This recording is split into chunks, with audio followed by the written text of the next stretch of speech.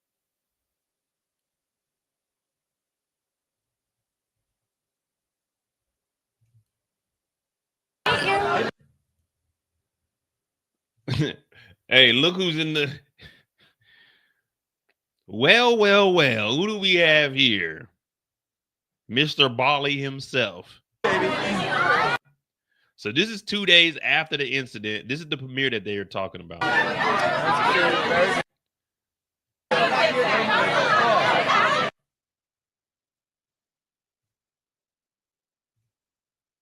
Going on right now. I'm freaking out. And working with a lot of these big names. Damn, you wouldn't even be able to tell that she had a black eye. She got just look like normal makeup. Trying to do that like every day. But it's just people see it. I don't want to give too much away, but the message behind. Oh wow, I'm not a guy approacher. That's a little fantasy. What'd she say? When you approach a guy, what works the best? They're talking about her approaching a guy. Last guy she approached, this car got blown up. What works the best? What pickup line that you use? Or oh wow, I'm not a guy approacher, but I'm all about like, you know, just casual. for the guys out there, let's say that you have. Right, yeah.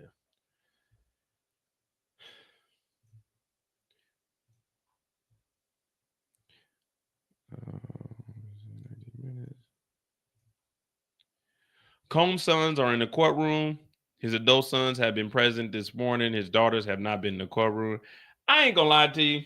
If my pops was on trial for something like this, man, after like hearing yesterday, I'm not showing back up. I'm not showing up till Cassie leaves the stand.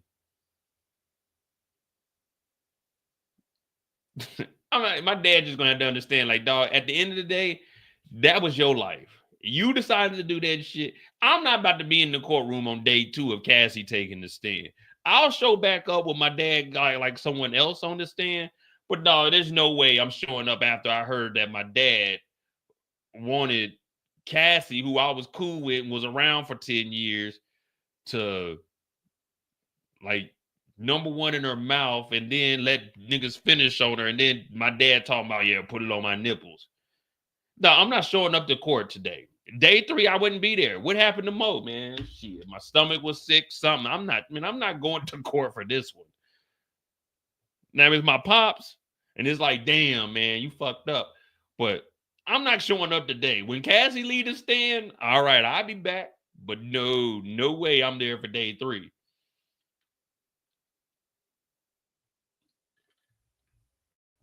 They putting up privacy screens and shit. This is about to be wild. Let me see.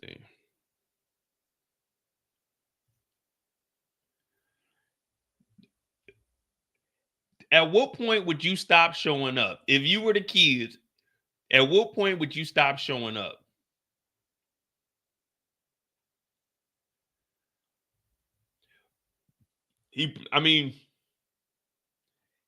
Maybe he should have took the plea, but I think one reason Diddy wouldn't have took the plea is because if they trying to offer you like 30 years, you got to think Diddy's what, 56? A 20-year sentence.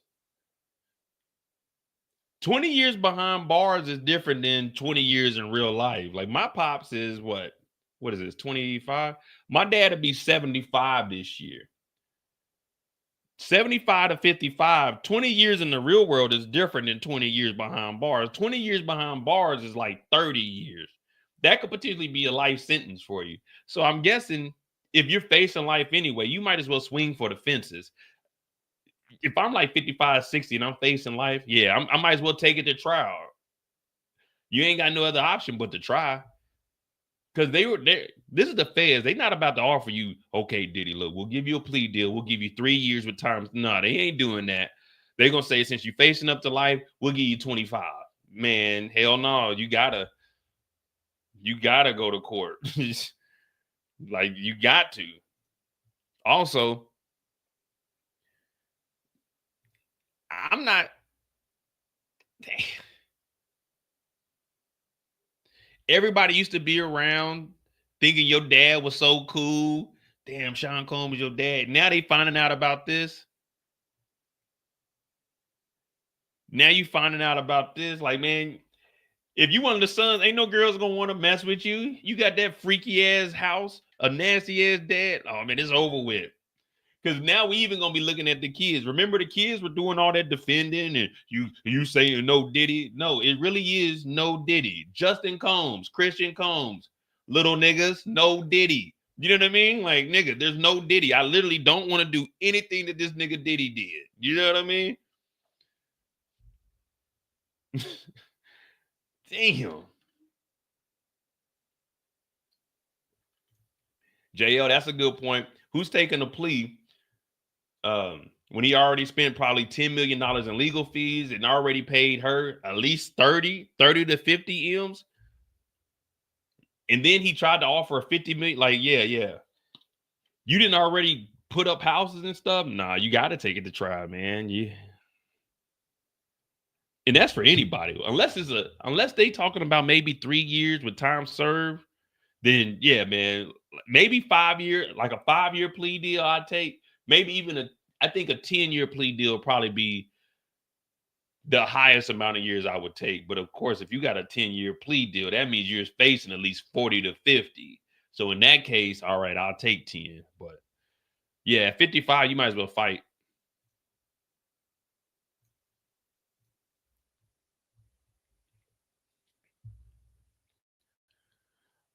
Okay, here we go. Analyst, my bad. Analyst, how the defense may approach cross-examination. Now, this is what we wanted to hear, how the defense could potentially approach this.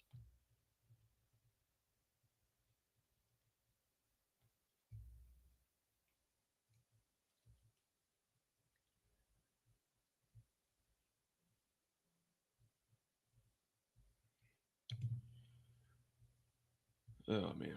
Yeah, even if Diddy beats this, let's just say the defense has a perfect trial and they beat this. Everyone heard all the shit you do, Diddy. Ain't no sponsors gonna be around your nasty ass. It's over with. You know what I mean? Ain't no one gonna want to do music with you or anything.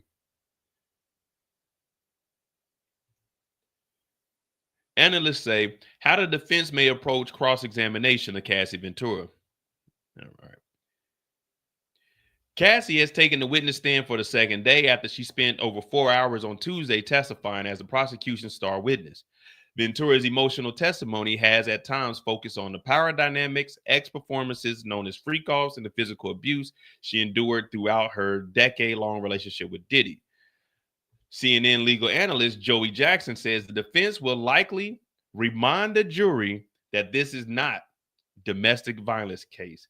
And that's what I keep telling y'all. Hey, we got to remember he's not on trial for that. So it sounds bad, whooping ass, beating Cassie. That's not what we're here for.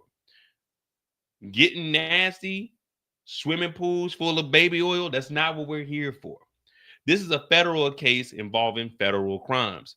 Combs has pleaded not guilty to a total of 5 counts on charges that include racketeering conspiracy, transportation to engage in prostitution, which is why we hear Cassie continuously say we have freak-offs in these multiple cities with these individuals. So that's the transportation to engage in prostitution and trafficking by force or coercion. As far as the defense may approach cross-examining Ventura, Jackson said the fact that Ventura is pregnant is relevant because of the sensitivities involved in that, adding that at the same time, I think you have to get to the core issue. Jackson said the defense may try to focus on the fact that Combs and Ventura were in a long-term relationship and question why Ventura didn't walk away or say no at any point, despite having the opportunity to do so. It's important to note, Jackson said, the issue really is not about the person's ex-life on trial. Jurors are not there to be the morality police. The issue is it a federal offense? Where is the fraud? The bottom line is, yes, there are a lot of sensitivities in cross-examination, Jackson said, but at the end of the day, keep your eyes on the prize. The defense attorneys would say it's not about sex, not about salaciousness, it's about criminality. Now, remember, the issue is there a federal offense? transportation to engage in prostitution is long. If you flying niggas across state lines, it becomes a federal offense. And that's why I say, at least on those charges, I think he's going to be found guilty. So he might beat the racketeering, he might beat the ex trafficking, but I think just on the transportation to engage in prostitution, I think they're going to hit him over the head with those two. I think the maximum is 10 years. Um, if they're, when I was looking it up, I think if it's under the age of 14, it's life. I know ex trafficking, if they're under the age of 14, it's life. I think the transportation to engage is, if they're minor also, is life in the federal. And I think the maximum is 10 years. So that'd be 2 charges, at least 20 years there if he got those. But I'm sure they'll probably be able to tie in one of the ex trafficking charges with him too, man. We can't blame nobody. Jury returns to the courtroom. The jury is entering in the courtroom following their brief break. All right, so hit that like button. Hit that subscribe button. I'm Mo.J. This is the Mo You Know. This is day 3 of the Diddy trial, day 2 of Cassie on the stand. They did just put up privacy screens over the monitors in the courtroom. So I'm assuming that they're probably about to start playing freak off videos, or probably showing maybe some compromising photos of probably Cassie or just all of them from a freak off. We don't know yet. We're about to find out. The jury is returning right now.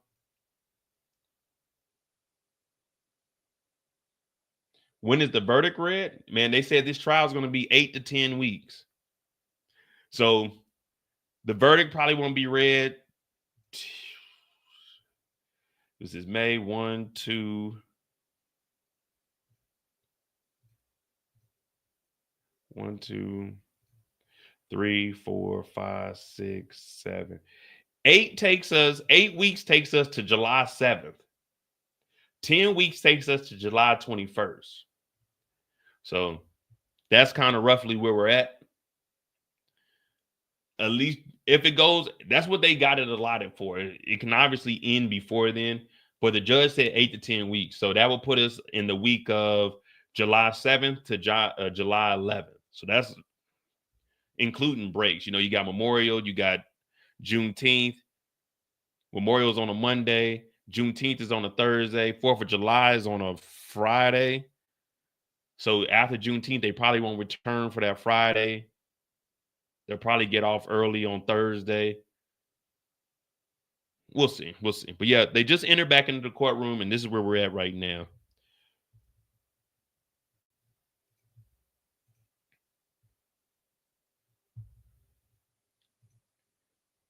Get this out of here.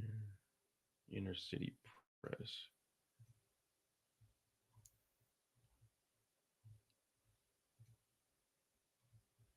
All right, we still ain't got nothing yet.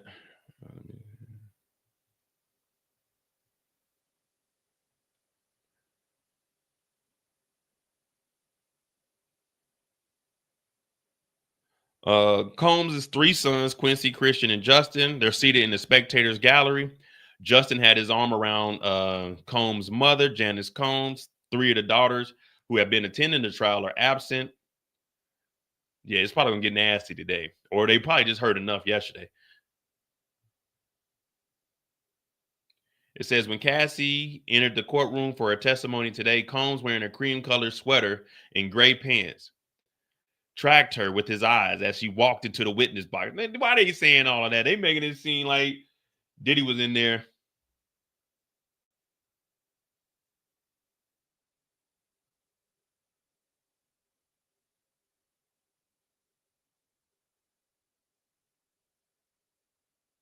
Now remember, Diddy only got 5 suits. Diddy ain't used to wearing the same thing over and over. Those 5 suits, you can go through them quick. He tracked her with his eyes as she walked into the witness box. She stared ahead. Ventura's husband, Alex Fine, has had his eyes focused on Combs for part. Man, Alex, you don't get your weak ass out of here. I can't stand. Like, Alex, you wasn't doing nothing when you was messing with Cassie behind Diddy back. Why you ain't go fight Diddy then? Now you over here staring at Diddy. All right, here we go. Here we go. They got Diddy, and man, y'all heard Cassie though. Cassie said, man, when Diddy get on them drugs, man, his eyes go black. He turned into somebody I ain't never seen. All right. Let's get back in here. Let's see if we got any updates.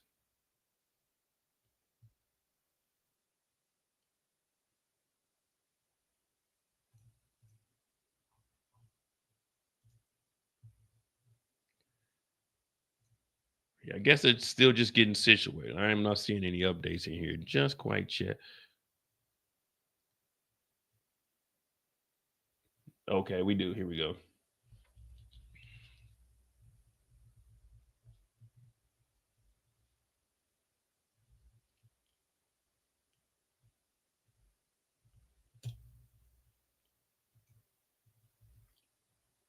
Emily Johnson says there's still some issues with the privacy screens, so we'll put that off and do something else now. Judge said, okay. Welcome back, Ms. Ventura. Bring the jury in. The jury enters. All rise. Emily Johnson says, I offer more exhibits. So the prosecution, y'all wanted to do spicy to pick up. The prosecution said, hey, Judge, we can't get the privacy screens on there, but we going to double back on those exhibits that we got. We're going to handle that a little bit later, but we got some others to offer to the courtroom right now. So we're about to look at these exhibits. They may just be photos of other freak off members. We got 13 people listed right now. We don't know all the names, only got 10 names, but they said they're going to hold off on these videos, or maybe it's photos that they're going to put on the monitors. They said they're going to hold off right now.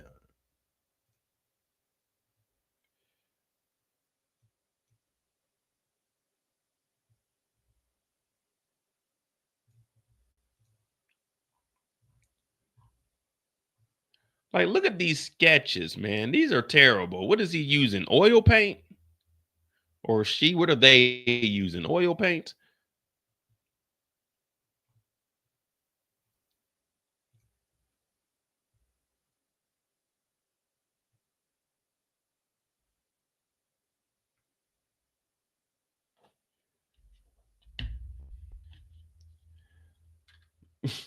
Yeah, Alex is in there now. Everybody tough when they get in the courtroom. You see how that works? You see how that works? The tough guys on the street, when they get in the court, they be scared. Yes, ma'am, no, ma'am. But the people that are, I won't say scary, but like the regular folk, once they get in that courtroom, they got all these police around because they know Diddy ain't, what Diddy about to do? Get up and try to rush you. When Alex was over there working out with Cassie, he wasn't stepping to Diddy in. But I mean, shit. When your old lady got a 30M check, allegedly, when she got that 30M check, you can go in there. If Cassie was my wife and I was in there, oh man, I'm mean mugging Diddy. I'm outside the courthouse. When they ask me a question, Mo, how you feeling about the situation? Tell Diddy bring his bitch ass on outside. That's what I'm saying. If I'm outside the court, Diddy in there, I know it's security, he ain't got them no more. Tell Playboy come on outside.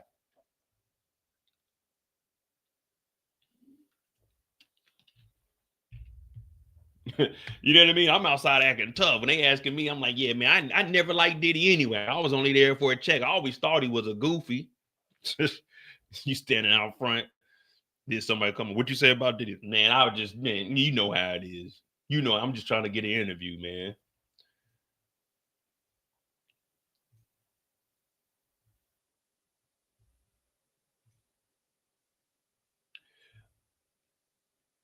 No rapper friends there to support. Anthony said it seems like most escorts were already there in the city when they got there. See, the key word in what Anthony said is most. It seems like most escorts were already in the city when they got there. Well, if all of them went there, guilty. You see what I'm saying? Unless you can say that all of them were already there, guilty. If you had a fly in the end, which Cassie said, and she said she went through Diddy's travel agency, there's going to be documentation of that. We're going to see, man. We don't know yet. Again, I'm not on anybody's side. Once I get on the defensive side, just like we was with Brian Steele, how we were with Donaldson, I'm going to be on their side, giving my perspective from the defensive side. All I'm doing is just reading what's here and covering it, guys. We're still waiting on some updates. Here we go. We're good. Let's lock it up, guys. We're back. We got action. Hit that like button, hit that subscribe button. I'm Mo J. This is the Mo You Know. Diddy day 3, Cassie on stand day 2. Also, subscribe to my other channels, the Mo You Know, where I'll be cutting up all of these clips. This is Cassie part 6. We got 4 testimonies from yesterday, 5 this morning, and this will be part 6. So hit that like button, hit that subscribe button. Join our Discord if you like to. And if you want to support the channel, Cash App's pinned in the chat. We don't get paid off of this because of the stuff we're talking about. But hey, let's get it.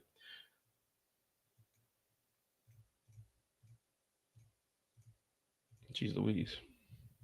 Okay. 3 minutes ago, what did you say here? Cassie said, I've been told there was actually explicit videos out there about me. I reached out to Sean. Emily said, and then what? Ventura said, we were driving back to NYC from Atlantic City to talk to his DJ, Who Kid. If you know about DJs, that's who they're talking about, DJ Who Kid. Emily Johnson said, did that happen at a restaurant? Oh, no, did that happen? Ventura said, yeah, at a restaurant. What was his security's role? Ventura said, to intimidate. They were lining the room. Who was there? Uncle Paulie, James Cruz. Who the hell is Uncle Paulie?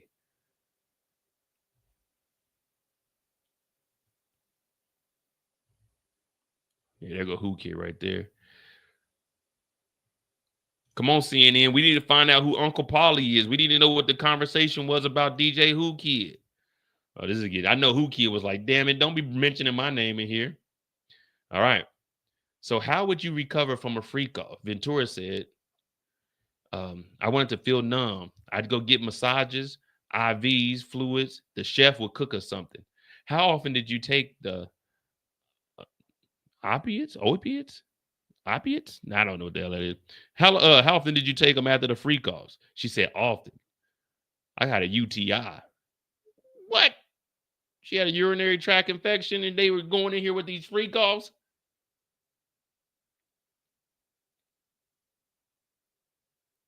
The baby oil came up yesterday. There was a swimming pool full of baby oil. If you guys haven't heard, there's a swimming pool full of baby oil. The jury sees text messages between Combs and Ventura regarding actually explicit videos of her. March 2014, someone told Cassie Ventura he's seen videos while they were at an event in Atlantic City. So somebody seen a video from Diddy. Oh, I don't know if it's got to be from Diddy because Cassie don't have them. In 2014, someone told Cassie he'd seen about actually explicit videos of her while they were at an event in Atlantic City. Immediately, my thought went to a freak off video, Ventura recalled. The jury saw text message thread between Ventura and her former boyfriend, Diddy Combs. Combs told her to find out more about what he knew about the video and where it came from. Combs told her to ask the person what the room looked like in the video. So it seems like it was a Diddy video, and he's asking Cassie, whoever told you they seen the video, what the room looked like. Because this got him thinking, wait a minute, we held a freak off in that room. And then look, remember? They talking about Diddy directing her. You got to tell him this is your life. This is serious, Combs told her. She met the man and a DJ Who Kid. The DJ who has shown. So the DJ, this is where 50 Cent comes in. 50 Cent was a mixtape DJ. I mean, not 50 Cent. DJ Who Kid was a mixtape DJ for 50 Cent. Someone sent 50 Cent the video. 50 Cent sent it to Diddy and said, is this your girl? And Diddy said, yeah, where'd you get that? Oh, my goodness. So the whole time, people always, 50's a hater. 50 was telling the truth. There was a video that was sent to him because now we're getting the transcript in the actual, someone told Cassie about it. She's asking the DJ, which is DJ Who Kid, who worked for 50 Cent. She met the man and the DJ who had shown him the video. So the DJ showed the man the video at the restaurant in New York.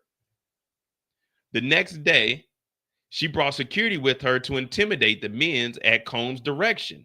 So Diddy told Cassie, go over there and tell them this is your life is serious. Take the security with you, intimidate them. Ventura said her manager, James Cruz, was also at the dinner. Oh, my goodness. The truth shall come to the light. This is interesting. Who kid? All right. Cassie had a UTI. She was having freak offs.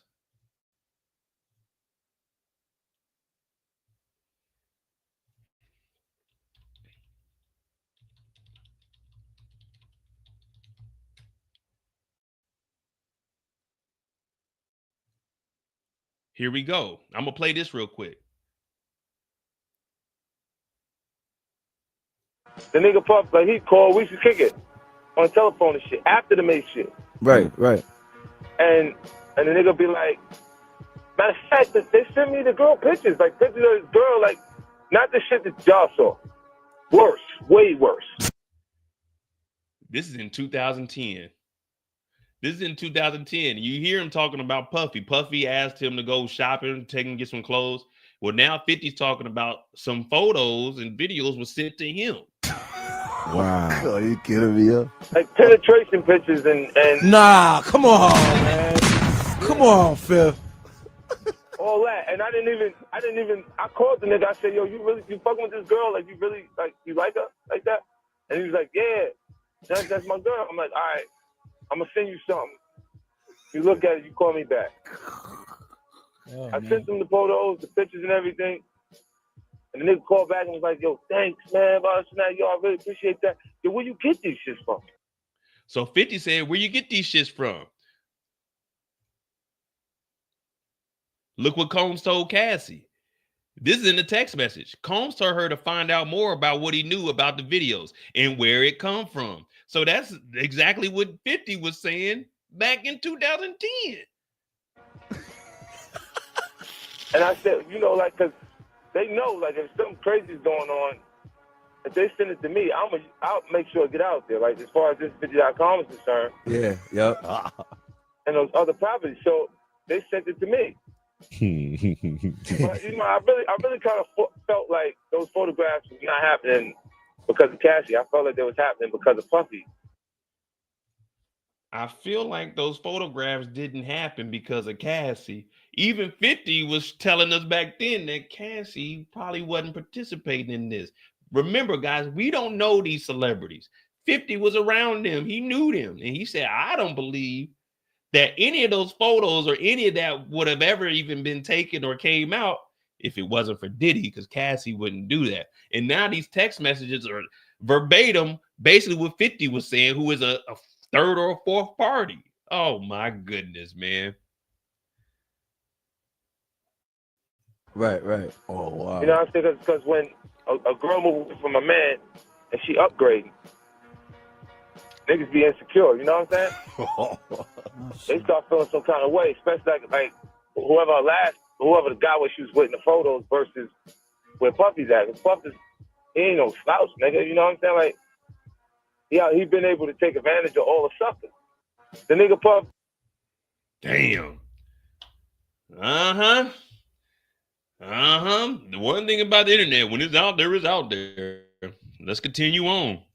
So 50 had knowledge of this way back when. I got to tell him what I know.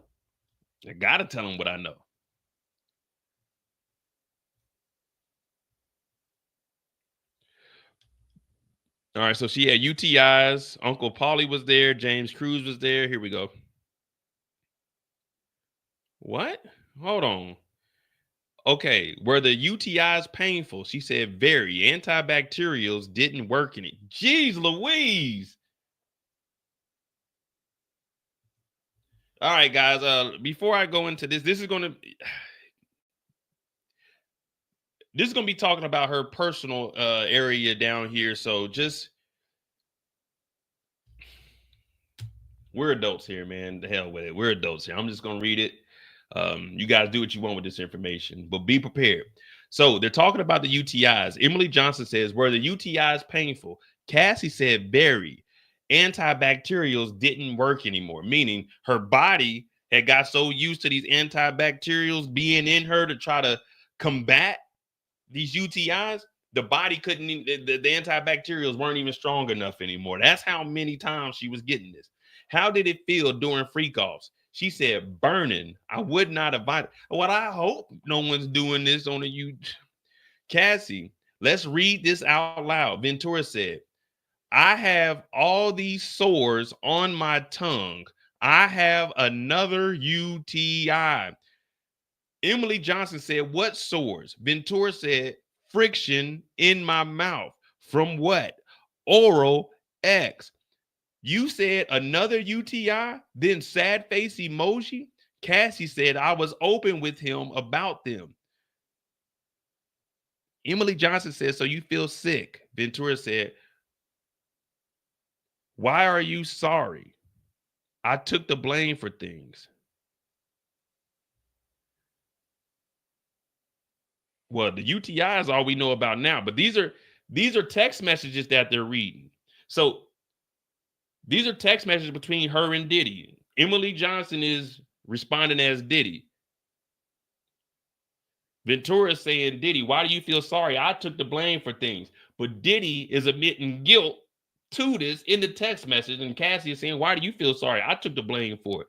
Because one, we know that Diddy has been beating her. So it's like, I don't want to piss this nigga Diddy off because we don't know what can happen next. Now, this ain't me making up nothing. This is what's coming from the courtroom. So don't look at me, guys. All I'm doing is reporting the news.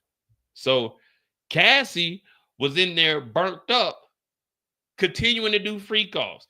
Diddy knew about these free calls, and Diddy knew about this burning sensation. And she said she wouldn't advise you to do it. But guess what? Diddy ain't cared. Diddy said, more free calls, more baby oil. Hey, I'm just telling y'all what we're reading here. I'm not assuming anything, Anthony. We're reading it right here. I'm not making up anything. I'm reading this verbatim.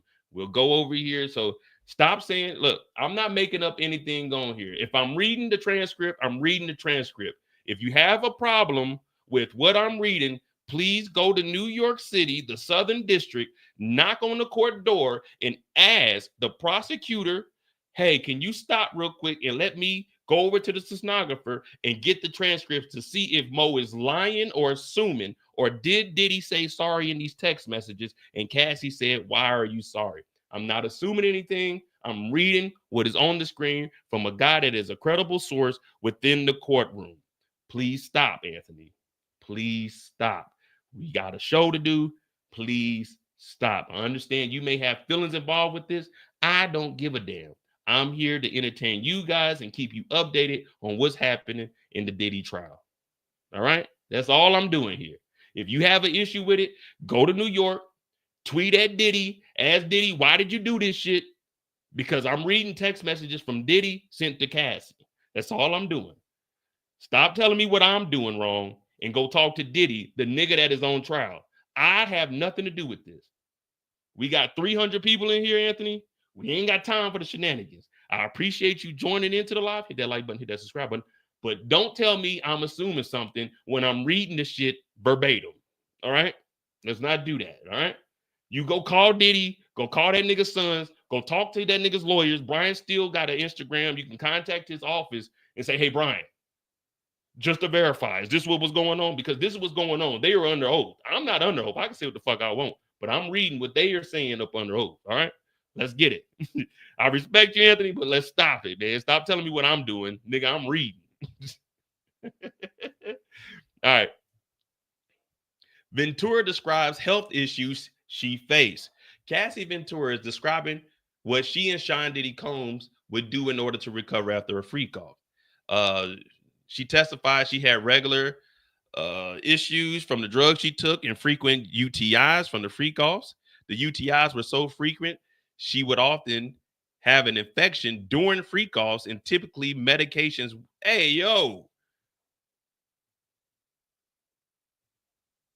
If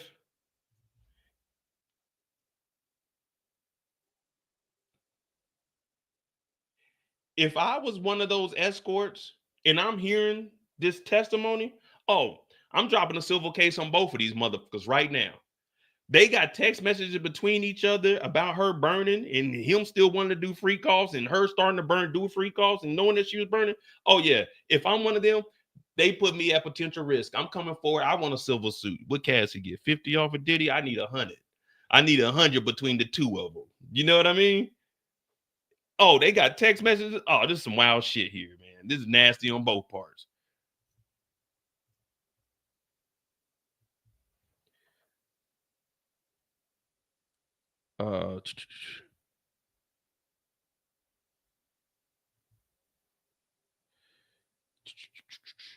Cassie testifies that she sometimes had persistent UTIs.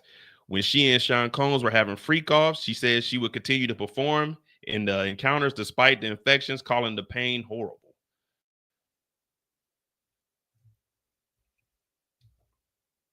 Oh yeah, I'm swinging for the gusto. Cassie, I know you got 30. What up, Dan? And everybody's going down now. Man, this is some wild stuff, man. But remember, he's not on trial for this. Now, amid the second day, Cassie Ventura's direct testimony, U.S. versus Sean Combs, is an exhibit. The L.A. hotel security email. Oh, man. When we go to a break, let me see if I can save this. So this is the actual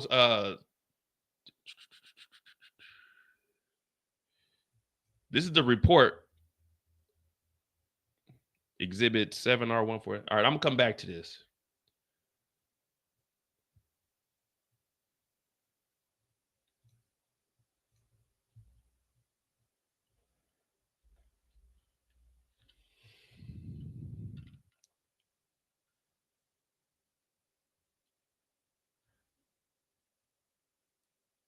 All right.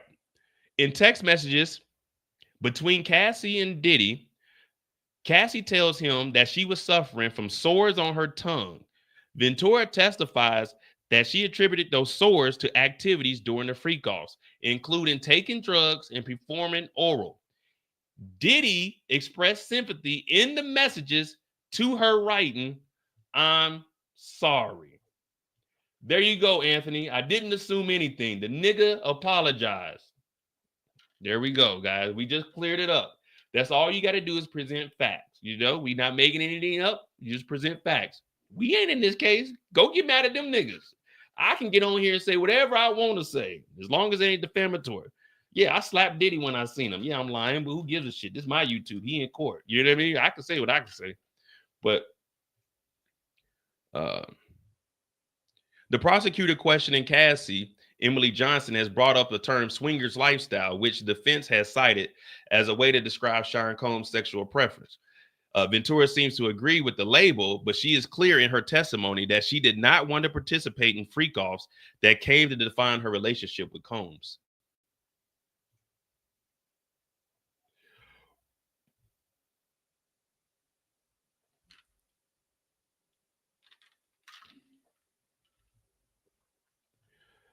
Fresh teas. I'm reading everything on the screen. Come on now. I've been doing this for the last, what is this? We had an hour and a half. I've been doing this for the last 15 hours.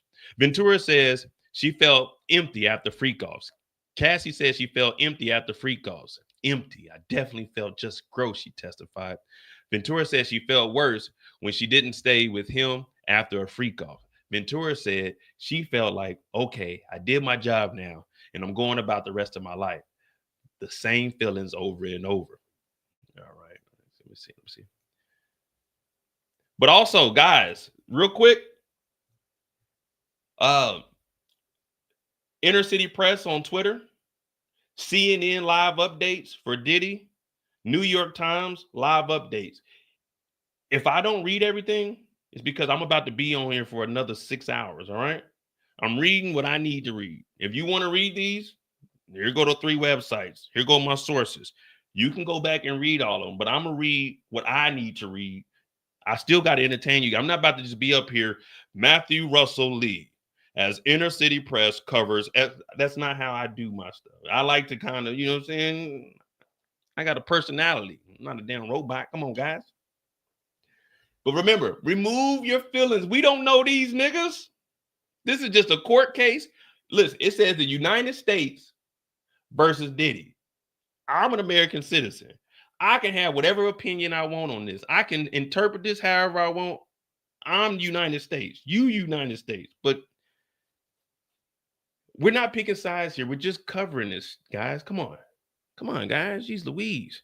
Now, this is expected, but this is the last time I'm addressing it. If I just see comments, I'm just not going to read them anymore. But I do want to, you know what I'm saying? I'm trying to keep this thing going. I'm trying to jump through so we can get a full understanding of it, guys. Come on. Come on, guys. I'm hot as hell in here. It's 75 degrees. I'm in Germany. We ain't got AC. I'm already sweating. We still got 6 hours. I got these bright ass lights on me. Come on, guys. But you can easily go read the stuff if you want. We got 250 people in here on the Mo You Know. Let me check these lights because we ain't even did a little checkup on it. We got 250 people in here, 73 likes. What a damn shame. Maybe I should read word for word. Hit that like button for me. Hit that subscribe button if you do. Let's continue on. Let's see if we got any updates. Let me see.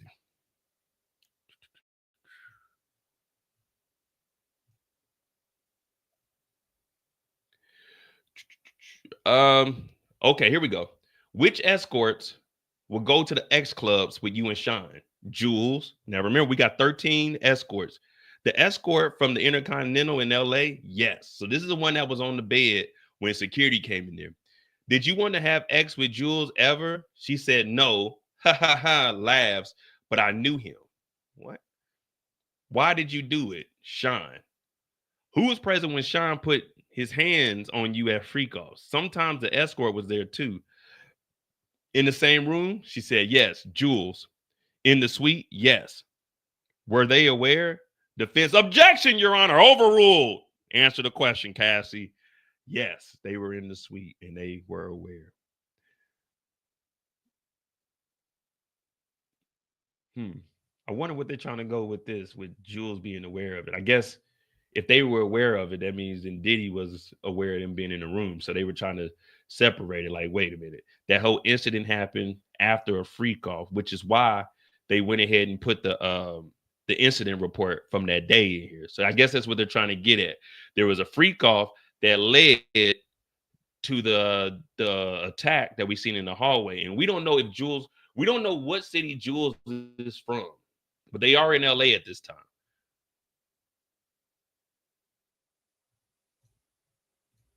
Over on New York Times, Cassie testifies that Diddy took her to X Club several times, where she at times had X with Combs and a male named Jules. So they were doing it at the club. She said she was uncomfortable there, but she told Combs she didn't want to go. He would typically try to convince her by framing it as a fun outing. So they were going to the club with it.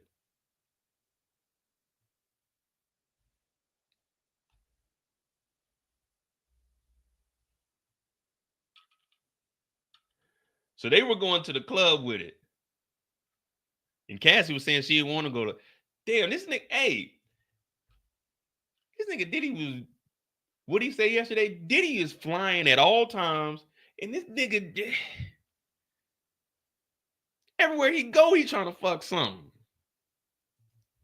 They had the birthday party. Talking about, let's go have a free call. They had the X Club. Let's have a free call. Dog, they at the hotel. Let's have a free call. We ain't got nothing but time.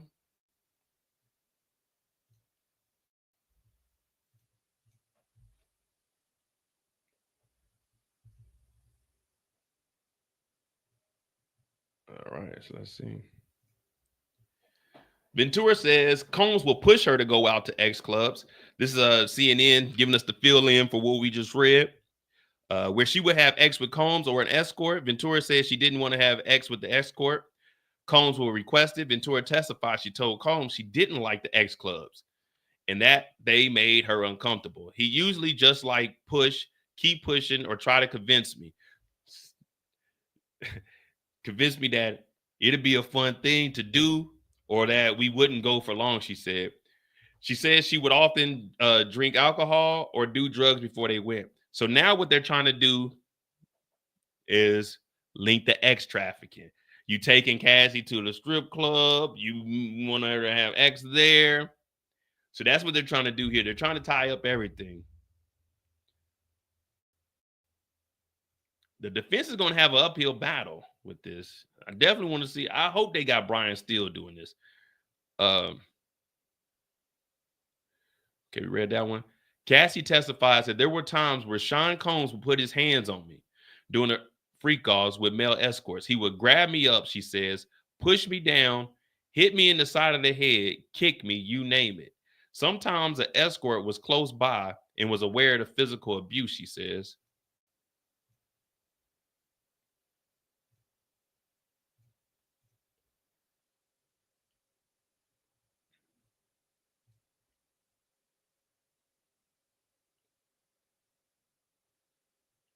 The escorts would ask me if I was okay afterwards.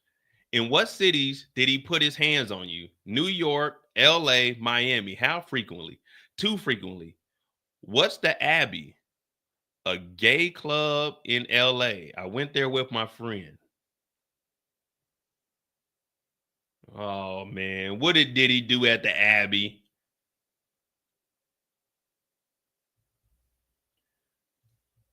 What did Diddy do at the Abbey?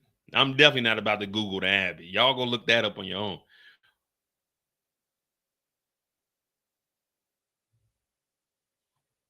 Oh, man. So the prosecution got something in. Let's see if there's any update.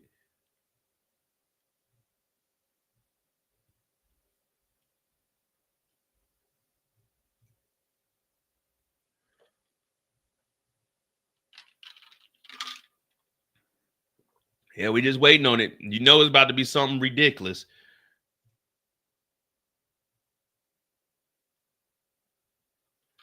The question is, what didn't he do? Hey, for real, man. At this point, there's no telling, man, what this dude did, man. Whatever they say he did, you could probably look at him now, like, and you pretty much say, all right, we know about the swimming pool. The swimming pool with baby oil is already crazy.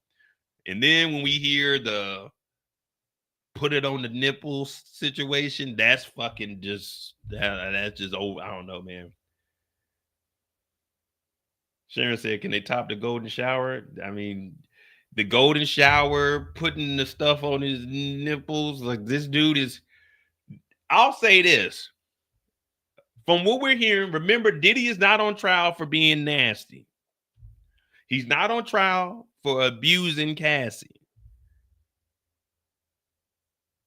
But this dude's just nasty all around. But we can't use that in determining if he's innocent or guilty. Is he guilty of being nasty? Is he guilty of abuse? Yes. Okay, here we go. Where were you going? Ventura said to a music festival in Canada. Oh, here. Look, where were you going? To a music festival in Canada run by Drake. Say, Drake, I hear you like him. Sean came to my home and tried to attack me. I was thrown into a bed frame. What's this? A photo of my eye afterward. Who took you to the doctor? D-Rock.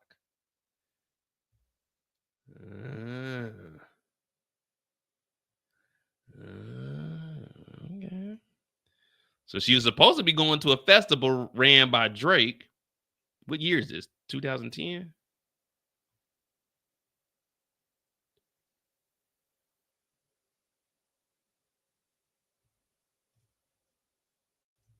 Come on, CNN, give us some details.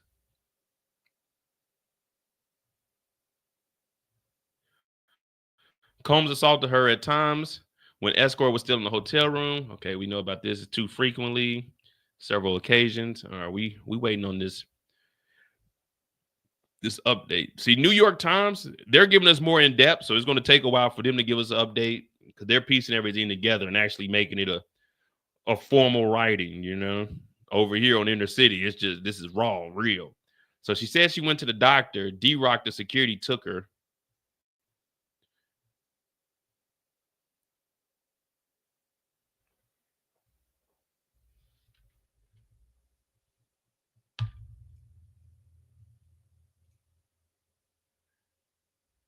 Yeah, we just waiting, man. We just waiting.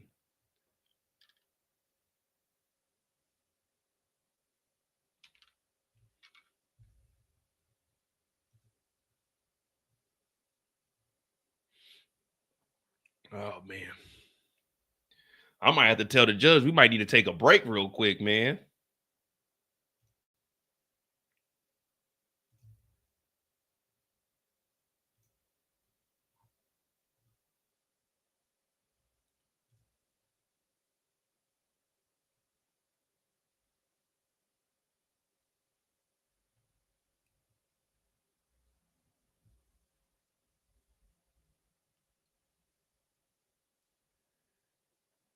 You're going too fast through the transcript on X.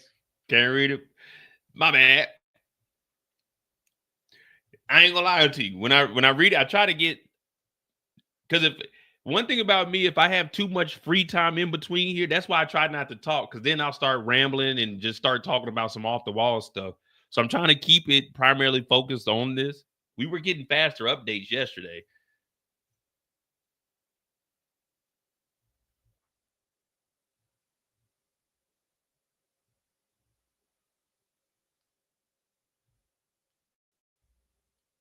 Jackie said, take a break. We'll wait. Nah, if I take a break, then I'll be letting y'all down, man. If the judge is working, I gotta be working. That's how I look at it.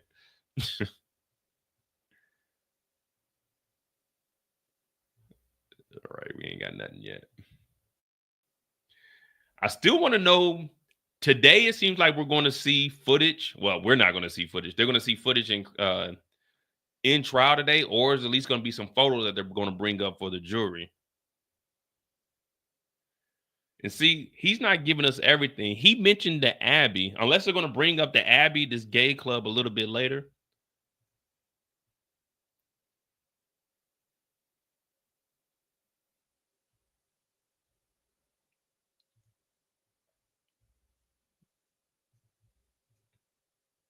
Yeah, and this is wild, man. Just knowing that 50 was actually telling the truth, man. That's why I support his shows. D-Rock took into. Now, D-Rock got a lot of interviews on, I think, the Art of Dialogue. I think he got one on Vlad. Who else does he have one? Not Witty Apparatus. Shout out to Witty Apparatus. I used to listen to him when I was in Germany, or when I was stationed over here. Yeah, we ain't getting no updates right now, man. Something must be going on in the courtroom. Oh, here we go.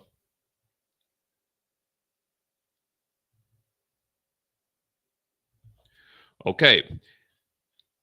Cassie testifies about an incident of abuse in 2013 when she was with two friends in her apartment before traveling to a music festival.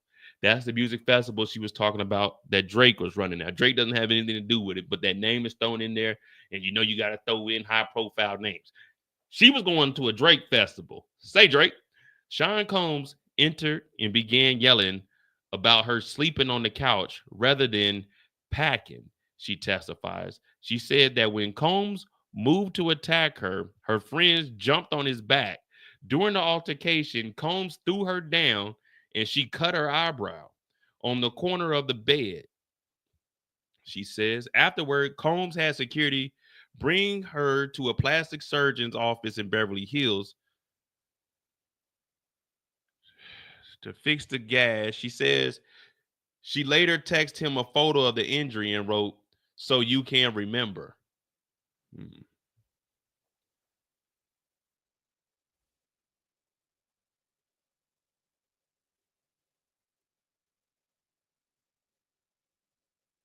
So they were about to go to the festival. They were about to go to the festival. Diddy came in. She was sleeping on the couch. Probably, just napping. We getting ready to head out, hop on this flight from LA to Canada. Diddy comes in, pack them damn clothes. And then he moves to attack her. The friends jump on Diddy's back. So they jumped on his back. They must be little because Diddy ain't no strong type of nigga, just from his physical appearance. So Combs threw her down and she cut her eyebrow on the corner. So I wonder were they on his back when he went over there to do it. And then he sent her to the plastic surgeon. The security took her over there. She fixed the gas. She said she took a photo and sent it to Diddy and said, so you can remember.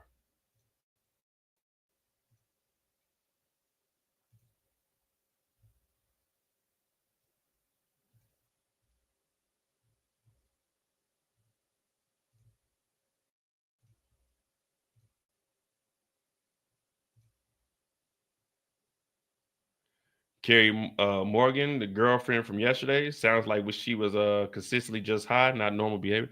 You're right. There was a Carrie from yesterday. All right. Ventura, Sean wanted to have a freak off in the Hamptons.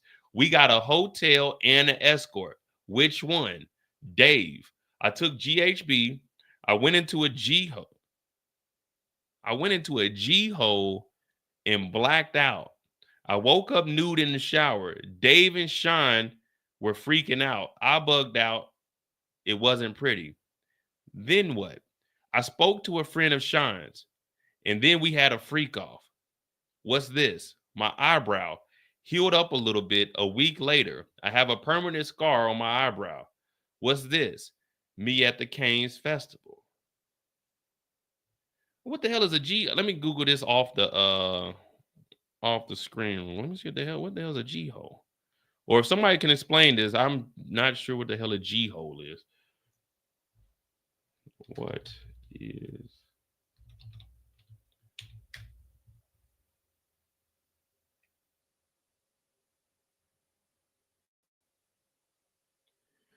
we know what GHB is, so I guess that's just talking about like.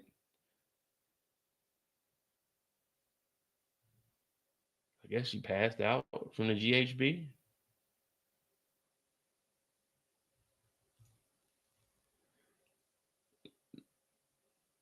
What up, MIT? Gloria? No, I don't. What was she going to? No. What? What? No, hell no. Look, so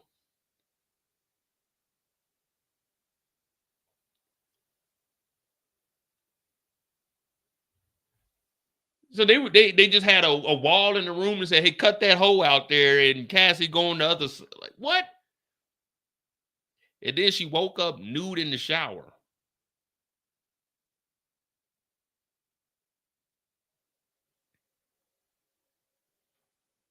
What up, Moochie? They're gonna have to fill this. They're gonna have to fill in the blanks here. Come on, New York. Come on, CNN. Well, it's not unbelievable to have a false wall in the room with a hole cut out in it so they can insert and she be on the other side, because we know that there was a swimming pool, a blown up swimming pool with a baby oil all in it. So it wouldn't be unfathomable to have a glory hole in the hotel room. Dude.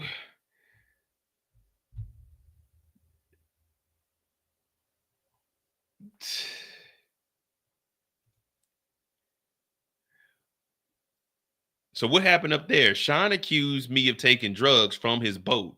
He threw me off, but my passport was still on the boat. And you were on the red carpet that same night? Yes. Did you attend the movie? Yes.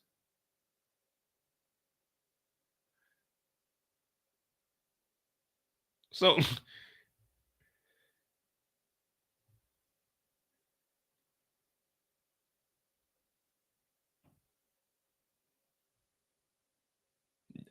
I'm guessing the G ho is like she took the hell is it called? The gamma hydrobrite, or whatever the fuck it's called. We're just gonna call it the gamma. I'm guessing the G ho is like you said, she probably passed out or something from it. But what do they mean? Diddy accused her of taking drugs on the boat and he threw me off.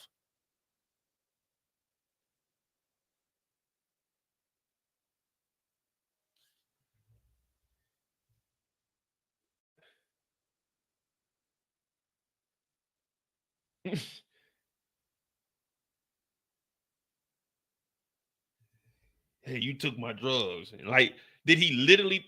I'm not thinking in my mind. I know it's messed up. In my mind, when I'm hearing he threw me off, I'm thinking Diddy was on some wild, like hand behind the collar. I mean, yeah, the collar of your shirt, hand in the belt hole, the you know what I'm saying, the belt loop, and off the side. But I don't know if he threw her like off.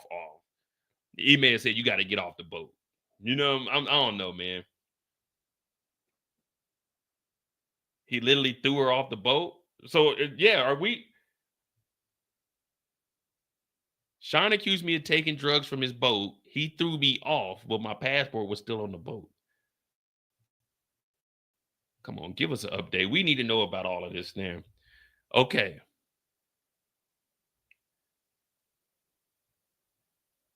So this is about the eye.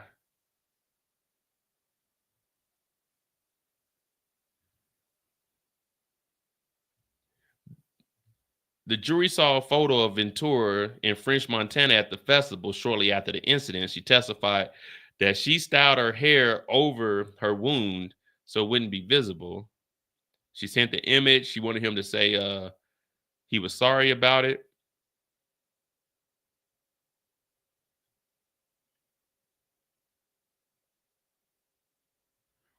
All right. So the two friends were on the back. We want to know about this boat, and did he throw her in the water?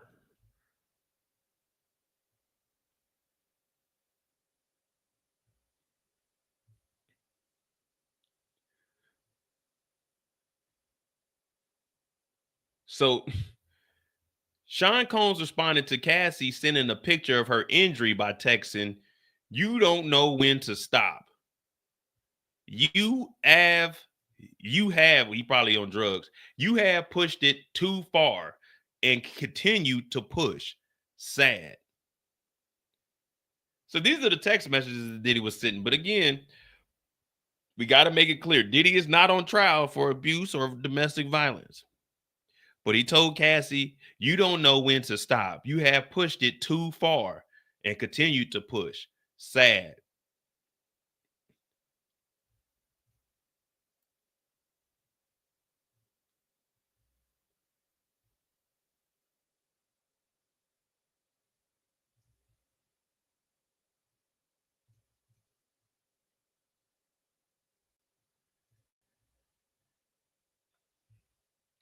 He's being charged with 2 counts of ex trafficking, 2 counts of transportation for prostitution, and 1 count of racketeering conspiracy.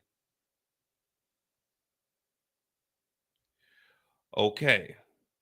So Diddy got her off the boat. She attended the movie that night.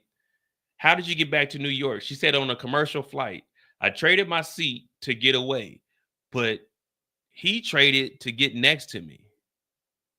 On a commercial flight, I traded my seat to get away, but he traded to get next to me. What did he show you? Cassie said freak off videos. He played them for me on one of his laptops. He said he released them.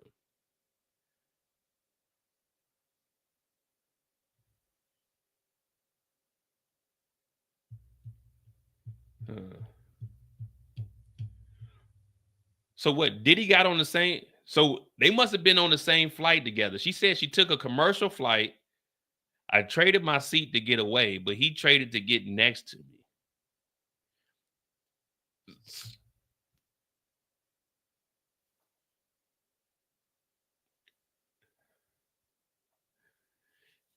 All right, we know Diddy as this mogul. So if you were on the flight and you seen Diddy and Cassie get on, it looked like she's like trading seats to get away. And then he's trading seats to go sit next to her. And then he pulls out a laptop and shows her freak offs on the plane.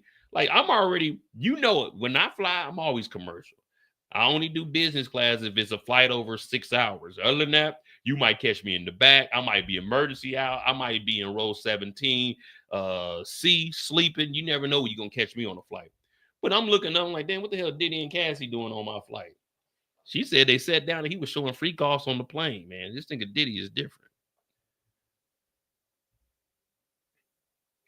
Do they have videos of the freak offs? They do have some videos. We don't know if they're going to play them or not. I know right now they're trying to put the privacy screens up.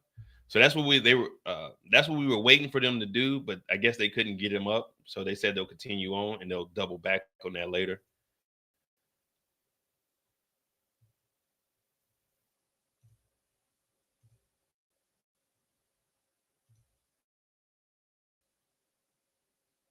So he was allegedly showing freak off videos on the plane. Let me see something. Oh, no, I gotta keep this. I cannot read that small print.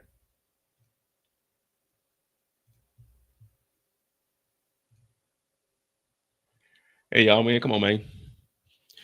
270 people, 90 likes. Hit that like button for me. Hit that subscribe button. You can give me 180. Let me get 180 likes. It's just 70 more, y'all. Y'all just in here chilling. You at work. Just look down real quick. You got your AirPods in. Just look down real quick. Close the chat up. Hit the like button and open the chat back up. It's really that simple. Or if you are in the chat and you don't want to hit the like button, if you go up to the top in the pinned comments, there's a link that says Cash App. You can click on that, and when you go in there, put 100 and then press send. But it's cheaper, it's easier if you just hit the like button.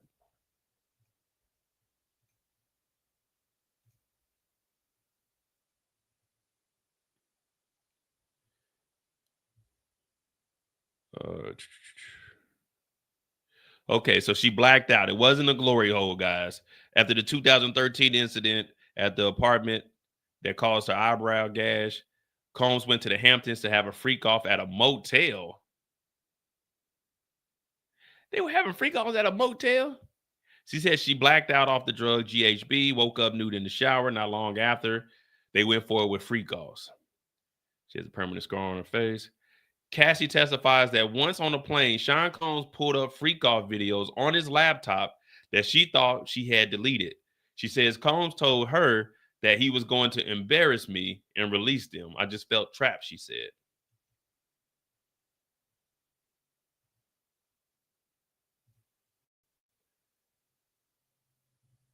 Thank you, Michelle. Thank you.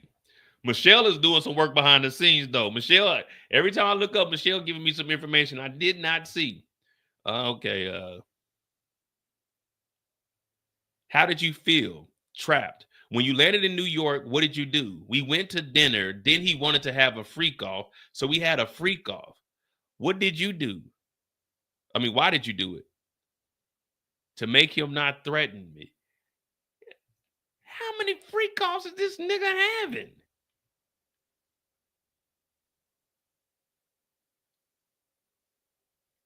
Yeah, he needed help back then. They had a freak off at the motel. She passed out. They woke up. Then they continued on with the freak off. They get on the plane. He shows her freak off tapes. They go to dinner. Then he want to have another freak off.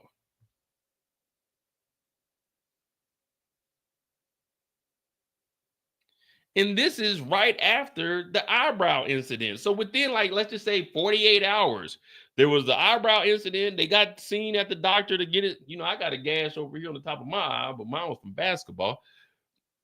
They got the incident that happened, well, the attack that happened. The friends jumped on the back, went to go see the plastic surgeon, hopped on the flight, went to Canada, got kicked off the boat, lost the passport, went to the movie premiere, or went to the movie. Then from there, hopped on the plane, switched seats. Diddy called. Well, forget that. We forgot about the freak off because they wanted to have a freak off in the Hamptons before they went back to New York. So, geez.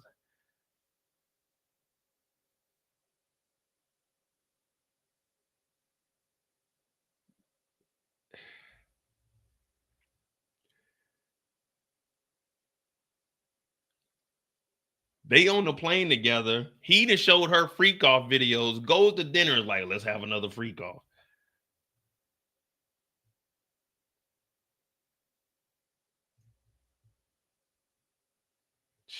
Man, this is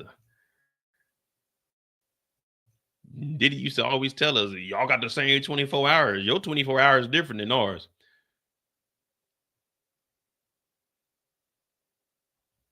Ventura says Combs often threatened her to release videos of her if she didn't behave. Cassie testified Diddy frequently threatened her with releasing videos of freak offs if she didn't behave how he wanted. That was a big part of our relationship.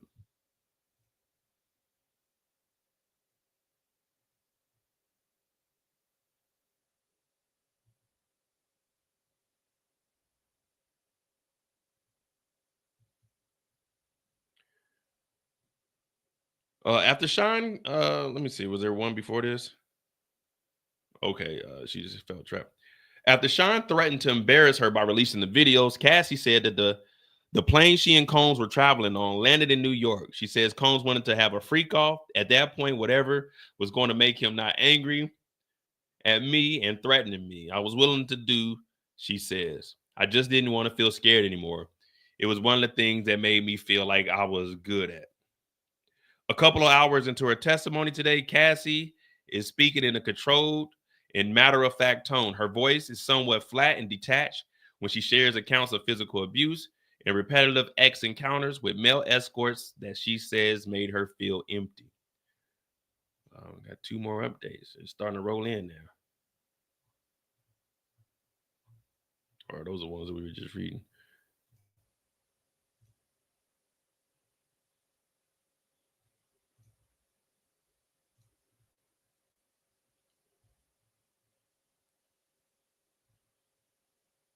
Two minutes ago, we got okay.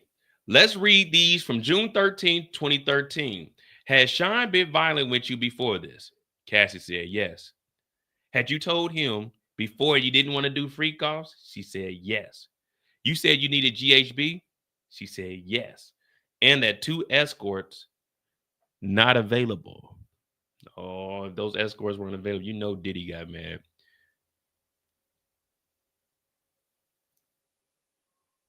So here goes so CNN is falling behind. So we're a little over the place, but we'll just take it how they present it. Pause on that. Take that. Ventura testifies about what Combs showing her the freak off videos she thought were deleted. Cassie said her and Diddy stayed on a friend's boat one time to attend the film festival when they got into an argument after he accused her of stealing drugs. He kicked me off the boat with no shoes early one morning, and I walked over to his staff's hotel. I stayed in somebody's room. At the event at the festival, Combs kept giving her evil glares. He would grab my leg and like squeeze my thighs tight as he could. And I was wearing a beaded dress, so it was really painful. On the flight home, she said she switched seats so she wouldn't have to sit next to him, but then he traded seats with the person next to her. On the flight, he played videos of the freak offs. Combs told her he was going to embarrass her. When they landed in New York, she said they went to dinner. Then he wanted to have a freak off, so we had a freak off.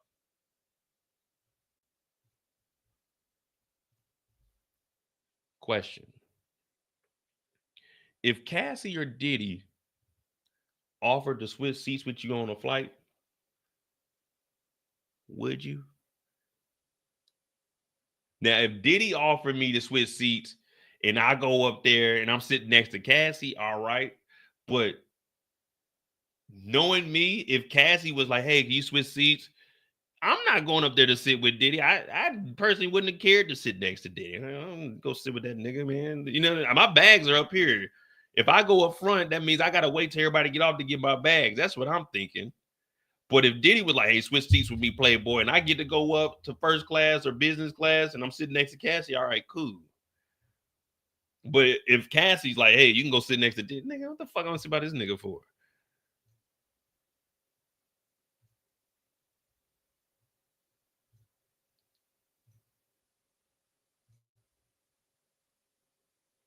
He might take you shopping. Hell no, I ain't. Look, I'm fine with the clothes I wear, man. I'm fine with the clothes I wear. I don't need nobody taking me shopping. Nah, well, I don't know if the freak offs were her punishment. I know she said when Diddy used to take her stuff, that was a punishment for her. She would take like the phones and things of that nature. Okay, here we go. After she said 2 escorts weren't available, I wrote only Paul is available. Do we got Paul? I wrote only Paul available or Jake the white guy. All right, so we got to add. So that's That's 11 and 12. Paul is another guy. And then Jake. So we got 12 out of the 13 names. Well, except for Islander and Red Baseball Hat. I wrote only Paul's available or Jake the white guy, but he can't do until 11. The other guy can do earlier. It's just one more person knowing our secret. What do you mean? The freak offs. What is SLS? A hotel in Hollywood.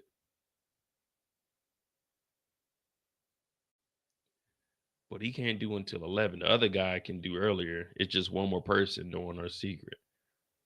So Paul would have been the new guy. And if Paul came over, he would have known about the freak offs. Man, I'm telling you, man.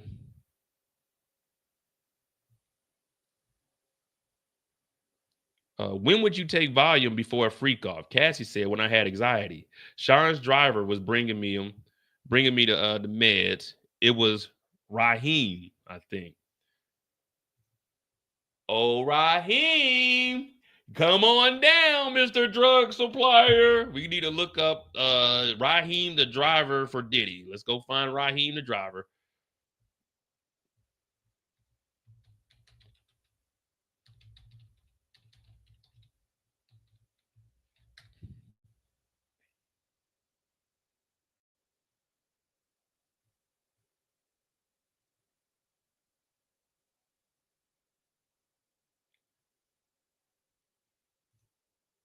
No, this ain't. This is somebody in the UK. We ain't looking for that, Raheem. Timeline allegations. I'm gonna do some research behind the scene. We're gonna find who Raheem is today.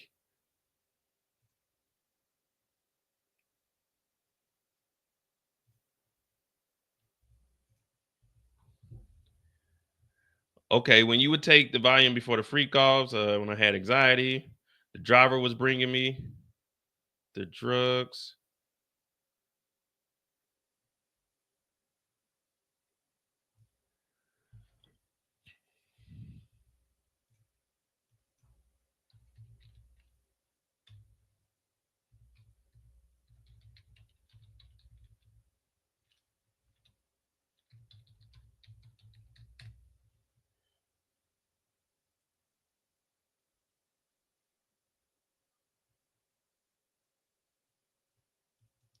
So real quick, when you guys ask about the RICO, it's not like all RICOs aren't the same. There's different definitions to it. Racketeering, conspiracy, and enterprise are key components of the Racketeering, Influence, and Corrupt Organizations Act, a federal law targeting organized crime. It defines racketeering enterprises as it defines racketeering enterprises as any organization, legal or illegal, that is used based for criminal activity. That means anything that Diddy owned, if it was paying for prostitutes, if it was paying for hotels to do this, that's where they're getting this racketeering conspiracy. It's from the enterprise part of it. You see what I'm saying? But then you got like gang RICOs. So yes, companies and entities can have RICOs.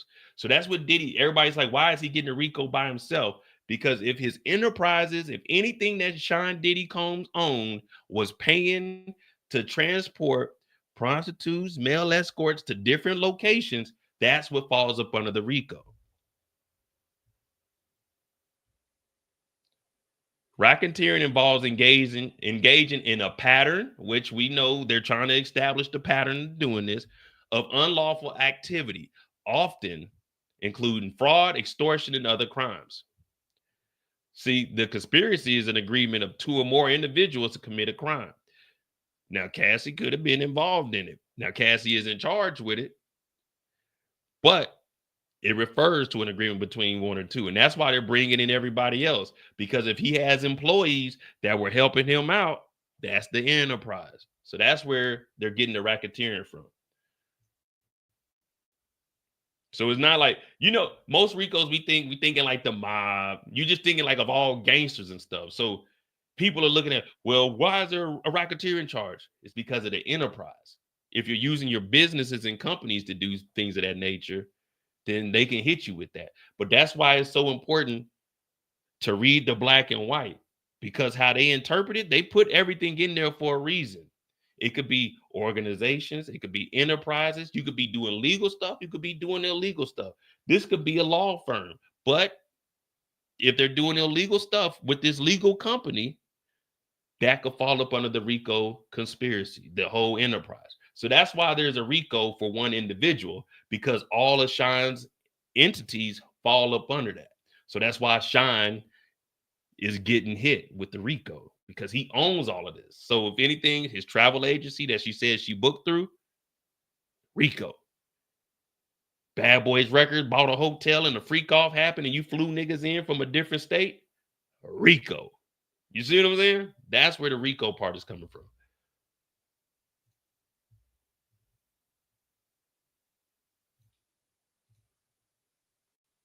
And that's why I say is he might beat the RICO part, but if they can prove that one of his businesses, all right, we on lunch break. We went over that. They on a lunch break. I gotta take me a break too. But that's where the RICO is coming from. So we got us a stopping point right here. Make sure you hit that like button, hit that subscribe button. Damn, what was this? This was 2 hours on this second parlor stand. So they on a lunch break. We're at 2.5 hours. So we got roughly like 5 hours left. What time did they say they'll return?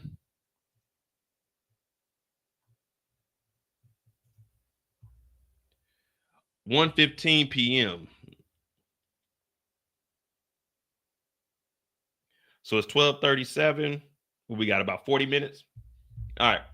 So I'm gonna go grab me some more water. Y'all hit that like button, hit the subscribe button. Let me try to find some Law and Order. Law and Order. Doom, doom, doom, doom, doom, doom, doom. Let me find a Law and Crime video that maybe recaps yesterday for you guys. I'm gonna go grab some water. We still got the rest of the day, 150. We still got 4 hours after this. So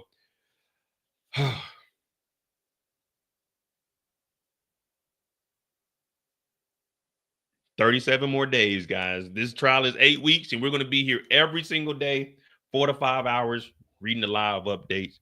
Again, I have no dog in this fight. I'm just reading this, and I'm asking you guys questions to engage, man. Don't look at me, man. All I'm doing is reading this stuff, man. I'm not the one on trial. You can't get mad at me for something Diddy did. You know, I could go into one of those little spats. That's what's wrong with our community now, man. That's what's wrong with us now, us as a people. We try to kick a man while he's down. We ain't kicking this nigga while he's down. We reading what our tax dollars is paying for. I'm not kicking Diddy while he's down. Diddy was kicking Cassie. But y'all mad at me for reading what this nigga did. We ain't kicking this nigga while he's down. Last I heard, he was standing up in court in a cream-colored suit. Now, of course, I don't try to offend anybody, but I'm still going to try to entertain you guys because this is 8 hours. I'm not about to be sitting here like I'm not getting paid for this. This isn't my job. I'm interested in this. Among the many texts between Cassie and Shine read into evidence today are some love and messages between the troubled couple. You are truly the most extraordinary man, Ventura texted him on Father's Day when the two were together amid the other messages working out the logistics of a freak off. What? So you were truly the most extraordinary man, Cassie texted Diddy one Father's Day when the two were together amid other messages working out the logistics of a freak off. So it's like they working out a freak off, but Diddy's an extraordinary man on Father's Day. Thank you for always showing me love and happiness the way it's supposed to be, she wrote, adding that she couldn't wait until the couple had a baby of their own. When asked by the prosecutor why she sent those messages, Ventura responded, because I loved him, and it was Father's Day. So even on Father's Day, while they're texting each other, oh, I love you too, this nigga Diddy's like, nah, let's get this freak off cracking. Diddy's an extraordinary man. Per Cassie.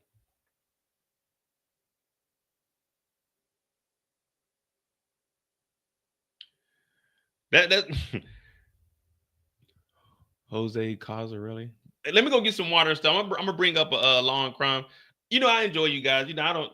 When you hear, hey man, hit that like button, hit the subscribe button. I definitely appreciate you tuning in.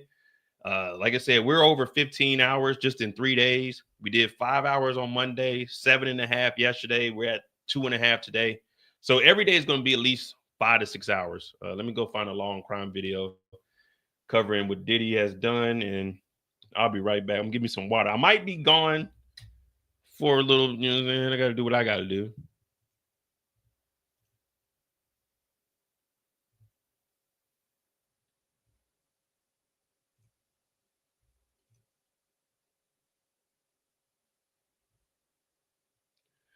Nah, so Anthony, everything I'm talking about, when I say I'm not going to get paid, like,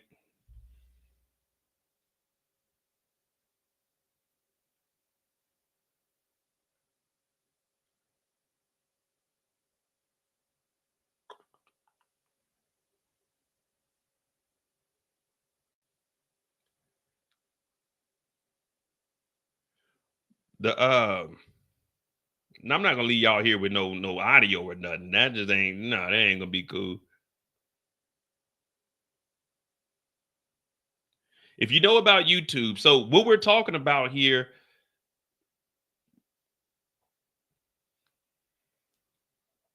you see that yellow there? Limited ads are not monetized at all. The stuff we're talking about here, yeah, YouTube will let me talk about, but I'm not gonna get paid from these videos. These videos, man, we talking about free cars. We just mentioning nipples. YouTube is not about to pay a nigga. So there you go. I'm not. So you can support me if you want to, but the biggest support is just subscribing to the channel and tuning in each and every day. All right, I'll be right back, guys. Let me see.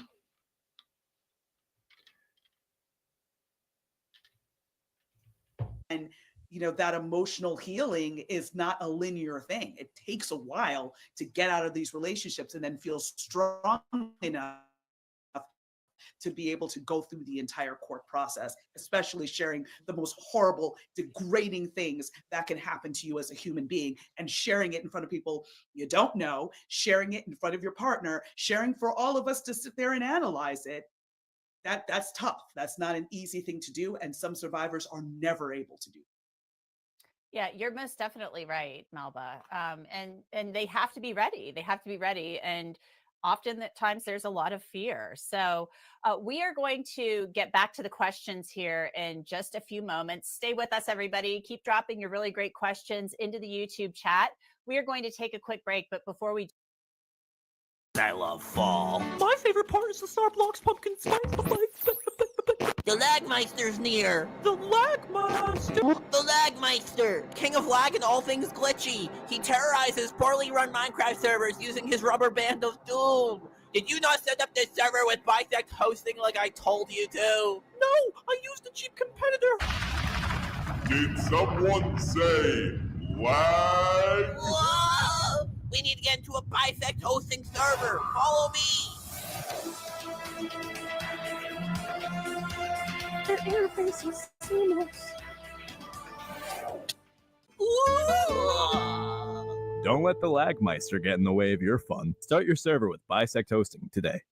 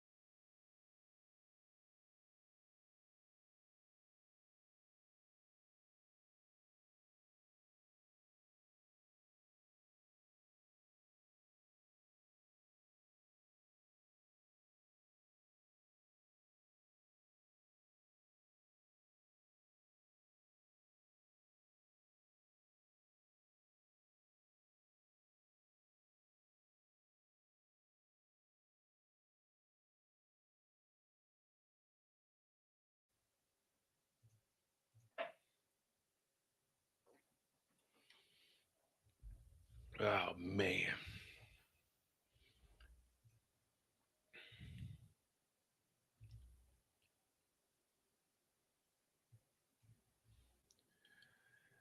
All right, man. So what I'm hearing is Cassie's supposed to be on stand or potentially on stand all week. Again, if you guys know any other Twitters that are at the courthouse, I know Inner City Press is just like the main one. There's other people there. If you guys, I don't know if you heard of Tisha Tales. I used to listen to her stuff all the time. I mean, I still listen to it every now and then. She does little breakdowns. I know she's at the courtroom. You know, she be getting insider information.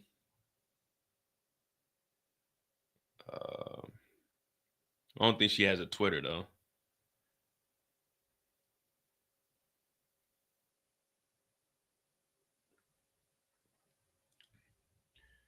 Oh man. Oh man. This is gonna be a long case. Remember we do have 2 other Jane Does. I think they put in a request for one of the Jane Does to release her name. So you got a Jane Doe, they're gonna call Jane, and then they got another one. I think there was Mia. So you got those 2. I don't know if any of the other escorts are gonna come to the trial and actually testify. It seemed like the prosecution, they got all kinds of questions. Now, you hear that they're bringing up these different hotels in different locations, but they haven't mentioned anything about it, like the Abbey, the Hee Hee Club, the SLS Hotel. They haven't mentioned anything about that. I think they're just starting to throw them out there so then they can refer back to them a little bit later, which makes you wonder if they're doing all of this. They probably about to be questioning Cassie literally till maybe the end of tomorrow, and then Friday the defense will pick up and go into next week.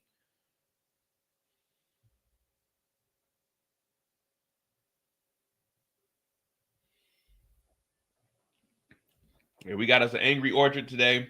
One angry orchard a day keeps the doctor away. That's what they tell me.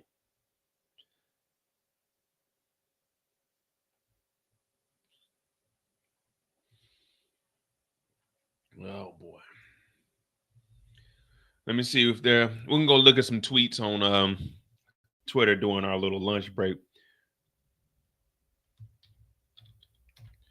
They redoing my damn sidewalk outside. I can't park in my garage. Man, I woke up this morning, 6 o'clock.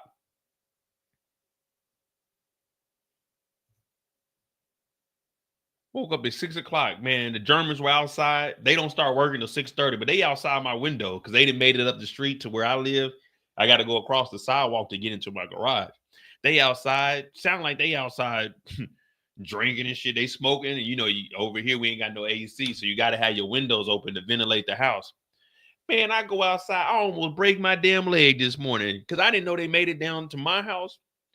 I ain't got no sidewalk, and they didn't put down no wooden board for me to be able to walk from the entrance of my house across the sidewalk. Man, I stepped out that motherfucker today, almost twisted my damn ankle. Man, I looked at them, they said, oh, sorry. They go bring the board down. Nigga, I don't need the board now. I'm limping to the car. So I showed up to work like 20 minutes late. You know, I had to get in the car and, you know, my leg was hurt. So I had an excuse to go in late today. I was like, hey, my damn leg, I almost broke it. I might need to go to the hospital. Yeah, so when I went out there just a minute ago, I was looking, and they work like 6:30 to 5. What is it, 6:50? But all this shit's on the street. Man, it's all kinds of wild stuff. The Germans, they don't really like think things through. These motherfuckers, like, they wait till it's the springtime. Man, y'all had all last month. Well, a pipe bursted last month, but now they doing like, man, I can't park on my street. It's supposed to be closed for 2 weeks.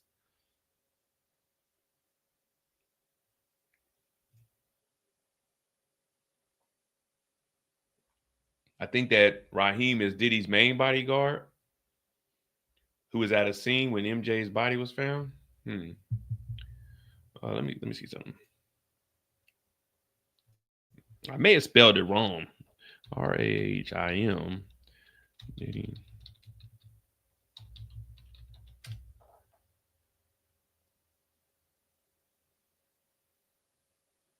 Joseph Sermon.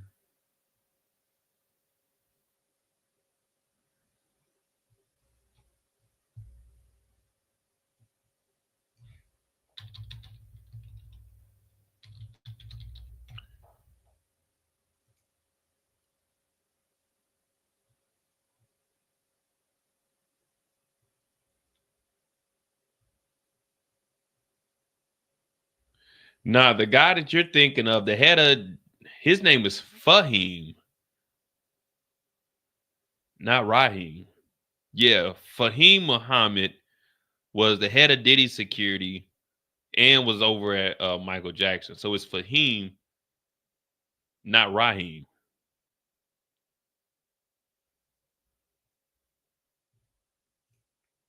Yeah, so here.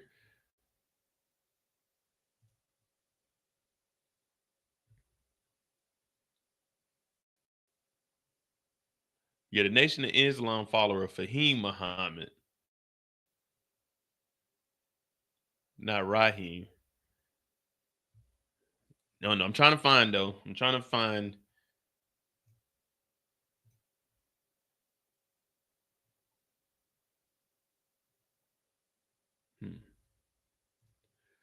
Let me pull up some of these tweets. It ain't as crazy today, but it's still a wild testimony from Cassie.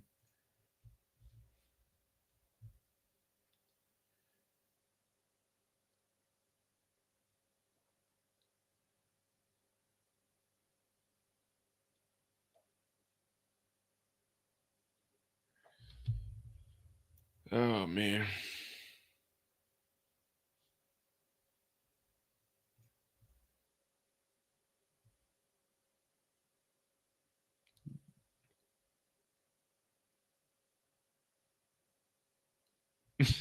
Dog. So on Twitter, this tweet right here. Oh, damn. We're not going to. So this is a betting website. It says Diddy I suggests he'll get between 11 and 12 years. So people are betting on this shit.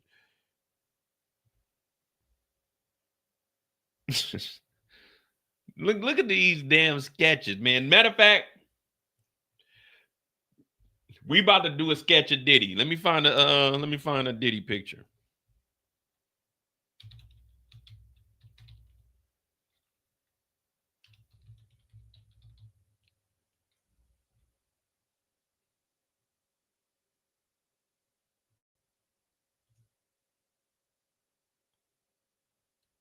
We're gonna see if I can do a better job than that sketch artist.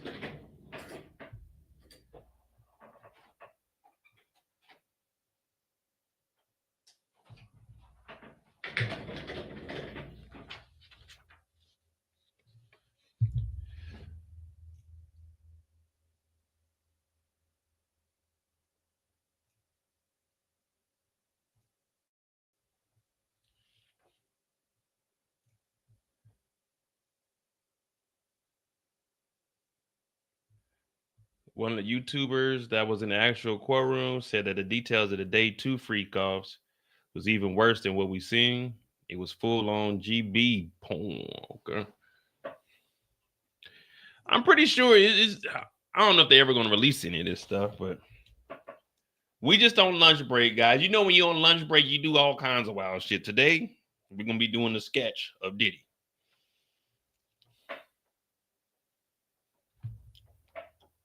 Okay. Give me a second. Let me whip up something real quick. Keep me updated on the time. We got 20 minutes.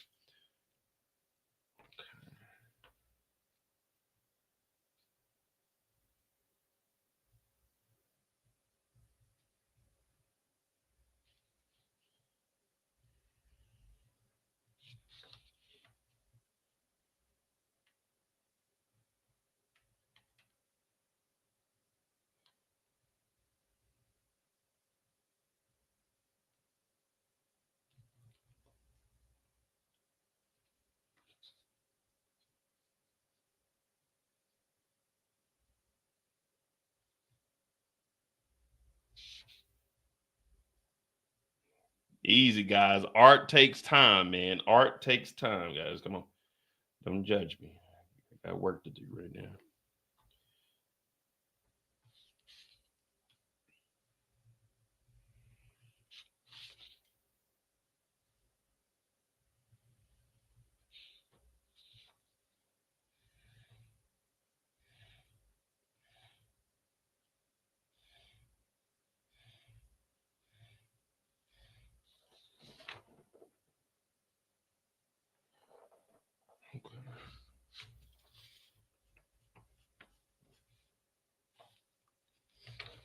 is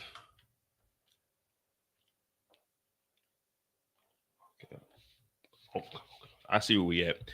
It's in the detail, guys. It's in the detail. Let me see if we got an update over here. Court is taking a break to 115. Okay, we got that. We got that. So what y'all thinking, man? Is Diddy still driving Mercedes? Yeah, yeah. Does he take his from the 80s? Yeah, yeah. That's what they're saying.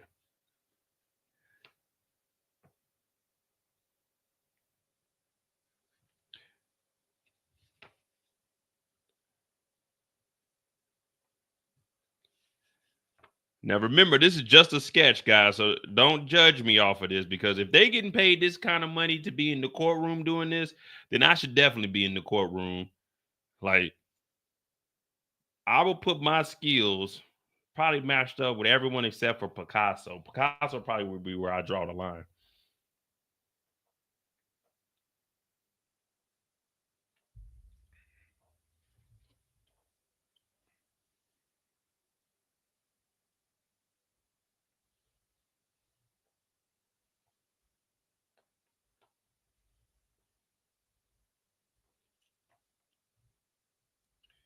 And if you've been following me for a while, you know I take drawing very, very serious.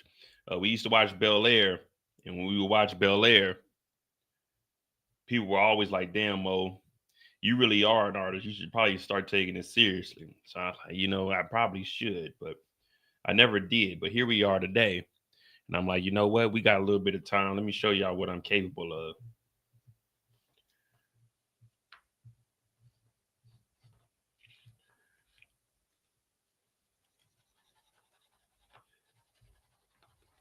But don't judge me though, because I'm using a pen. Normally I work in pencil and then I go over it in pen. But today I don't have any of that. So we got to just go what we can and make this happen. One, two, okay, you got 5 fingers. Just making sure.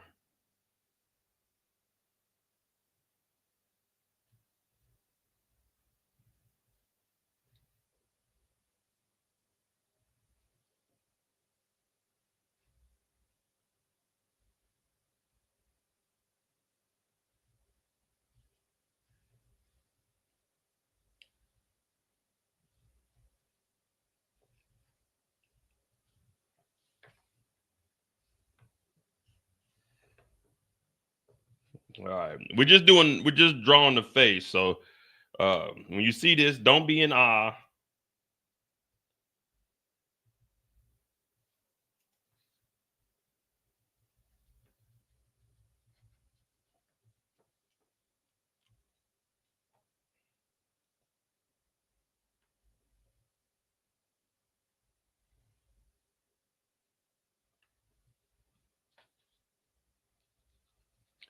On a scale of 1 to 10, what y'all thinking? On a scale of 1 to 10, what y'all thinking? Diddy,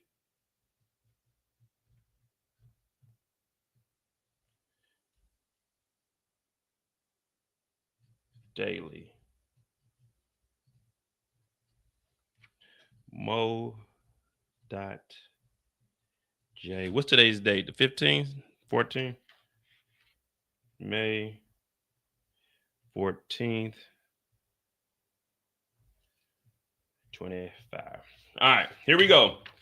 One lucky contestant is going to get a sketching of Diddy in 2025. This is the best sketch you're probably going to see on the internet right now. Ain't no one else doing this on the internet because ain't no one else got the talent nor the time.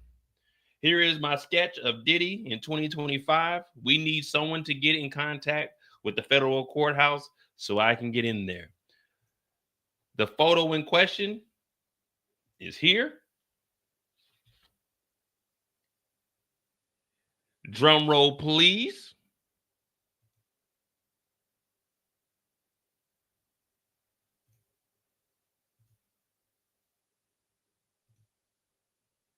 Yeah, what we thinking? Yay or nay?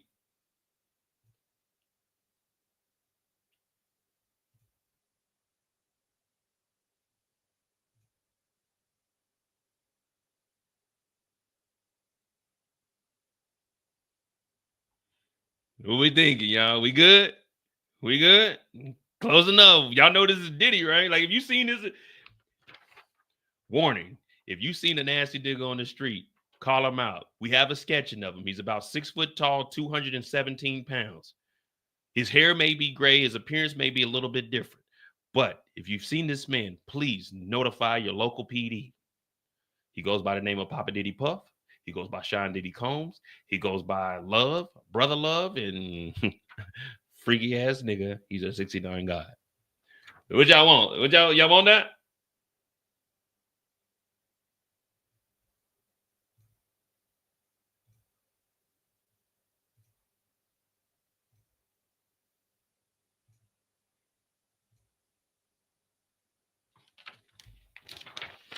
Pop, pop. Hey, chill. Pop, pop.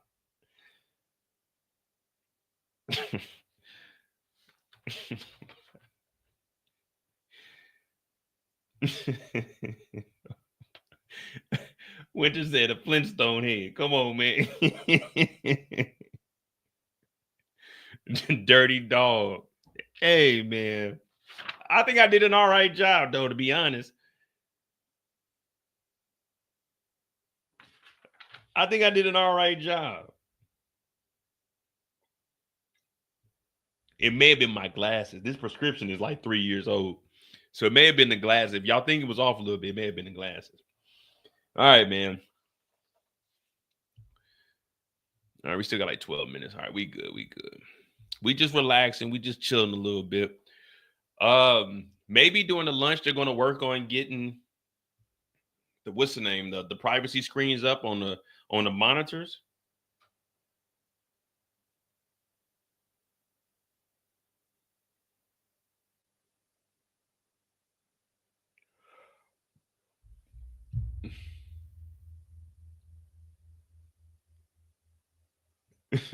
To me, he said you made him look good. He doesn't have the black eyes in your drawing. Nah, he do. It's just the lighting is off. Like if you look closer, he got the black eyes. See, it's kind of black right there. Diddy's looking at one of you lucky. Which one of you lucky ladies is Diddy looking at? Diddy pulled the glasses down. He looking at y'all.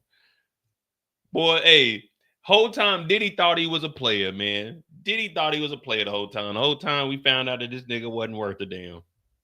But he's not on trial for that. Diddy is not on trial for that. Let me see something. In a man. Diddy trial. Let me see.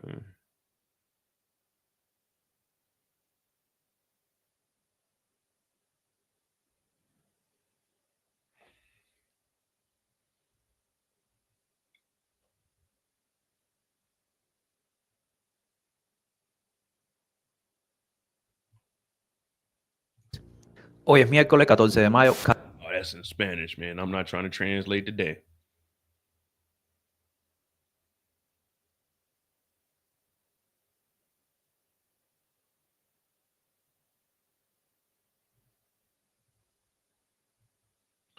Yeah, man. I ain't gonna lie to you. We're not about to go over none of these tweets. It ain't nothing but jokey jokes.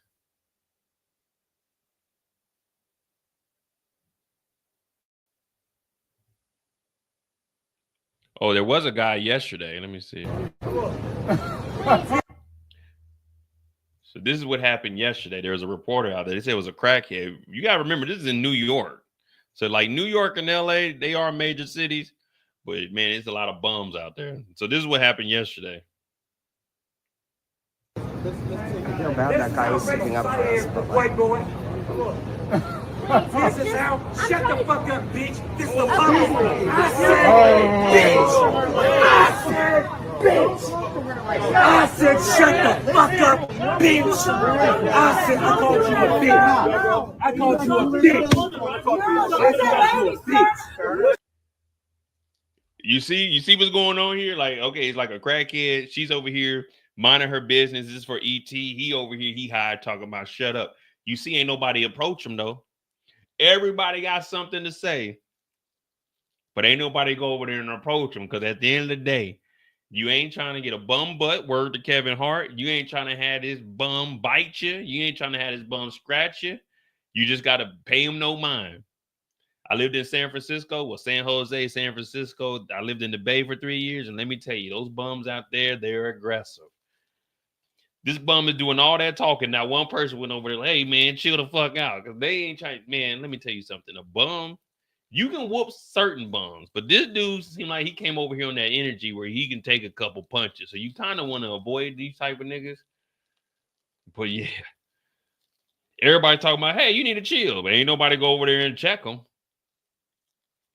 Ain't no one go over there, hey, man, what are you doing? When a grown man speaks, you shut the fuck up, you fucking homo. Shut the fuck up, you fucking homo. Because anybody that takes a dick in the butt is the devil. What? Let me get this off my damn screen, man. I don't know. I seen this earlier, but I never watched it all the way through. I just heard him saying, shut the F up. Oh, no, it sounded like he's about to drop an F-bomb. Hey, put up Princess was in the courtroom yesterday. I think she was, or she was there. I know she's just been.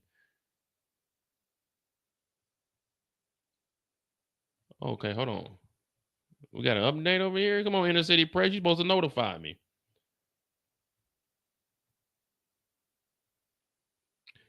Let me see. 15 minutes ago, there was an update.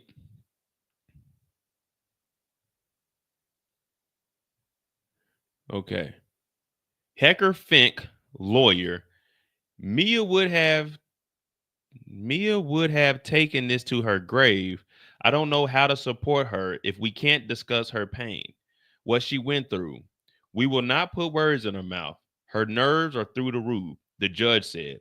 We are trying to prevent witnesses being counseled on how to testify, what to say or not to say. Anything else? Okay. Would that be acceptable? Hecker Fint said, I'm afraid she'll have a moment, lose it, then ask me, did I forget something? I worry. So they're talking about bringing up Mia. I guess the judge is saying, nah, if you're going to bring them up here, bring them up here. You can't coach them.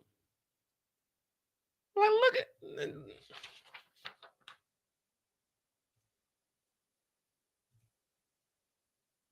these sketches, man.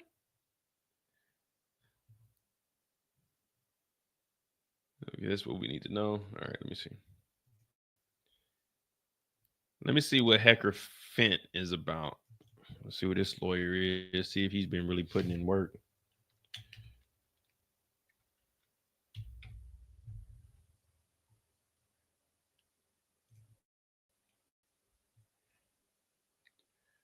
The most formidable and elite. Hecker Fint LLP was one of the most formidable elite litigation boutiques in the country.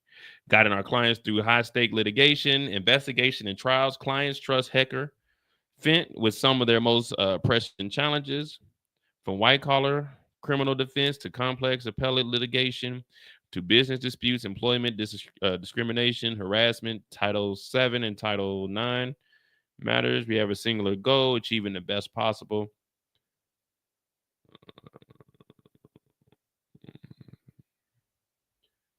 Is this just a law firm or is he our talent? Let's see. Let's see if Hecker Fint is the actual lawyer. We got Julie Fint. Mac Jenkins. Man, I'm definitely not trying to have Mac Jenkins as my lawyer. Counsel and counsel. So this is the business. Okay, this is just the partners. And then this is the actual counsel. Yeah. Kate Epstein. Come on, man.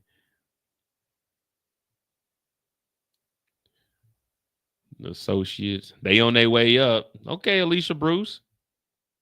Patricia Butler. We got two on the top line. We got two associates working their way up. Okay, look at Jocelyn. Joycelyn Hassel. Okay, might get the word. Christopher, my nigga. Hey, this is who y'all need right here. Y'all need Q. Q Newbill. That's what we need to work on our case right here. What up? My name Q. You know what I'm saying? I joined a law firm from an international law firm in New York. He practices with a focus range on white-collar defense crimes and internal investigations, intellectual property disputes, and cybersecurity matters. He has experience in the state and federal courts. All right. My boy went to Columbia. Tayana, okay. Let me see what my girl do. She represented a group of New Yorkers at a trial on appeal in their successful challenge to Robert F. Kennedy Jr.'s deliberate use of false residence and trying to gain access to 2020. Oh, this is recent. Oh, he was trying to act like he was in New York so he could vote. Okay, Robert F. Kennedy. So this is Jane Doe, Mia. So we got Jane and then we got Mia. So this is just one of their lawyers. They don't say who the lawyer is. But the judge is saying, nah, if she gonna come up here, she can be represented by a lawyer. But when she come up here to testify, she just got to testify. Now, counsel to Jane Doe says, I am worried that Jane Doe will not know what she can ask me. Judge said, as long as you don't coach testimony. Wilgdor, counsel to Cassie Ventura, I have nothing to add. Mrs. Shapiro, we have spoken with each attorney. So I guess they're going to, I don't know if Mia's going to take the, well, they can't take the stand today until Cassie gets crossed.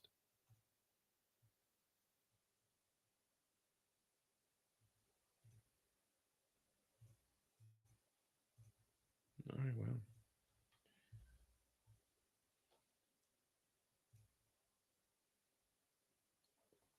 I knew my man Danny would know. Those are traditional sketches, style required by Fed Corp. The style stayed the same since the 70s. You haven't missed anything. We just sitting around waiting for lunch to be over with so we can get back in here. I wonder what all is the jury allowed to, well, typically they order their lunch so the jurors don't have to leave because, you know, if you let 16 or 18 people leave for lunch, it's going to be hard for them to come back. So I wonder what the jurors have for lunch. That's what we need. We need updates. We need updates of what the jurors are eating for lunch so we can decide, are they going to be paying attention? They're going to be falling asleep.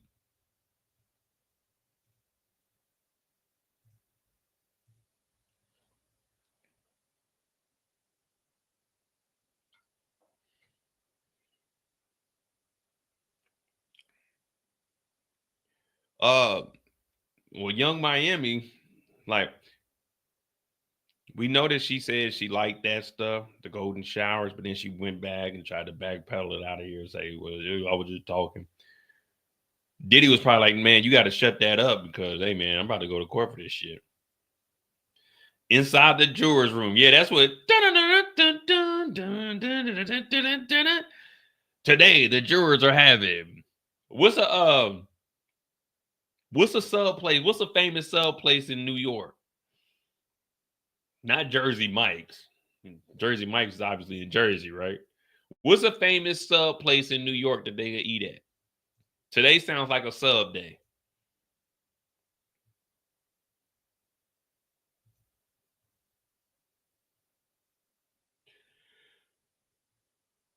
Court is taking a break for lunch, resuming 1:15. Cat's Deli. All right, there we go. Cat's Deli, New York. Let's see what they got real quick and see if that's on the menu and what we will order if we were the jurors. Because right now, I know a lot of us are probably thinking like, damn, you're the juror. You got to sit here for 8 weeks. You're not going to be thinking about this trial all day. As soon as we get to lunch, I'm not going to lie to you. I'm not thinking about this. I'm not even caring what the hell Cassie talked about earlier. I'm just giving like the honest truth here. If I was a juror, I'm sitting there, stomach is rumbling, because usually I got a snack in between 9 and 12. I gotta have some kind of snack. Water ain't gonna do it for me. So as soon as they say we got a break, I'm like, thank you. I'm not thinking nothing about this trial. When I get home at the end of the day, I'm not thinking nothing about this trial.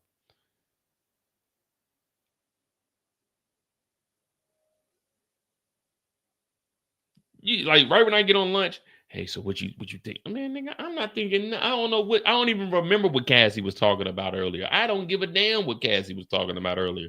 I'm on my lunch break, man.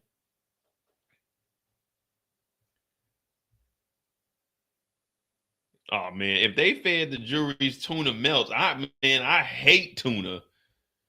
Oh damn. Cat's Diner.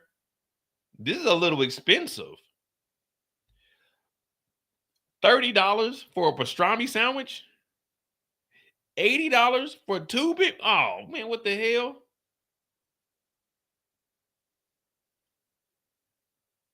Who's eating at this place? A pastrami sandwich for $30? You out your damn mind. I'm saving my per diem. Hey, we going to cash today. I ain't going to cash today. I'm going to my house. I'm going to the kitchen. Let me see what they got on the grill. They got glizzies. $6 for an all beef glizzy. Cat's cheesesteak. God damn. I know in New York y'all hurting. Shit, $30 for just a sandwich. Cheesesteak. This ain't even a Philly cheesesteak. You don't get no sides with this. Comes with American cheese, peppers, and onions, unless otherwise specified. I'd never eat here. Too rich for my blood. Oh, Kendall said, what picture?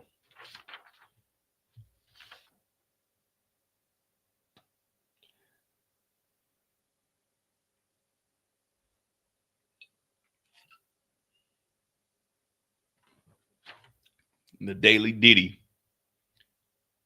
We'll probably do a photo. We'll probably do a photo of Diddy every single day, and then we'll put it together, and we'll see how good I got over the while. Yeah, I'm not eating here. This is too expensive for me, man. This is too expensive. $30 for just a sandwich. I don't care how good this sandwich is. It ain't $30 good. We should be returning from break right about now. Prosecutor says she'll finish in question Ventura before the end of the day. All right. So we're about to bring back the jurors and everything in. We're going to finish up today with the prosecution. 2 days of testimony, 2 full days of testimony from Cassie.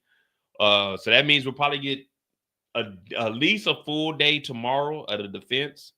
Tomorrow, what I'm going to try to do, because we got the finale of Raising Kanan. So tomorrow, I'm going to do it live. And then right after that, I'm going to do an hour of Are We Ready?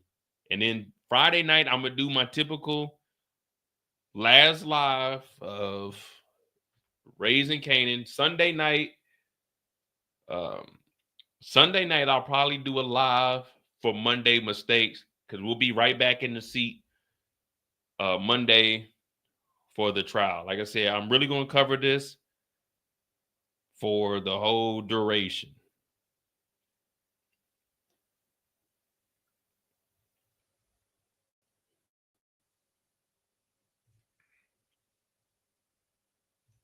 Nah, ain't no hair dye. Let me see. Saturday.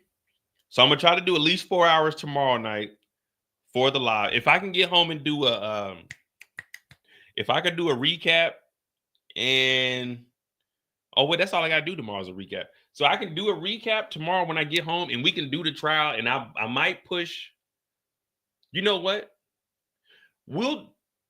I might be a little late tomorrow, but we'll do the trial, and I'll just push the live back for the finale until after 11. I'll just go 11:30. I'll just go 11:30 to 3. But we definitely can't miss the defense. So we'll figure that out. Hit that like button, hit that subscribe button. We are about to enter back into the court.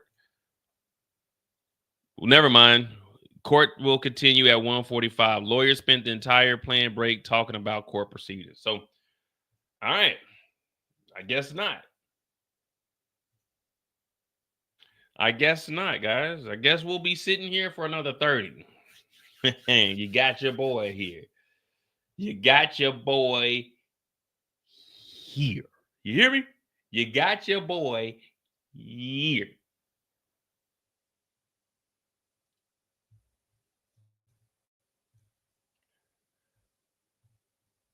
Oh boy. Court is now scheduled to resume at 1:45. So we just got some downtime for 25 minutes.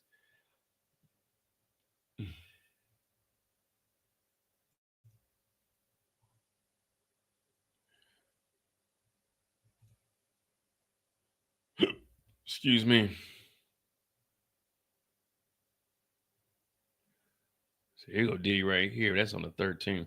Again, in the link in the chat, if you hit the link, subscribe to my other channel, The Mo You Know, because after this trial is over with, I probably won't be streaming. Obviously, the trial will be over with, but I'll be over on my other channel. So all the breakdowns of each part of Cassie's testimony will be put up on the other channel. So you don't have to watch a 7-hour live. That'll be broken up starting tonight at midnight.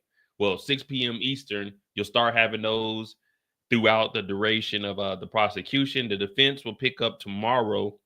So those lives will probably start. I probably overlap them because it looks like we're going to have Cassie, 1, 2, 3, 7 parts for Cassie.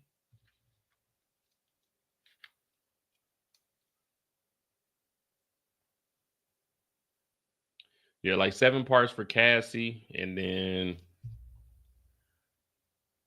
30 minutes ago. Yeah, there'll be 7 parts for the prosecution, and then probably about 5 or 6 for the defense.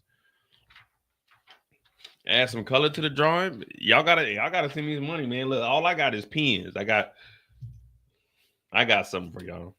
Y'all want some color? All right, I got some color for you.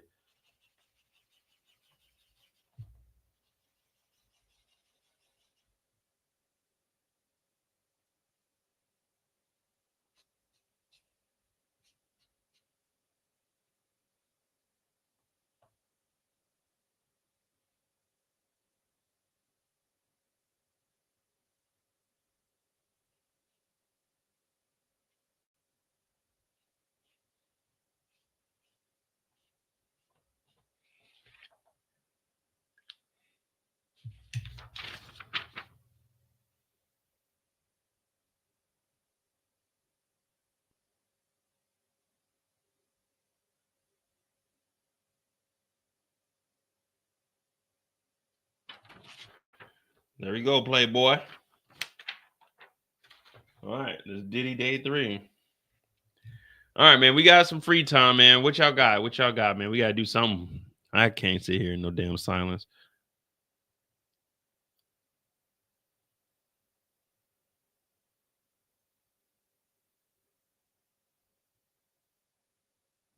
So wait, Diddy's 3 daughters, all of them, you got the twins, all of them are the same age?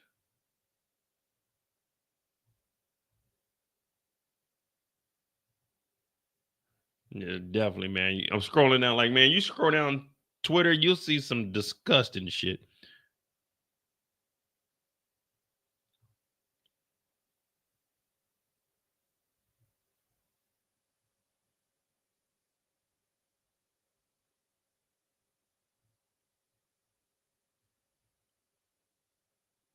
We'll just go through some of Diddy's suspect moments back in the days. Your parties are the hottest ticket around.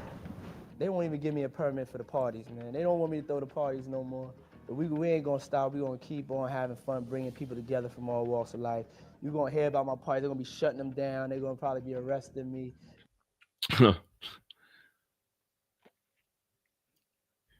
Yes, they will. Doing all types of crazy things just because we want to have a good time. You know, whenever you bring up a different element into people's environment, things that broaden people's horizons, people get intimidated. Yeah, okay. We believe you, Sean. There's a lot of people out there that feel intimidated by it. It ain't nothing but break it down racial barriers, break it down generation barriers. People from all walks of life. Ron Perlman talking to Jay-Z. Jay-Z talking to, you know what I'm saying? Man, why you had to throw Jay-Z in this shit, man? This is your shit, man. This is you solo deal. Solo dolo.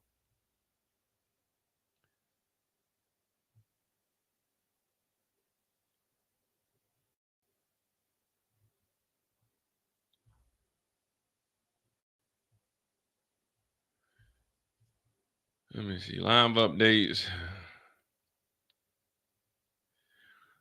The judge is instructing attorneys not to engage in witness coaching. The jury is still at lunch. The judge spoke with lawyers in the courtroom. The judge said he won't instruct the witnesses, but told the attorneys for the victim witnesses not to engage in witness coaching or pass on messages from the prosecutors to their clients while they're testifying.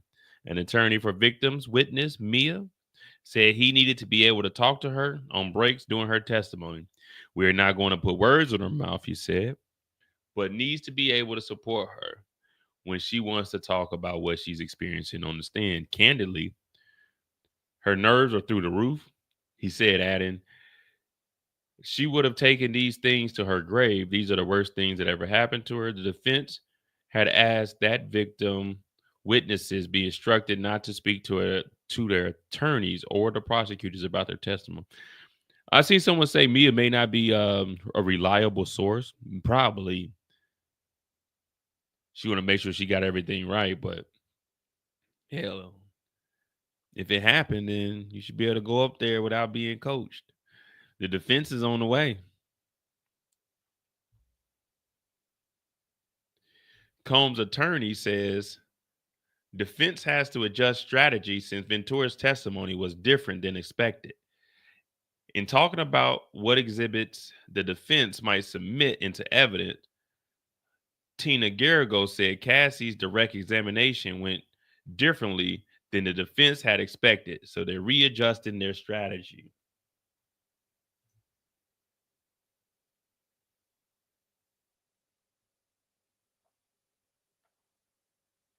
How did you think Cassie's testimony was going to go?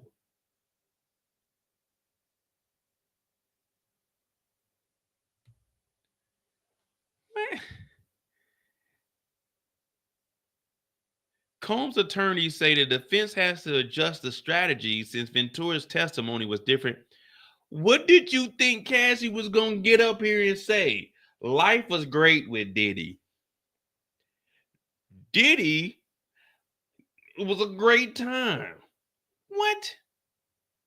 Oh, he may have hit me a couple of times, but that's just what lovers do. What did you think she was about to get up here and testify and say, man? We all knew once Cassie was everybody knew once Cassie was taking the stand that the most degrading, disrespectful, disgusting things were about to come to the light. What did you think she was going to get up there and do? Everything was peaches and cream when I was with Diddy. Freak offs, amazing. Diddy hitting me in the hallway, just a normal Monday. What did you think she was about to get up here and do? And they're paying these niggas millions of dollars. They got to adjust the strategy.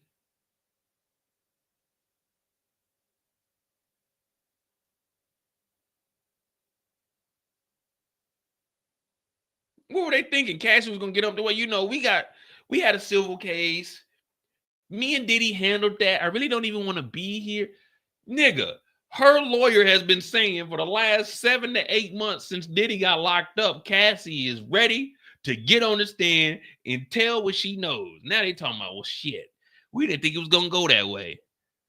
How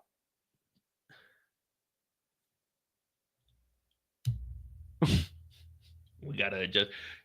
You got to adjust your strategy. They said they're going to be done today. They got to put Brian Steele up here. Tina Garrigo's, I don't think she's ready to get up there and go toe-to-toe with what we just heard, because if she got to adjust her strategy within like 30 or like an hour, a couple hours, or by tomorrow.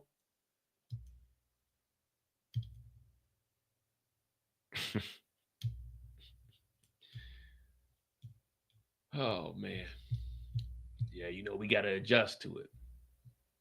Now, remember, he's not on trial for being nasty. He's not on trial for the DV or abuse or anything like that. He's on trial for the racketeering, 2 counts of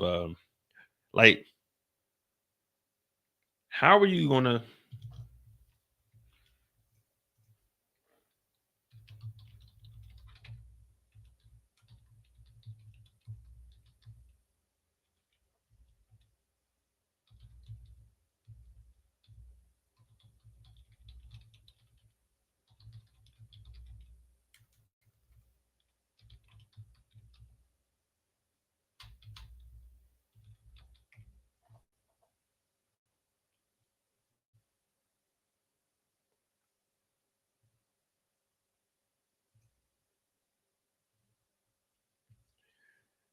So, with one of the two charges that he has is transportation to engage in P-tuition. Give me a second.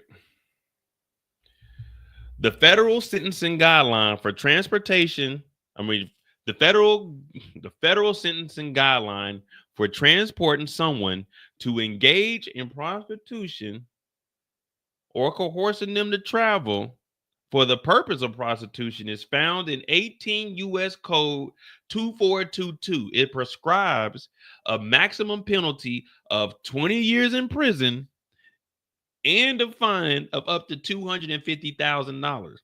If the victim is a minor under the age of 18, the penalty can significantly be higher, with a minimum sentence of 10 years up to life in prison.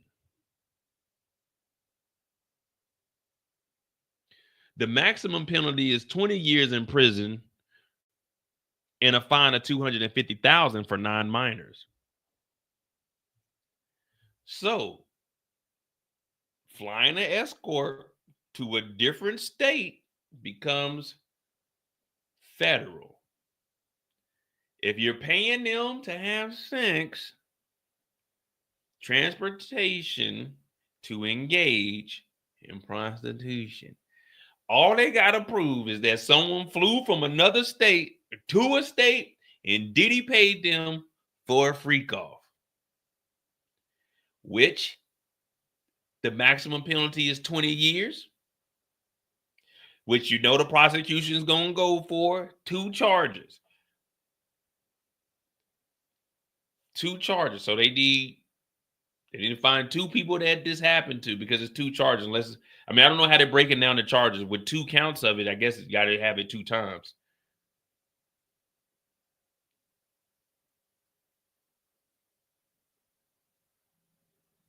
So when they're talking to the jury, as far as the transportation to engage in P-tuition, we have multiple escorts that were flown into multiple cities that were, I'm going to say alleged, but in the court, they're going to say that Diddy did this too. So the defense, I don't know how they're going to fight this because there's text messages of Cassie saying, hey, these people are the only ones available. Yesterday, we heard that Cassie would send the photos to Diddy to get approved and then book flights through one of his travel agents. I don't know if it's his personal travel agency. That's what we need to look up. Does Diddy have a personal travel agency or does he just have a travel agent? Sean Combs Travel Agency.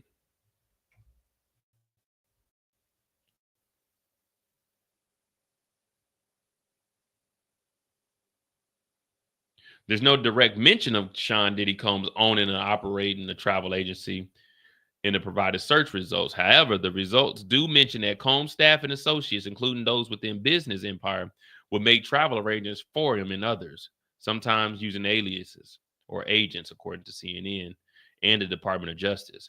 So the Department of Justice, let me see if they got some information on that. This suggests that while Combs himself may not have owned a travel agency, he used various means, including his staff, aliases, and possibly travel agents to manage his travel arrangements. So that's what's in the this is actual documents here.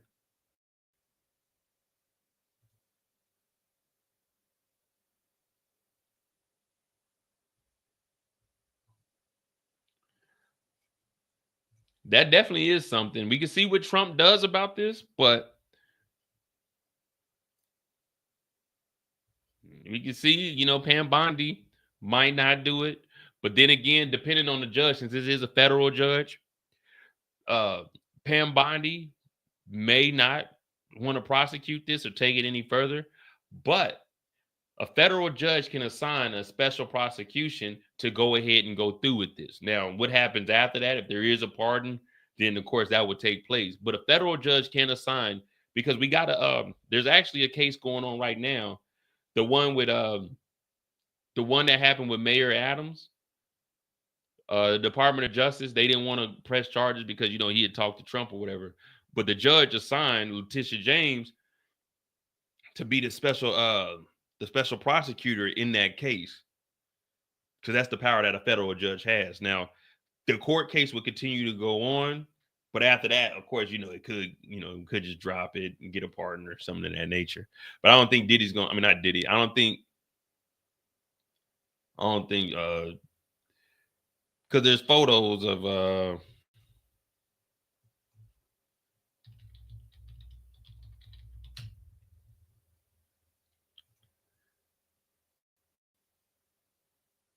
and you got all these photos of baby Trump was like, man, lock that nigga up. Shut that nigga up. Let me see.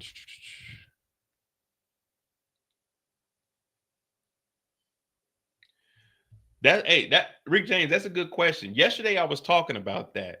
When we were breaking down like the paying for X, you get in more trouble for paying for X than someone selling X. Like whenever you see them bust, you go in there, like the hooker, they'll get like 6 months probation and get released. You got to go to jail. They put you on the offenders list. Like paying for it is worse than selling it, unless you're a pimp. And if you're a pimp, then you the scum of the earth. You definitely about to get a whole lot of time.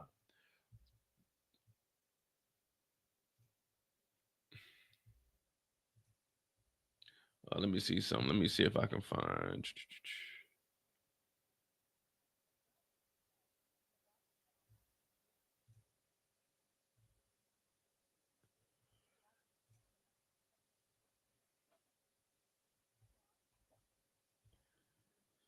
I'm trying to see if the see, here we go. Remember we were talking about the RICO?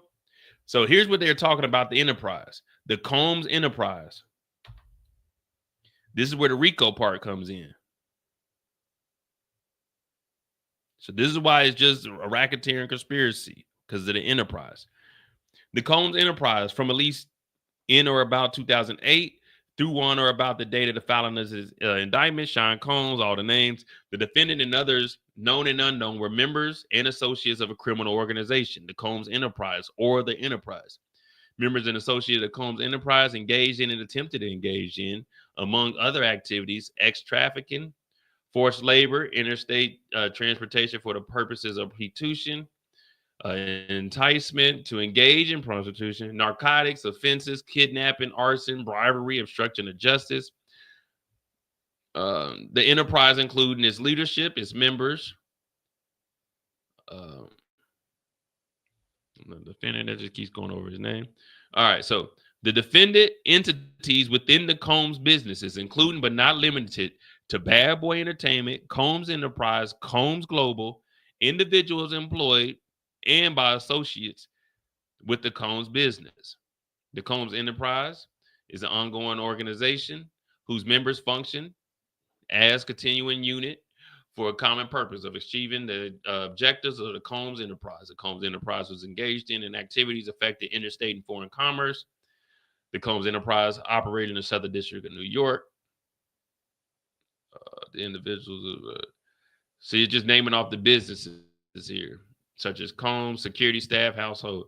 So anyone that did something, but they always want the big fish. Purposes of the Combs Enterprise. The purpose of the Combs Enterprise includes the following: operating a global business in media, entertainment, lifestyle, including, among other things, record labels, recording studios, apparel, alcoholic, spirit businesses, marketing agencies. I'm trying to find out about the travel. Enabling Combs and other members and associates to engage in unlawful acts of violence. No, we're not looking for that.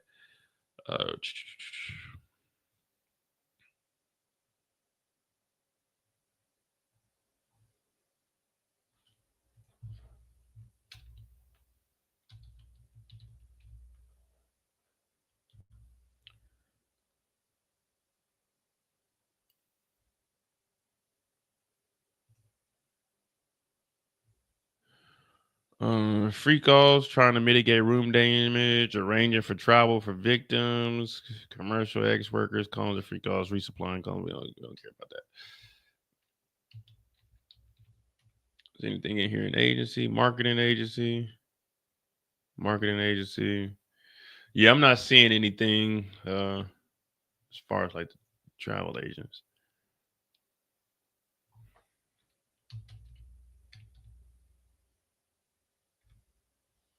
Nah, I ain't seeing nothing with a travel agent in here.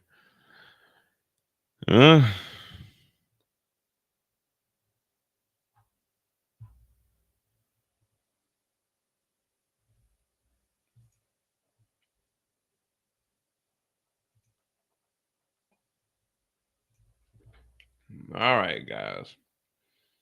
We're getting through a lunch break. How much time is 8 o'clock? 7:45.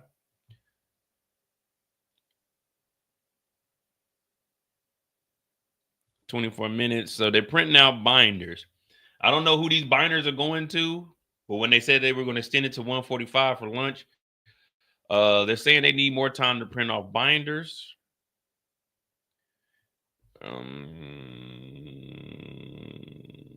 Yeah, that's it. That's it. So that's where we at right there.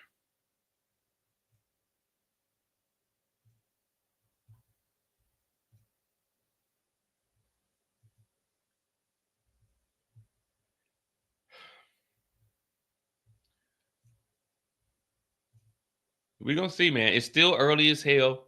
Hopefully we can hear some of the I want to hear at least some of the defense. All right, in my opinion, all right, we got enough of the well, if they say they're gonna be done with Cassie today, they're gonna have to swing. They're gonna have to swing, they're gonna have to try to knock this out the park. What we heard yesterday, terrible. What we heard today, terrible. Will the jurors remember this in 6 weeks, 7 weeks, 8 weeks, 9 weeks, 10 weeks? They definitely need a refresher. We might have enough of Cassie information right now. I don't know how much more information they could have unless they about to just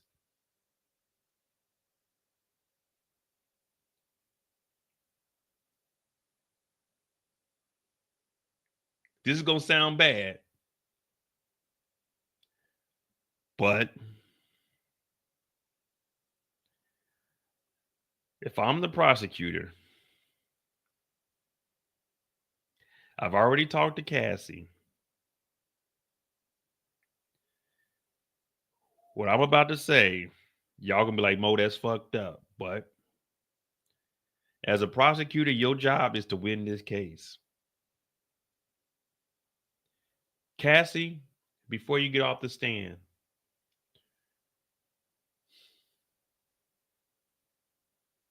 we would like to know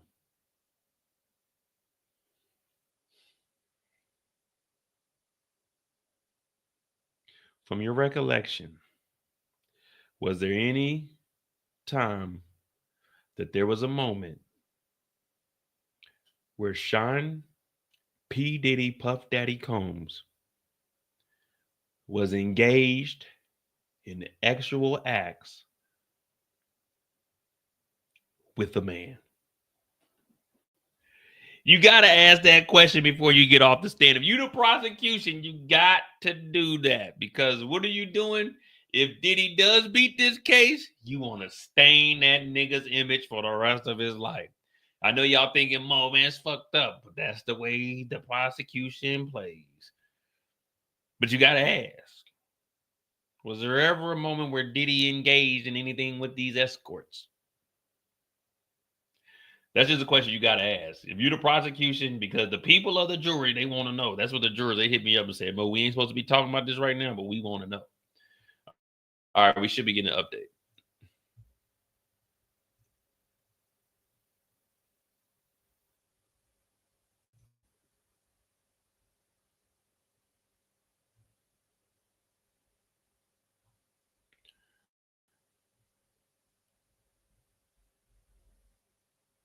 I know we ain't got nothing. We got the binders if you like your sport. Yeah, Nipplegate ain't enough information. It's terrible, but we in the courthouse right now, and at this point, anything goes. But the reason I say you got to do that, I know people think that's messed up, and people gonna say, "Hey, man, that's Diddy's personal business, man. They didn't need to bring that up in the court case." Well, listen, this is court. You're under oath. We want the truth, the whole truth, and nothing but the truth. See, when defense lawyers get up there, their job is to make you seem like you're a liar. They're trying to discredit you. They're trying to taint you. Because if you get on the stand and lie now, when you get off the stand and you go back in the real world, we're like, I don't know if I can trust you because you was up on the stand lying. So we need the truth, the whole truth, and nothing but the truth. So if the defense can make a victim or a witness a liar, then the prosecution has every right to make the defendant look like a sack of shit. Now, we're not saying being he is wrong, but what we are saying is Diddy was a playboy. You know what I mean? Playboy. See, that's the thing, Winter. We in court. We in court, Winter. We don't need to think. We need to know. We don't need to think, okay, maybe Diddy is he's a little weird. No. We need to know where Diddy stands. We got to know. We the people of the United States, one nation under the Lord, indivisible, with liberty and justice for all. Justice will be served. That would help Little Rod's case. Little Rod's case actually gets into criminal activity. Now, if you were in my live yesterday, remember what I was talking about, the prosecution setting it up? So let's say if Diddy does beat, let's just say hypothetically, everything goes right. The defense does what they're supposed to do. Guess what? They found guns with serial numbers scratched off at the crib. Cassie has talked about security grabbing guns. Cassie has spoke about her being handed guns. Let's just say in the perfect scenario, Diddy beats all of these charges. Little Rod got a case where he's talking about Diddy was admitting to crimes. This is how they stay out of jail, which is on footage. Then they got the camera. They could turn around and boom, hit Diddy with more charges. Okay, you beat those 5? Guess what? Here's another 2 charges. Deface serial numbers on weapons. Here's another one. Taking illegal guns across state lines. Hey, Cassie, do you remember him taking this gun specifically right here? Oh, yeah, that's the one I had with the number scratched off of it. Yeah, that's the one I took to such and such. So this is the feds. And the one thing about the feds, they hate losing.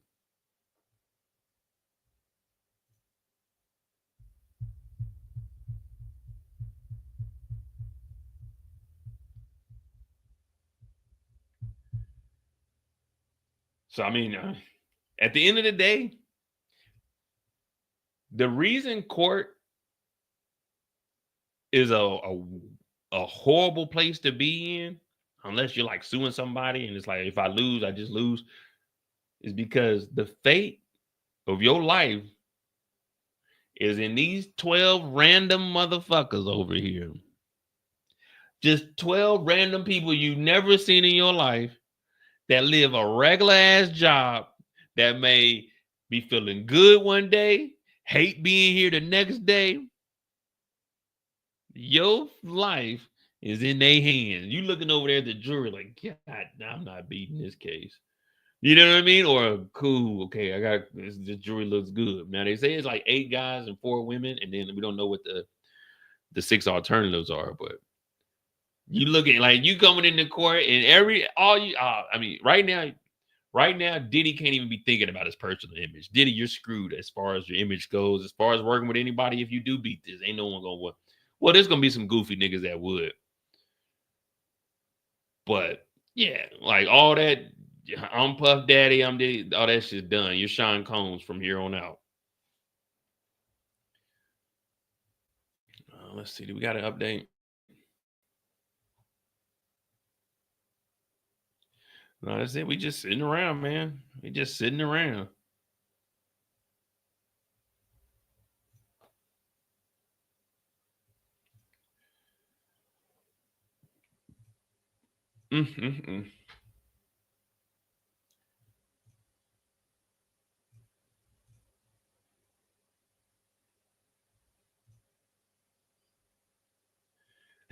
He gonna say the guns ain't his and flee the country. And if they, the thing is, if he beats this and they try to bring up like other charges on weapons, he's gonna get a bond this time. Like if he beats all this, they're gonna give him a bond this time. But me personally, I think they're gonna get him at least with one charge, like the transportation. That's too. I won't say it's easy to prove, but it's probably one of the easier things to prove because let's just say Cassie was a willing participant. Okay, there's no X trafficking there. But wait. No, Winter. See, we when in reference to Diddy, unless it's a freak off, we no longer say Diddy's a freak. Diddy is a NN, a nasty nigga. Diddy is not a freak, guys. You got, I want a freak in the morning, freak in the evening. You know what I'm saying? A roughneck nigga to satisfy. That's what Adina was talking. That's a freaky nigga. Diddy has passed that. The point of no return. He's a nasty nigga. But let's remember, remove our feelings. He is not on trial for being a nasty nigga. Because remember, if you guys remember, Janet Jackson said, what she did? What did Janet Jackson say? Hold on, man. I done got a brain fart. What did Janet Jackson say? Oh, Miss Jackson, if you're nasty. See, that's what Diddy did. Diddy done took it to nasty. He passed the freaky stage. You know, freaky stage is like she touching on you up on the table. You might touch on her. Ha, ha, ha. Freaky, freaky. But when we start doing all this other stuff, come in here and put this on me. No, see, that's where we start getting into the nasty nigga territory. And once you get there, it's like, as soon as you go through that door is locked. You just know you can't turn back around. There's no handle on the inside. You're locked in from the inside. Once you cross that threshold, you got to stay over there forever. You know, you might like one team and then you're like, you know what, after a while, I don't like that team. Let me go back over here. Now, I'm not talking about like he and all that. Once you go he, you stay with the he's. But once you cross over into that nasty nigga territory where Diddy is at right now, there's no turning back. See, when you cross over into that nasty nigga territory, you know who is in charge of all of that? The man downstairs in red. HE double hockey stick. See, the man downstairs, he's in nasty nigga territory. He's actually the head nasty nigga. You know what I'm saying? The HNNIC. You know what I'm saying? The head nasty nigga in charge is the devil. And then second, Diddy might, there's worse niggas than Diddy. But Diddy is at least, from what we know, in the celebrity list, Diddy's a top 10 all-timer nasty nigga. You see what I'm saying? Diddy is a top 10 all-time nasty nigga. Like, there's some wild shit. And Mess said, you rambling now? Well, I'm trying to figure out what we doing until we get some updates, guys. I mean, what do you want me to read this incident report? Y'all want me to read the hotel security email? Man, I still got 4 hours, man. I'm trying to entertain you guys, but I'm just making it. Well, wait. I wasn't rambling. The reason I started talking about this is because, wait a minute. Winter said most men are probably freaks like Diddy. First of all, ain't no men that I know or none of my real ones in here. We might get freaky with our old lady. We might get freaky with the one we with. But this is some nasty nigga shit. I'm not rambling. I'm letting y'all know on my channel, we no longer call Diddy just a freaky nigga. He's a nasty nigga. Let me see what this damn incident report says. My name ain't baby, it's Janet. Miss Jackson, if you know what I'm talking about.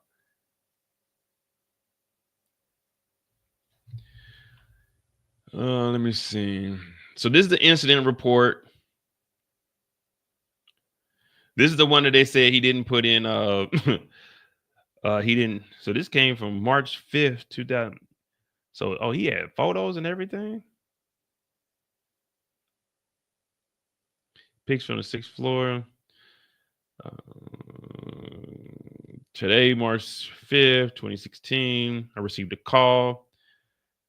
From Instant Services, Wanda stating that she had just gotten a distress call from the 6th floor. I looked at the cameras, familiar with the situation up on the floor. All I saw before I took off immediately was a male wearing only a towel, walking back and forth. 11:15, I noticed a male black rapper, Sean P. Diddy Combs. I observed Combs sitting down in the far left chair floor, and the female who was closer to the hall, later identified as CC. So Diddy was calling her CC? Where the hell did the other C come from? I saw the damage that had been done, and I began to diffuse the situation by advising Mr. Combs to understand his status and the safety and concern of our guests. He began yelling at Miss CC, and I advised both of them to separate from each other, that it wasn't convenient for both of them to continue this, especially in the hallway and in the town. I proceeded to advise them to return back to the room. Mr. Combs began to offer me a bribe. You take care of this. I got you. Let's go to my room. I then responded with, sir, I know who you are, while extending my arm to him to shake his hand. Little did he know, Diddy just got out of a damn freak off. I extended my arm to shake his hand and said, all I ask for is respect for the guest and myself. So do me a favor and let's return to your room. He got up began to walk to the room. As we made our way down the North Hall, Miss Cece was behind us, coming from the South Hall. Mr. Combs noticed while turning his back and began to raise his voice. I then told him that if he didn't respect the guest, then he would be escorted out of the property. We walked over to his room, 602. You can catch me in room 1 tweezer.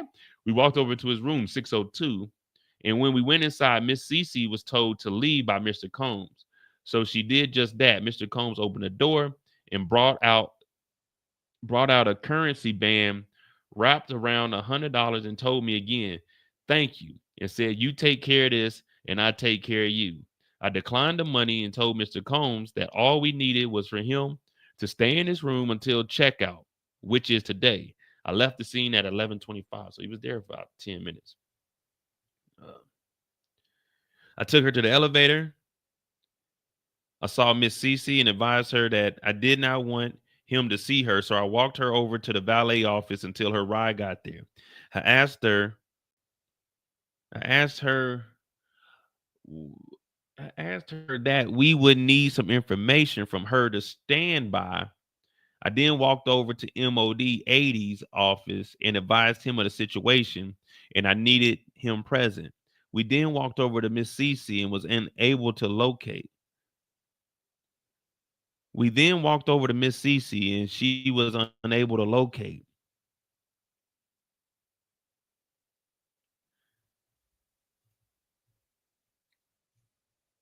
So wait, did he get picked up in the security? She said she was on. Well, I thought yesterday they said. Oh, we might have an update, guys. Give me a second. After lunch break, Cassie is back on the witness stand. All right, so we back here. We know what happened here. Miss Cece was unable to locate with him in room 10602. 80 went up to introduce. When Mr. Combs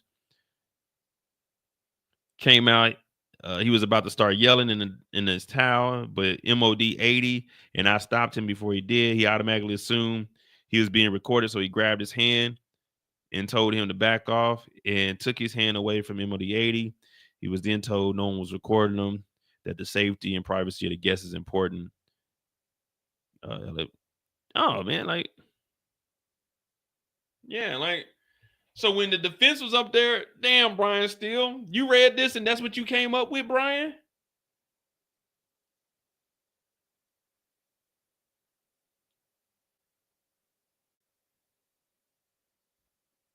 There's no, come on, Brian Steele.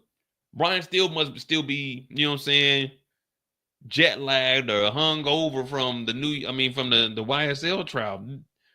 Yeah, he didn't even know who Cassie was. He was just Miss Cece. That's who Diddy was calling. He separated them and she went on about her way. But before he can get back, she had a black. This is a regular standard incident report. She was gone. They couldn't notify the police. Damn, Brian Steele, this is what you came up with out of this? That was a little, like when we listening back to it and reading this, it's like, this is a standard incident report. He diffused the situation. Cassie went on about her way. He separated them. And yeah, I'm not. She had a black eye. Hey man, we got the footage, man. We seen her get whooped on. Like, I'm just telling you what I seen. But let me use this bathroom. We're gonna come right back. Cassie is about to take the stand, and we're gonna get this thing cracking, you know? We're gonna get this thing cracking. Cassie part 7. This might be the last part that the prosecution has. And then we might see the defense start today. I'm not for sure. But let me see. I'll put it on the live updates and I'll be right back. Hit that like button, hit that subscribe button.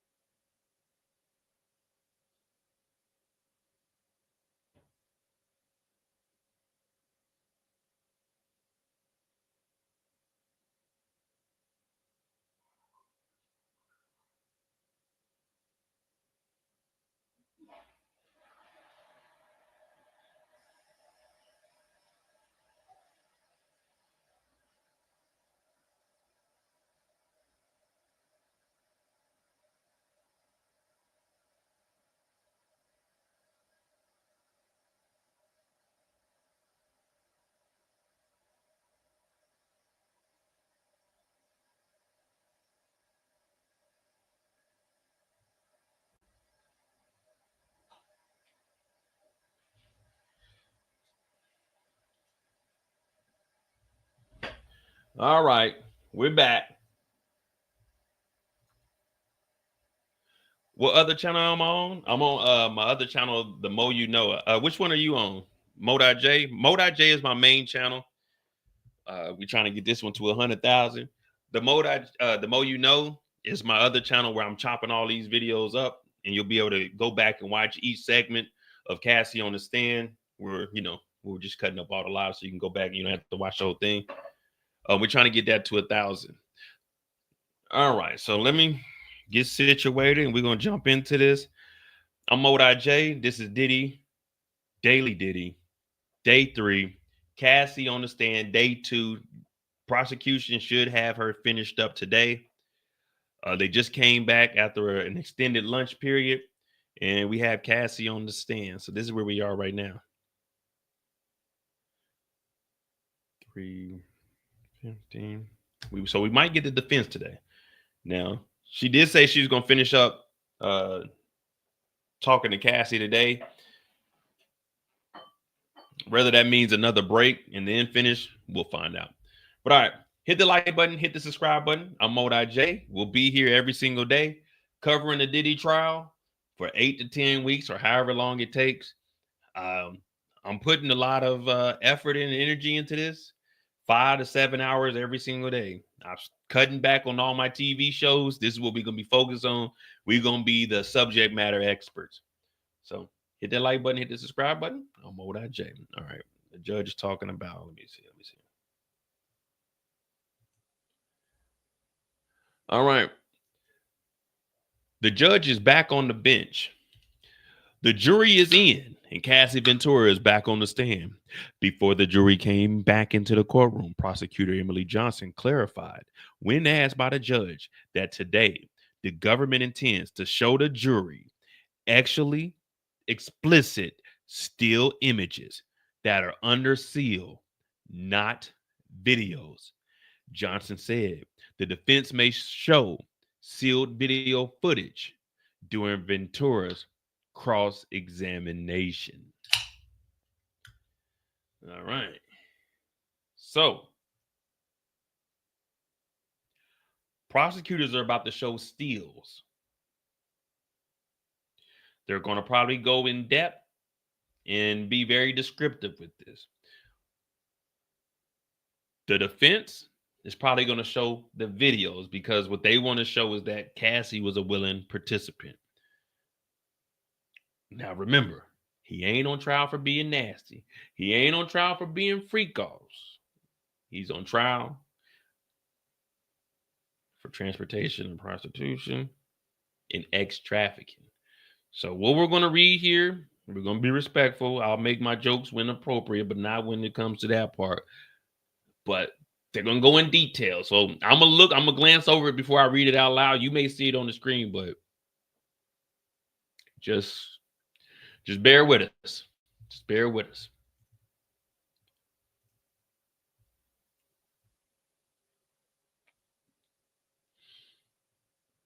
The prosecution clarified that it only planned to display potentially explicit images, not videos. The defense may use the videos later. In addition to privacy screens, videos would require the use of headphones for the jurors, but that seems like a problem for another day. So what it seems like is the jurors might get their own individual tablet or something to look at and with earpieces. So they don't want anyone out there in the gallery to hear any of this. I don't think they're even going to be able to see the videos. They're probably going to see the stills, but I think the videos are only going to be for the jurors. Oh, man. Just from the descriptions that we had in day 1 of Cassie and day 2, I'm sure these videos is probably, they about to be wild as hell, man. Because not only are they going to be showing them to the jurors and showing them to Cassie, they're going to have to ask her, okay, when this did this, when that did, you see what I'm saying? So, all right, guys, this is where we at. But this is what everybody been talking that talk, man. This is disgusting, but this is what y'all been waiting to hear, the spicy part of this trial. So this is where we're at.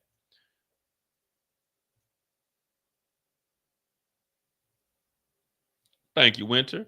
Prosecutors admit photos in the evidence. Okay, so this is just what we just went on. Oh, well, this is a little more in depth. Prosecutor Emily Johnson showed Cassie Ventura an image of Mia that has been admitted into evidence under seal. Ventura said Mia is a longtime friend of hers and worked for Combs. Now, remember, we got Jane Doe, who's going by Jane, which they submitted documentation to try to get Jane's name exposed. And then there's Mia. So these two are pseudonyms. We don't know who Mia is, but she's a former worker of Diddy. Johnson showed Ventura an image of one of the escorts they commonly use for free calls, which was also admitted under seal. Ventura said that the still image was taken from a video of a freak off that was on one of her devices she turned over to investigators. Johnson showed Ventura an image of herself and a different escort in a freak off. This image was also taken from a video on one of the devices, Ventura testified. So remember, Cassie said she got iPads, tablets, old phones.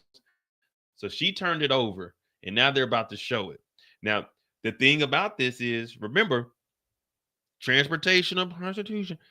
If Cassie can show multiple videos of these escorts being in different cities that they were in, then that's helping the case right there.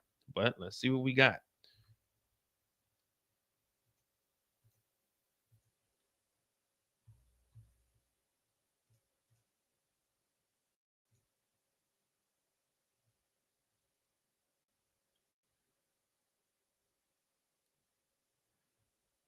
Emily Johnson said, I have a binder for the court. The gallery would not be able to see these exhibits. Ms. Ventura, I will show you some exhibits. 2A404. Who is this? She worked for Sean. That's exactly what I was saying. So the gallery, they're not going to be able to see any of this. It's just going to be straight for Cassie, the defense, prosecution, and the jurors and the judge. Emily Johnson said, we will call her Mia. When you gave your devices to the government, were they working? No, they were broken.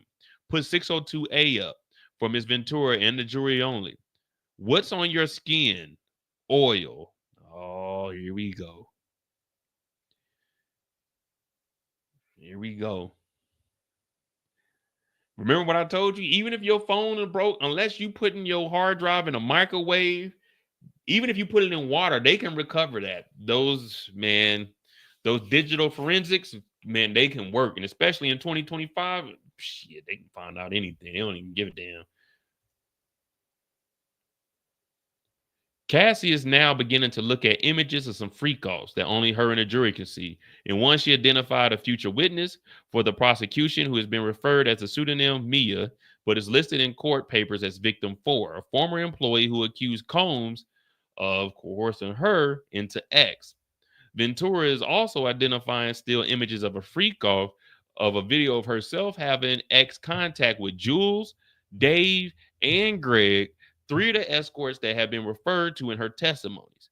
She says the images were taken from videos that she saved on her electronic devices that she believed was broken, but was turned over to the government as potential evidence.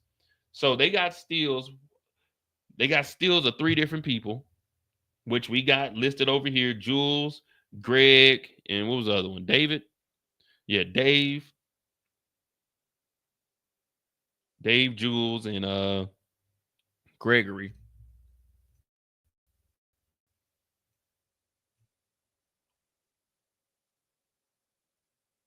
What up, Queen? Talking about you teaching some high schools about free call, man. They don't need to be hearing nothing about this. When did Sean first hurt you physically? Ventura said it started in the first year. What staffer were present when Sean physically hurt you? Objection, Your Honor. Physical is vague. Okay. Punching, hitting.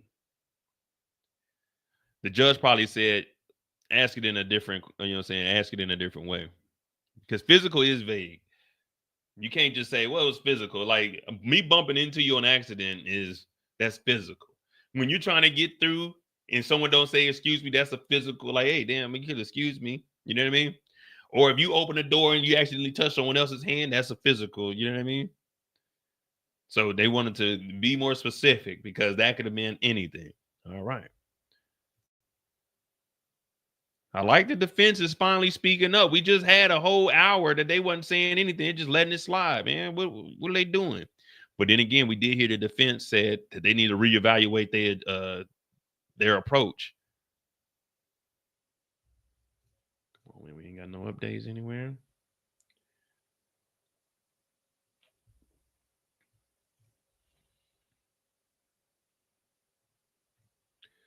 We just waiting, guys. We just waiting.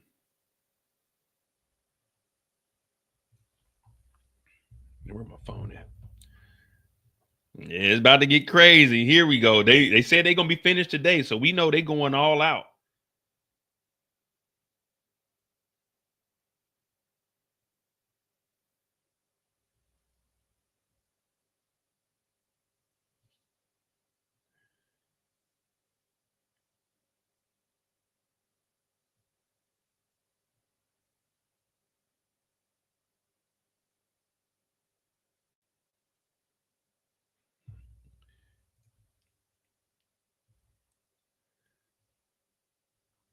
Come on,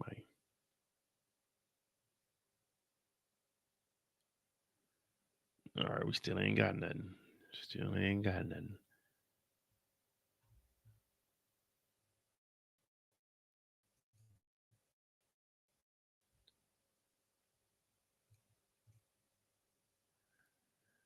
Ever since they put Joe over on New York Times, man, Joe ain't been giving us the up. Joe was trying to write paragraphs. Joe, we need 4 to 5 sentences.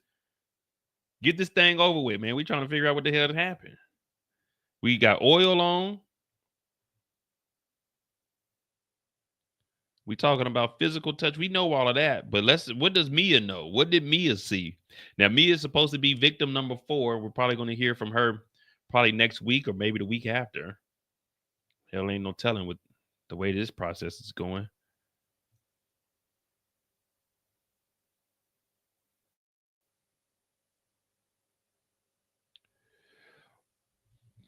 Now, remember last week I did a video where they were talking about. I did a video last week. Remember? They were saying that one of the witnesses, they can't get in contact with her. The lawyers are nowhere to be found. That was Mia. Well, when they drop that subpoena on you, this isn't a state case. This is the feds. When they drop that subpoena to bring your ass in, you better bring your ass in. And I even said in the video, I said, when the feds want you, they going to come and get you.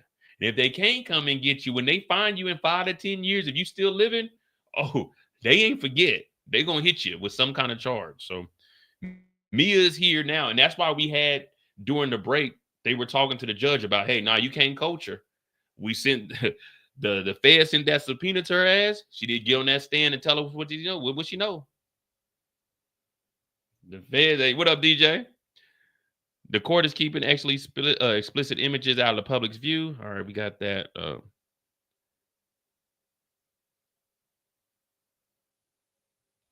This is what they said about. Okay, so they put the binders together. Prosecutors handed out binders to the judge, Sean Diddy Combs' lawyers, and more. The photos were then shown on screens before Cassie Ventura, who is currently testifying, and the jury. The images were not shown on the monitors at the lawyers' tables to avoid any members of the public. So they put them all in the binders. When one of the images of the escort was referenced, Combs leaned across one of his lawyers to get a better look at the images in the binder. Some of Combs' employees quit after witnessing him physically abuse her, Ventura testifies. Ventura testified that early in the relationship, Diddy's security personnel and driver saw him physically abuse her. In the later years, assistant, including one named Mia, witnessed the abuse. Some assistants told her they quit after witnessing it. All right, let's see what.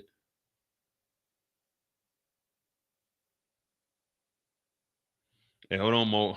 Hold on, Mo, man. We in the middle of a trial right now. If you ask me a question like that again while we're in the middle, I'm gonna hold you in contempt. Mo, you married to Cassie and she just finished her testimony. What y'all talking about on the way to the car?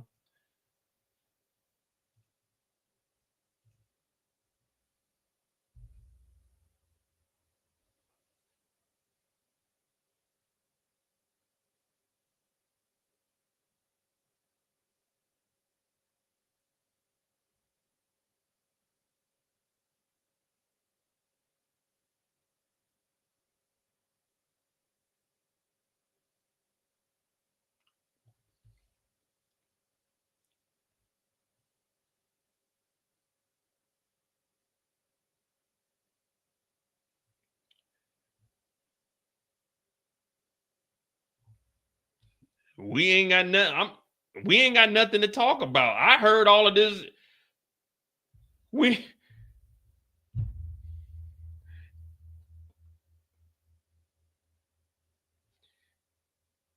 I mean, like, what can you talk about? There's really nothing you can. You didn't tell me about all of this before we got married. I mean, at this point, you're married. Like, what are you gonna do? Leave? But you definitely didn't. You definitely didn't tell me all. You told me about some free calls, but you didn't tell me it was nasty, y'all. But let's continue on, man. Jurors react to images being shown in the court. The jury is now seeing the explicit images taken for some of the freak out videos. One female juror let out a deep breath and rested her hand on her chest as an image was placed on the monitor before her. A male juror looked at the screen at one of the images and his eyes appeared to move away quickly. A different male juror wrote on his notepad, "Reenactment time."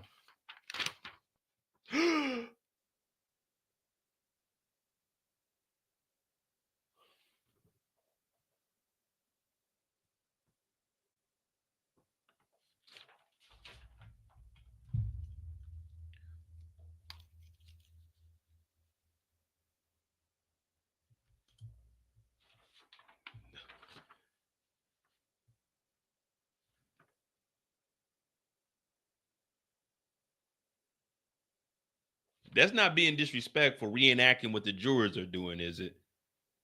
I gotta ask. I know some people feel a certain type of way, but this is what they said. One female juror, so they gave the female juror the image.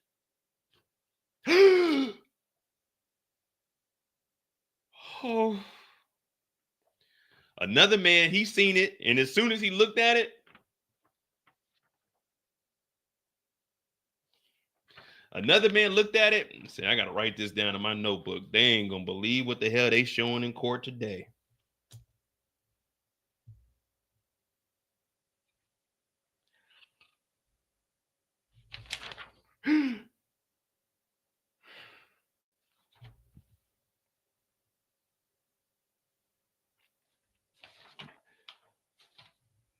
I'm just making sure, guys. That's what they said was going on in court right now. Dog. After all they heard, and we never heard the jurors say anything like that, I guess seeing it is, well, yeah, obviously seeing it is definitely different than hearing about it. Let me see. Emily Johnson said, when did Sean first use violence on you, Cassie? Cassie said, in New York City. We were in a car with a security, and he knocked me around. What did he do? He hit me in the side of my head.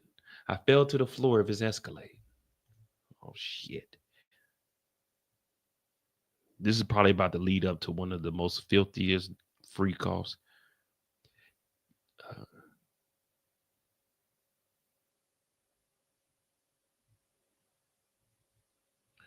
Cassie Ventura sounds and appears weary, even a bit resigned, as she continues to describe the specifics of the freak-offs, along with the frequency of the physical abuse she says she suffered at the hands of Sean Combs. Only at certain moments she analyzes her and Combs' choices and behavior. At the time, does she betray an apparent disgust or shame at the explicit details? Oh my goodness, it's getting interesting. Hit that like button, hit that subscribe button. The court is quiet. The court is quiet. Emily said, in January of 2009, did you attend an event in LA with Sean? Cassie said, yes. Emily said, what happened as you left? Ventura, I've been speaking to a producer about music. Sean called me a slut. I hit him in the face. I had been drinking. Did you see any injuries? No. So Cassie slapped the hell out of Diddy after Diddy called her a slut. Oh my goodness. It's quiet in court right now, guys. I don't know if you ever been in a courtroom. Trust me, I showed you guys my paperwork. I was facing 4 years in Leavenworth. I beat that case while I was in the military. Fed time, not state time. I beat that case. And let me tell you, when you in there and it's quiet and you thinking you about to go to jail for some shit, that's a very scared moment. Now, my charges were nothing like what Diddy got, and I was proven innocent for mine. But let me tell you, 2012, May of 2012, when I was in that courtroom with my dress blues on, with a Fulberg colonel up there, and all the jurors are officers, and I got my lawyer in a regular suit going against the United States Air Force, I ain't gonna lie to you. I was scared as shit. I was fucking paranoid. I couldn't sleep at night. But the courtroom is quiet right now. This shit gets real. We're just waiting on these updates. But you can only imagine what's going through Diddy's mind right now is fuck, it's over. You hear how the jurors are reacting? They already then chose their side. They ain't supposed to. The defense has an uphill battle from here, and actually seeing what was happening during these freak offs, maybe Cassie was willing and wanted to participate in some of these. But some of these photos, it's like, I don't think she was willing to participate in that. Now, we don't know what these photos are going to consist, but once you heard that one of the jurors, that emotion is evolved right now. So even though it's not supposed to be an emotion, but the prosecution is doing their job right now. We ain't taking sides, but this is what it is. But it's quiet in the courtroom. It's quiet because can't no one see anything. They just have to listen to hear what the details are. We still ain't got any updates. Ventura describes physical fights with Sean. Cassie testified that there were times when she initiated physical fights with Sean Diddy Combs, but she never saw any injuries on him after. She said he abused her. She would have to recover for days, usually by hiding out in a hotel room. Anytime he was physical, there would at least be some trace, a bruise or something, she said. Oh, yeah, it's quiet in the courtroom. Come on. Oh, shit. Hold on. Let me not update because I think this is New York Times. If I do that, then they might try to hit me for my one free article a day. Let me see.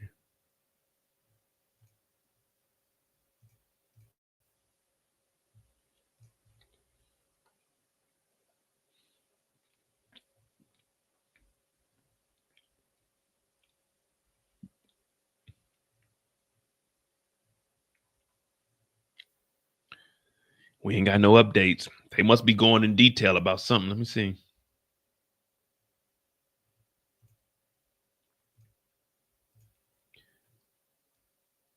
Okay, here we go. Did you see any injuries? Cassie said no. Cassie said, I was on the floor of the car and he stomped my face. Emily said, Cassie, can you explain to us how long did it last? Ventura said, 10 minutes. Then I tried to get away, but Sean's security brought me back. Who? Roger Bonds. What did he tell you? To go to the hotel.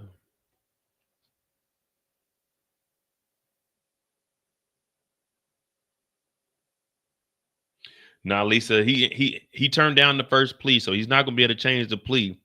Now, later on, they might bring up one once they start seeing if the defense feels like they can't change or do anything, they might present it to him like, all right, look, we'll take the 10 to 20 years.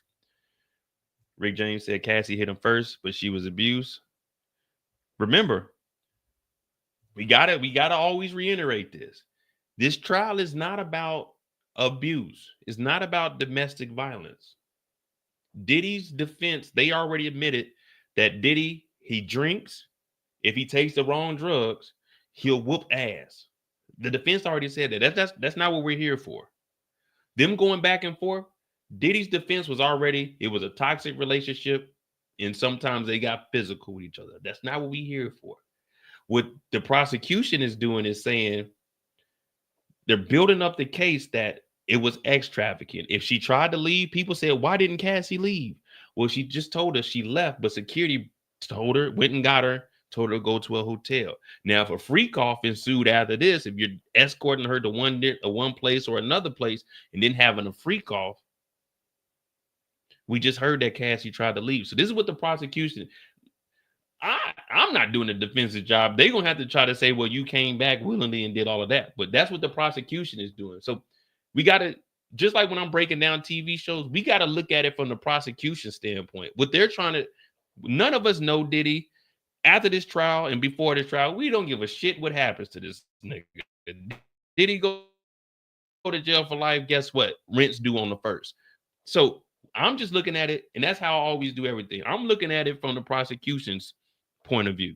You see what I'm saying? Once we get to the defense, we're going to be on the defensive side and look at it like that. But what they're trying to do is show that there was control, show that there was abuse, which led to Cassie being afraid to not do the free calls. That's what they're trying to build up right here.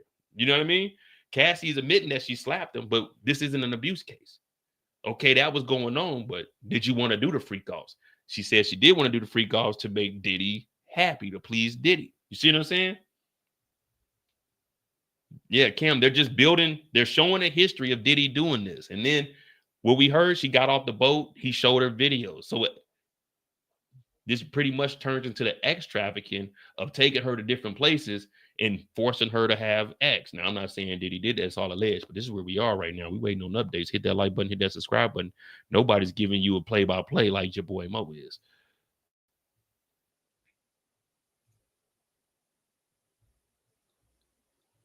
She did say, I might, maybe over the weekend, maybe Sunday, we'll do like just a free live and we'll just have, you guys can come up and talk about it. I'm trying to get this thing rolling because I got to get off, but recounting the first time Sean Combs physically abused her around 2007 or 2008. Cassie testifies that it would happen after she witnessed him flirting with someone else at a group dinner. When they got into his Escalade after, she says, he knocked me around and was just really mean in front of security and a driver. Combs hit her in the side of the head, which sent her flying onto the floor of the vehicle. She says, I was just shocked. And remember, we were talking about the Enterprise? Security was there. Security went to go get Cassie after. I was just shocked. Ventura testifies about the first time Combs was violent with her. She's testifying about the first time. We just read that. She was at a dinner. She saw Combs flirting with somebody else. Another person saw Ventura, had noticed, and she shrugged her shoulders. Oh, another person saw that Ventura noticed that Diddy was flirting, and she just shrugged her shoulders. When they got into the car after dinner, he hit me in the side of the head. Okay, we got that. I was shocked, and I didn't necessarily understand what happened and why he was so angry, except for the little bit he said as he was hitting me in the car. She said, and I just went home and kind of hid out after that. Thank you, Rick James, for that $2. Thank you, brother. You know, we're going to make good do with that $2. You know, no Diddy, no escort. All right, so that's what we got right now. We're waiting on Inner City Press. Is there anything else?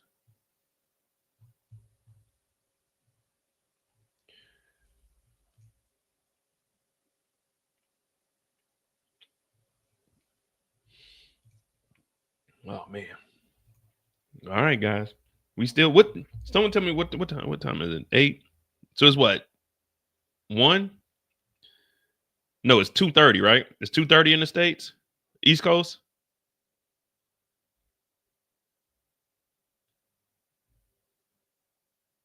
Okay, 2:30. All right, so we got about 2.5 hours till 5 o'clock. So they'll probably keep Cassie on here, one more break, and then the defense might take the last hour. 1:30 Central. Okay, we're at. Okay, here we go.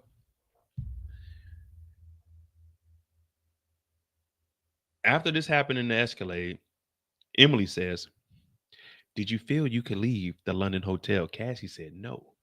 I understood his capability, his access to guns, the threats he made. When you were taken to the hotel after the assault, no. Okay, so she didn't see this after they went to the hotel. She just knew he was capable of having access to guns and threats he made. Remember when we talked about the feds?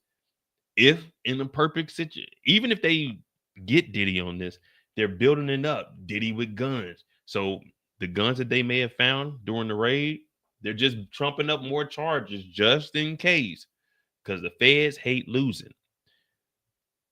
Okay, and then Emily said, did you know that this assault incident was reported? I know there was a blind item on the internet without our names. Emily said, who raised the blind item to you? Cassie said, my mother. Objection, Your Honor. Objection. And where are we going? The judge says, overruled. Emily said, you're not for the truth. The judge said, overruled. Stand down, defense. Okay, here we go. That's what I'm talking about, defense. Stand up. Oh, yeah. We waking up the jury now. Who raised the blind item to you, Cassie? My mother. Objection. Defense. I told you guys yesterday about this. Let's keep it calm. Keep it cordial. Civilized in my courtroom. Overruled. Emily said, not for the truth. Oh, here we go. Here we go. The defense is waking up. But remember, the defense over the break, they said, we got to change up how we're going to approach this. We didn't know that Diddy was going to talk bad about Diddy.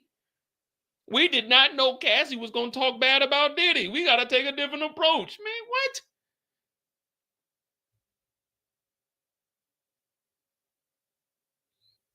What you mean we didn't know that Cassie was going to testify this way, man? We all knew Cassie was about to get up here and make Diddy seem like a piece of shit. Come on, New York Times. Y'all need to keep up.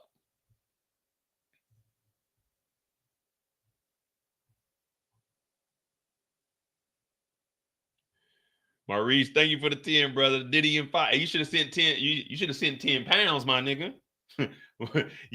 I know you got 10 pounds from London. Y'all forgot my dog Maurice was out there in the UK. I know you still got 10 pounds. You could have sent 10 pounds on over here. Make it an even 20. Diddy and 5, yeah. Diddy and 5 charges. Guilty. Diddy and 5. But when we get on the defense, we might change up our tune. We don't know this nigga. All right. Yeah, you move to New Orleans, you can bankhead bounce or whatever they do down there. Don't be Diddy bopping down there.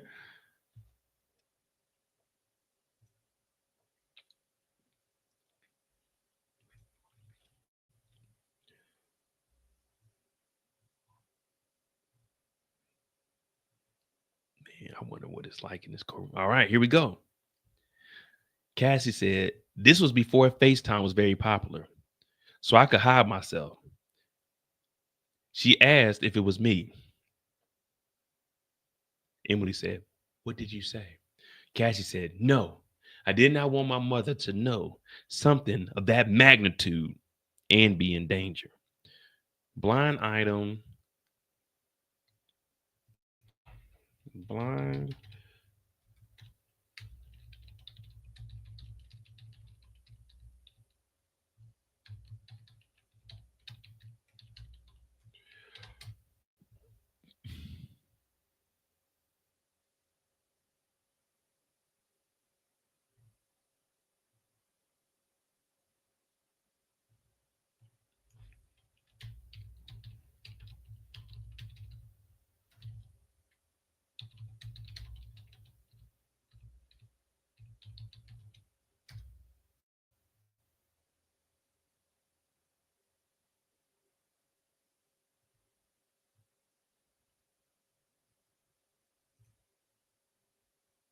Oh, here we go. An alleged SUV assault in 2009. The incident was described where Combs was allegedly threw Cassie on the floor of an SUV. 2009. If anyone can find me an article or find this blind item in 2009, let's try to read that and see what that is.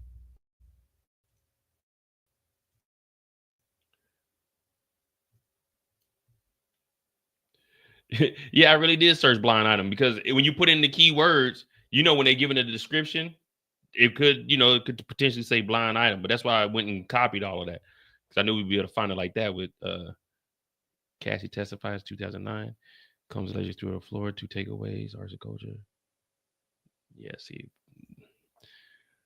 You gotta use your resources. With all of this AI technology, you just put it in, it'll do all the work for you. All right, 23 seconds ago. Let's get back to the courtroom. When you went to a party with your girlfriends, what happened? Cassie said, I saw an executive from BET. Then I heard that Sean was there. Emily said, what did you do? Cassie said, I left. I ran out as fast as I could. Why? I thought he was angry.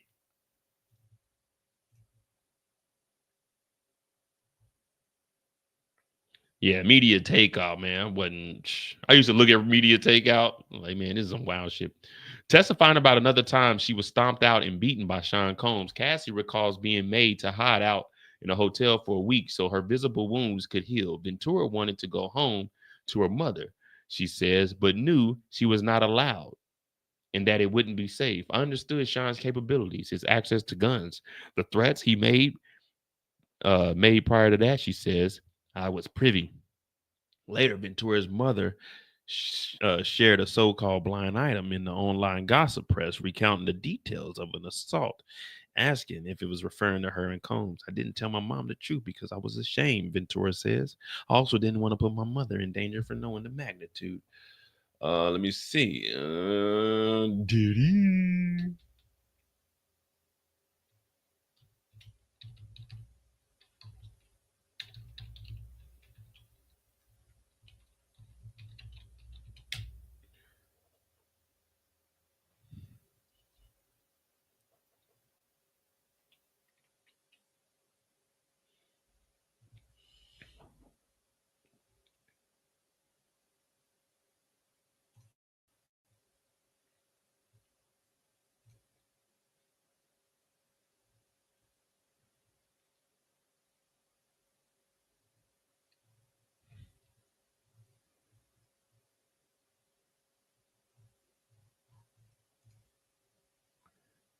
Didn't tell my mom. Didn't want to happen. Home security. Okay, here we go.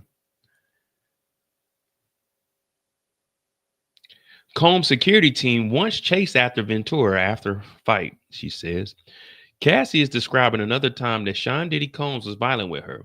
She said that after a party at Los Angeles club, Combs called he names. What? I guess Combs called her names, called me names. Ventura said she drunkenly punched him in the face in response. Oh, this is when he called her an alleged slut. Ventura said she drunkenly punched him in the face in response, was prompting Combs to beat her, stomping her on her face as she lied on the floor of the escalator. So that's what we just got.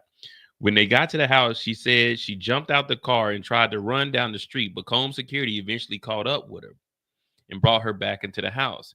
Ventura said that she finally looked at her face when she was at Combs' house, and she didn't recognize herself, just knots and bleeding, swollen, everything. I looked horrible, she said.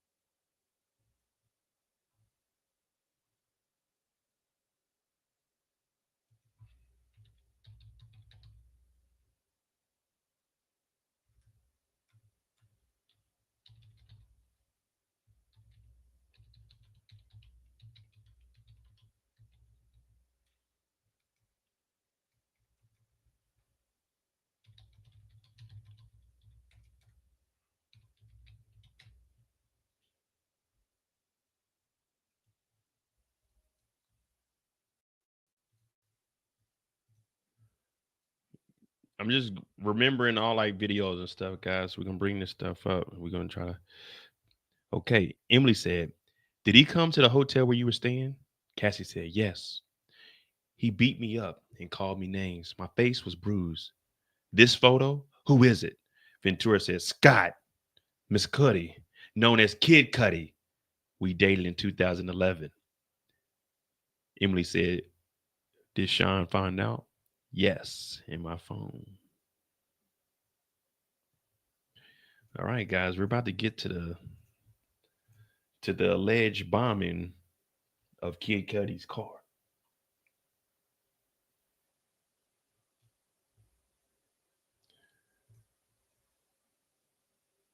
Here's this video of Cassie up under a blanket from Diddy. I don't know what year this was.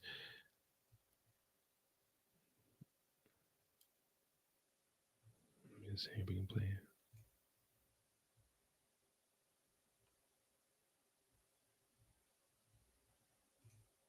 What? What you got to say now? What? What you got to say now? What you got to say now? You ain't got shit to say. When you put your girl on the snap. What? What you got to say now? What? What you got to say now? What you got to say now? You ain't got shit to say. When you put your girl on the snap. There's a longer video where he's doing a little more talking. But now when you look back at these videos, he was beating the hell out of Cassie.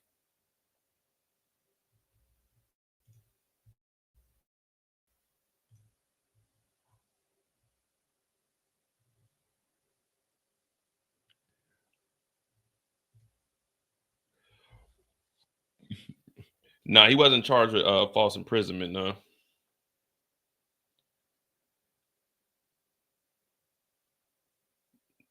I seen you say there's nothing in concrete. Mo, we got multiple freak offs, multiple cities with one of these 13 individuals. There is concrete evidence. Now, all they got to do is the defense got to prove that Diddy didn't pay for any of this.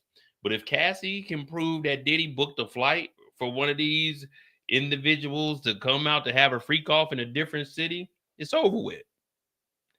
There's at least one charge that they can get, and that's the transportation to engage in prostitution. That's one charge they can definitely get out of this, regardless of whatever else happens. They could definitely get that in there. But we got to see what the defense got.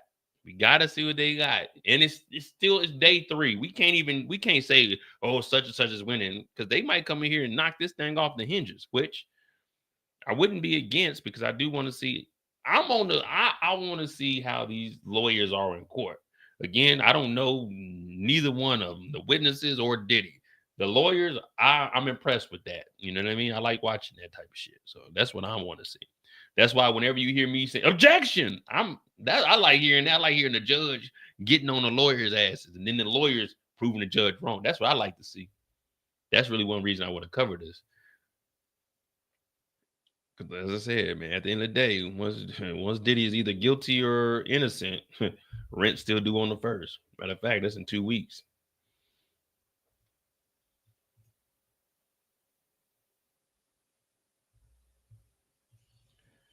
But yeah, let me try to find the.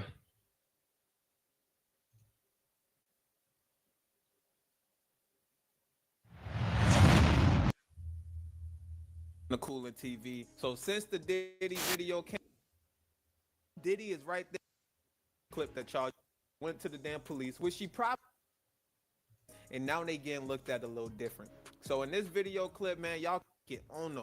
And this is just, man, they've been 5-2. You should not have trying to hide all that to kill under this devil.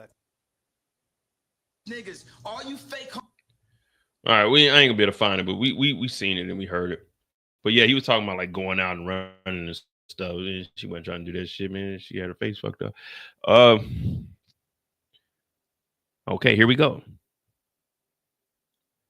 Now remember, the last thing they asked was about Kid Cudi. Did Sean find out? Cassie said yes in my phone. Ventura said, Sean went through my phone doing a freak off. He found an email. Emily said, about what? Ventura said, taking my toiletry bag to Scott's the next day. Sean put a wine opener in his hand and threatened me. I called Scott on the burner phone. Where did you go? Damn, Kid Cudi was risking his life to mess with Cassie. Attractive. Not worth it. Ventura said, I went to Scott's house. Then I talked with Capricorn Clark, one of Sean's assistants. Who the fuck is Capricorn Clark? Emily said, and then what?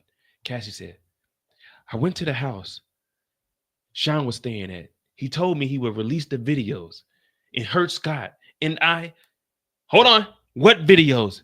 Cassie said, the freak off videos of me. Oh, shit. So then Diddy went over to Kid Cudi's house and blew that motherfucking car up. Cassie says she met with the singer and rapper known as Kid Cudi, born Scott Muscati, around December 2011. She was on and off with Sean Combs at the time, Ventura says, and she began dating Muscati. During a freak off with Combs soon after, Combs saw emails that detailed Ventura's new relationship, causing him to lunge after her with a wine bottle opener. Ventura managed to escape unharmed, she says, and went to another hotel where Kid Cudi picked her up. Ventura says she kept a secret burner phone at the time to communicate with Kid Cudi.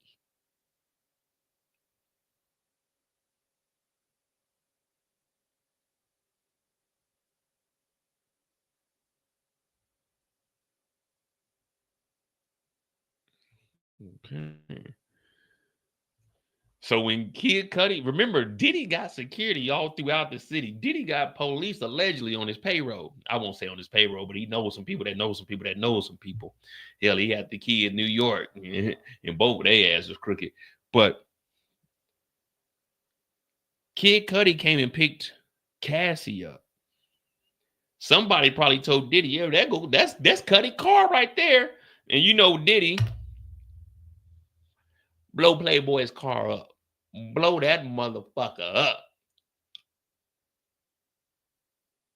Like, damn, Diddy. Kid Cudi ain't did nothing. Kid Cudi made a song called Day and Night. I toss and turn. You know what I'm saying? A lonely stoner. Come on, man, it's Kid Cudi. Of all the niggas you want to, Kid Cudi is, man, that's one of the weakest niggas. No disrespect, Kid Cudi, but that's one of the weakest niggas out there. To blow up Kid Cudi's car is ridiculous. Now, this is all alleged, but Kid Cudi did confirm his car got blown up while he was dating Cassie.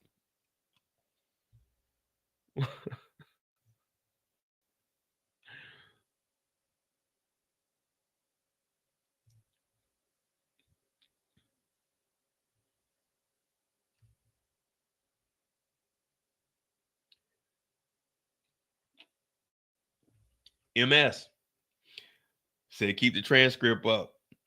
We can hear you without the Zoom interview. Hey.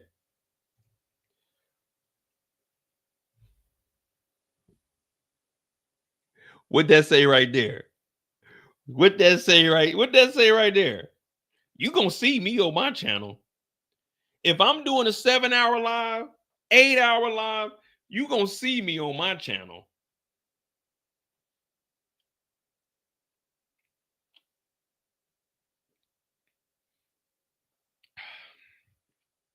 We got Inner City Press on Twitter.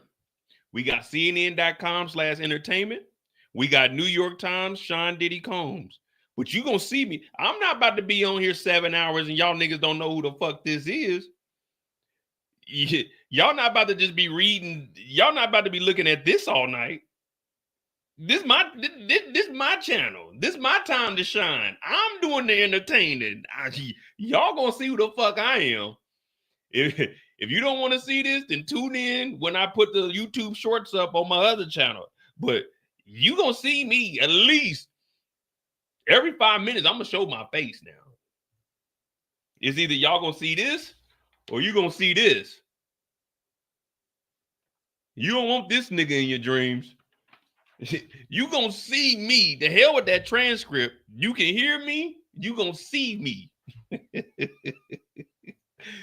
I'll try to keep it up longer, but whenever, like, I'm not just trying to have it here because there are some people that are watching, and you know, we lose our attention span. And if I just keep it on here, people are like, man, I'm not watching this shit, man. It's just boring. You know what I mean? But anyway, Ventura says she didn't have the resources to leave after Combs beat her. Cassie testified about what happened after she and Sean Diddy Combs got into it and he beat her following the Los Angeles party. Wait a minute. Okay, we already went over this. This is leading to the Sean's capabilities and access to guns. So, all right, we already read this, though. CNN's just, they giving us their own little catch up.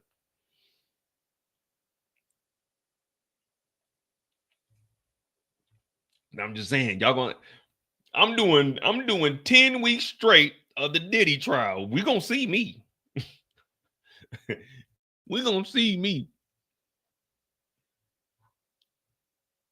All right, what else do we got in the phone? Where did you go? Okay, here we go. Cassie said, I sent the email to my mom in Capricorn, Clark, from my flight to Boston and Connecticut. Johnson said, what did you write? Cassie said that Sean said he would release the tape of me on Christmas. And he'd had Scott and I hurt. He said he would be out the country then. Emily said, what are those photographs, Cassie? Cassie said, my mother took them there in Connecticut of the bruises on my back. Okay. Were you entirely honest with your mother about the abuse, Cassie? Cassie said, no. I said, this was the first time. Emily said, did you tell her about the free calls? This is for MS. No. Cassie didn't tell her mother about the free calls, but her mother documented the bruises on her back, MS.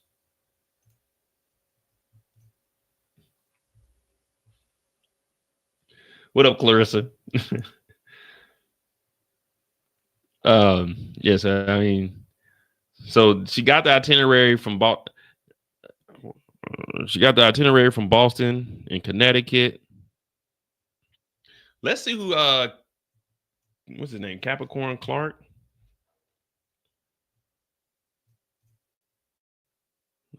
see what Capricorn Clark is.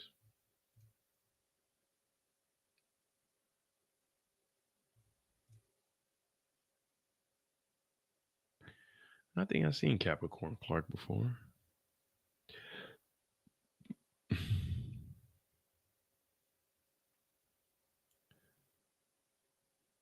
Capricorn said, don't take the path of the wicked.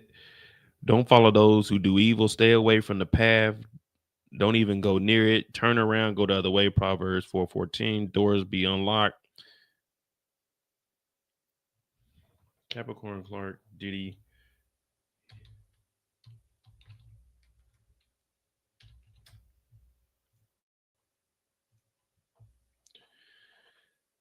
All right. Ventura describes another incident of physical violence. Sometime during the first half of the relationship with Diddy, Cassie and her friends went to a party at Prince's house.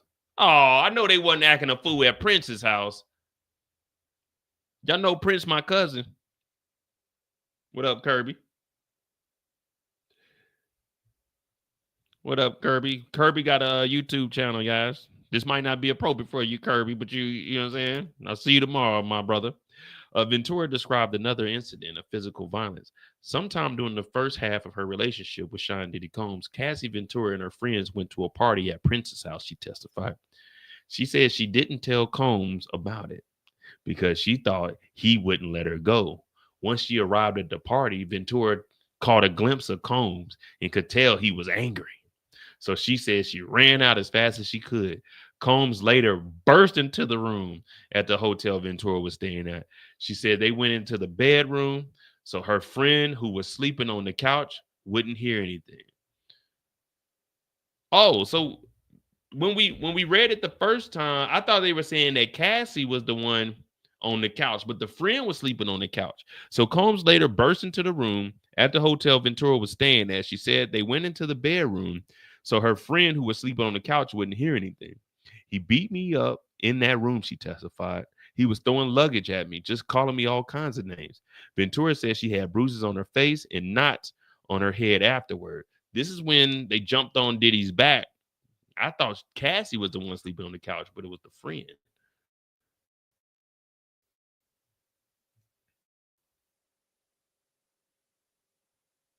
Kirby has seen worse.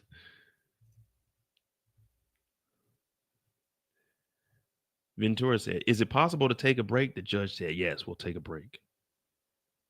All right, guys, we got a break.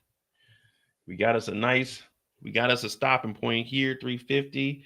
That was about an hour, a little bit up under an hour. So it looks like the prosecution is going to take this last hour to finish up throughout the day. And from there, we'll have the defense probably tomorrow morning. Well, wait a minute. Never mind. The defense might get the last hour. It's 3 o'clock. Yeah, we got 2 hours left. Sheesh. All right, hit that like button, hit that subscribe button. Yeah, we got 2 hours left, so they're probably gonna take a little 10-minute break. But in 2011, hold on. Well, let me read this first. In 2011, Ventura emailed her mom saying Combs had threatened to release tapes. The jury is now being shown an email Cassie sent to her mom and one of Diddy's employees in December 2011. December 6, 2011 is when I went to basic training in the world's greatest United States Air Force. The email says that Combs had threatened to release explicit X tapes of her, including one on Christmas Day.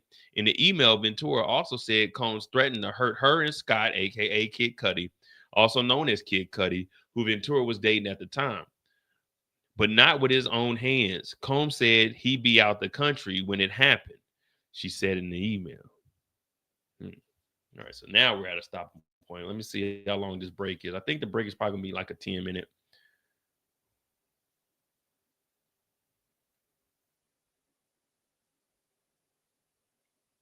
Yeah, so there we go. We're at a stopping point.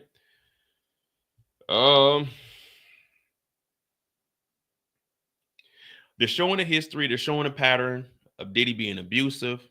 What this is building on, we already know how some of the jurors, well, they mentioned 3 of them. we know how some of the jurors are feeling about the situation. So showing this pattern is going to get to the point where some of the jurors are looking at, yeah, maybe in the beginning she was with the freak offs, but after that, it seems like she was trying to get away. But every time she tried to leave, security was after her. Remember yesterday she testified that she didn't own anything. Diddy had the cars, Diddy had the apartment, Diddy had his own key. Whenever she would get in trouble, they would take the things away. So the prosecution is showing that Diddy had so much power, Cassie did whatever Diddy was telling her. And the abuse that we're seeing is why Cassie went along with everything that they're saying that Diddy allegedly did. Well, I mean, it ain't alleged. We know what he's doing these freak offs. But you see what I'm saying? The prosecution, they're just building like, hey, Cassie feared for her life. Cassie got whooped on. We know Diddy said that he was whooping on her. He ain't on trial for assault or violence, domestic violence. But he had a pattern. What we're seeing, that video, there was a freak off. Diddy got mad, abused her. She tried to run away. What happened? She got beat. You see what I'm saying? So she ran away from a freak off in the hotel. He chased her down. So now the jurors are seeing this and they're hearing all these other stories. It's like, damn, well, how do we know that she, after all these years, how do we know she was a willing participant in all of this? You know what I mean? And then we got stories of her blacking out, the driver giving drugs. Now, we don't know if the driver did, but that's what she's saying. Unless the driver gets up here and says that he didn't do it, then we got to go with her story, because everything she put in that lawsuit in 2023, we've seen play out in these videos. We starting to see text messages. We're starting to verify everything that Cassie is saying. So the defense, I don't know what angle they're going to take or how they're going to do this. It's going to be interesting because they are going to pick apart some of the stuff. It isn't going to be flawless for the prosecution. It definitely isn't. But we gotta wait and see how this plays out. Are they going to get into the details of Kid Cudi's car blowing up? That's going to be a whole alleged thing. Arson is in the legal filing, but it isn't part of any of the charges. Unless you're going to put it up under the racketeering. If they can prove that Diddy did that to the car, then that arson will fall up under the racketeering, committing the crime through the enterprise. You see what I'm saying? Because we know Diddy is not smart enough to make a car bomb. So it had to be some nigga he paid. But that's where we're at right now. We got a little stopping point. I don't know how much time they are stopping for. Ventura asked for a short break. She's been testifying. So that's where we are right now. You know what I mean? But remember, he's not on trial for whooping on Cassie. Not for, like, they're just, and with her being pregnant, I will say everything that Diddy did that we heard about, terrible. There's already no coming back for that. But we got to be non-biased because we can't do that. But Cassie being up there, being pregnant, and then talking about all of this, and then them seeing those photos, he's gonna get hit with one of these charges. Now he may beat, maybe he can beat the ex trafficking, but I see that being hard because it's kind of like the ex trafficking is low key tied into transportation to engage in prostitution. Like, you're flying out these escorts and paying them for the prostitution, but that's still sex trafficking. You flew someone out to have sex. You see what I'm saying? So it's kind of like those two charges got the ex trafficking charges tied into it. So if you get hit with one of those, then you're gonna get hit with one of the ex trafficking. You see what I'm saying? And then if they can tie any of that into Diddy's entities paying for it, then that's where the RICO is. So the feds are, I'm not saying the feds are playing a dirty game. They playing it by the rule book. It's written in the white and black, not the black and white, the white and black. Because it was the white folk that wrote these laws. But hey, man, when you got all this power, this is what Kanye say, no one man should have all this power. But this is a stopping point. Hit that like button, hit that subscribe button. We're going to be back. We got 2 hours left. Cassie on stand, Diddy daily, day 3 of court. Cassie on stand, day 2. Prosecutor said they're going to be done with Cassie today. We're going to see where we're at. We got us a nice little stopping point. Let me go use the bathroom. You guys do what you need to do, and we'll be right back. See, there's a difference between having people flown out. You can fly somebody out. But if you, like, if somebody was to come and visit me from the States, They came to visit me. I didn't fly them here to have X. I flew them here to enjoy Europe. Now, if we have X as consenting adults, that's okay. Now, if they fly here and when they get here, I pay them €100 to have X with me, then yeah, I'm committing a crime. But if you come over here, we enjoy Europe, we go somewhere, we go see Paris, bonjour, be we. We go enjoy that. We go up the Eiffel Tower, and at the end of the night, we have us a romantic evening. That ain't X trafficking. That ain't engaging in prostitution. That's us consenting adults having a good time. But if you like, man, I'm gonna fly you out here, how much it is for that box? Then your ass is going to jail if motherfuckers want to say some shit. And then also including, we ain't whooping nobody's ass. When she come over here, I might slap on the booty, but that's a whole different story. That's consensual. That's not me putting foot to face in an Escalade. You see what I'm saying? So you can fly somebody out. And don't be, yeah, girl, you know what I'm gonna do with you when I see you, I'm gonna tear that shit up. Yeah, y'all can have those conversations, but I think at this age, it's kind of fucking whack. It ain't like we in high school or anything. If you're a high school student, don't even be Xing each other. Like, what they call it, sexting? Yeah, don't even do that because your ass going to jail. Somebody parents find that out, they under the age. Oh, yeah, you might be 16, she might be 16. You just sent the meat picture, you going to jail, little nigga. They don't care. And then you're going to be screwed for the rest of your life. But we had a stopping point. I'll be right back.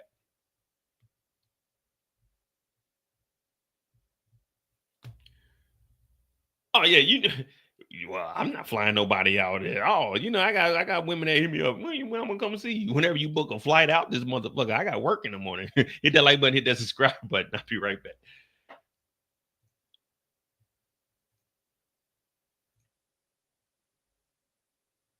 Here you go, MS. You can keep this up on the screen right here.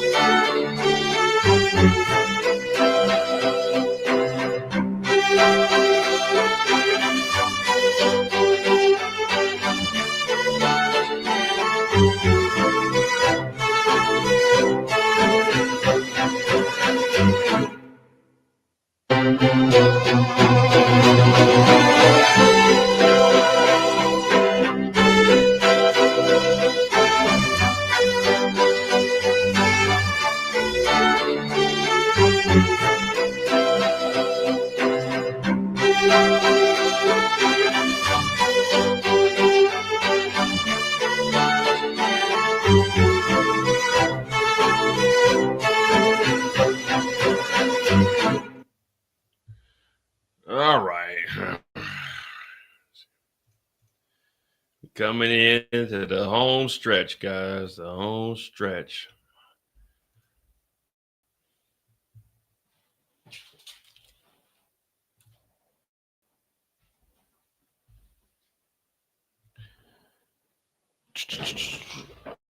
Oh boy.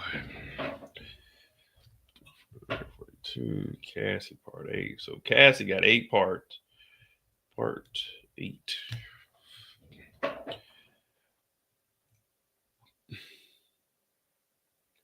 All right, it says they're back.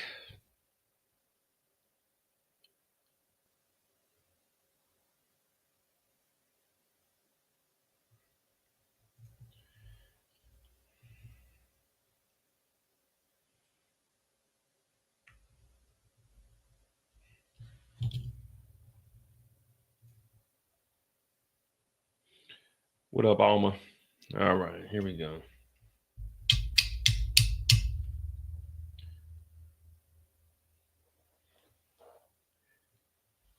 Inner City Press on Twitter says 3:09 p.m. They're back. Judge, Miss Johnston, any estimate?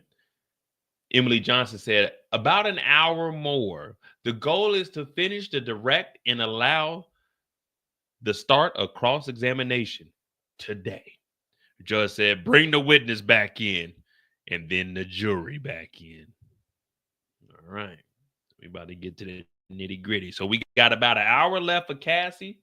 And then from there, we're going to go ahead and bring the defense in. Now, I don't know how the defense is going to approach this, but this is where we at.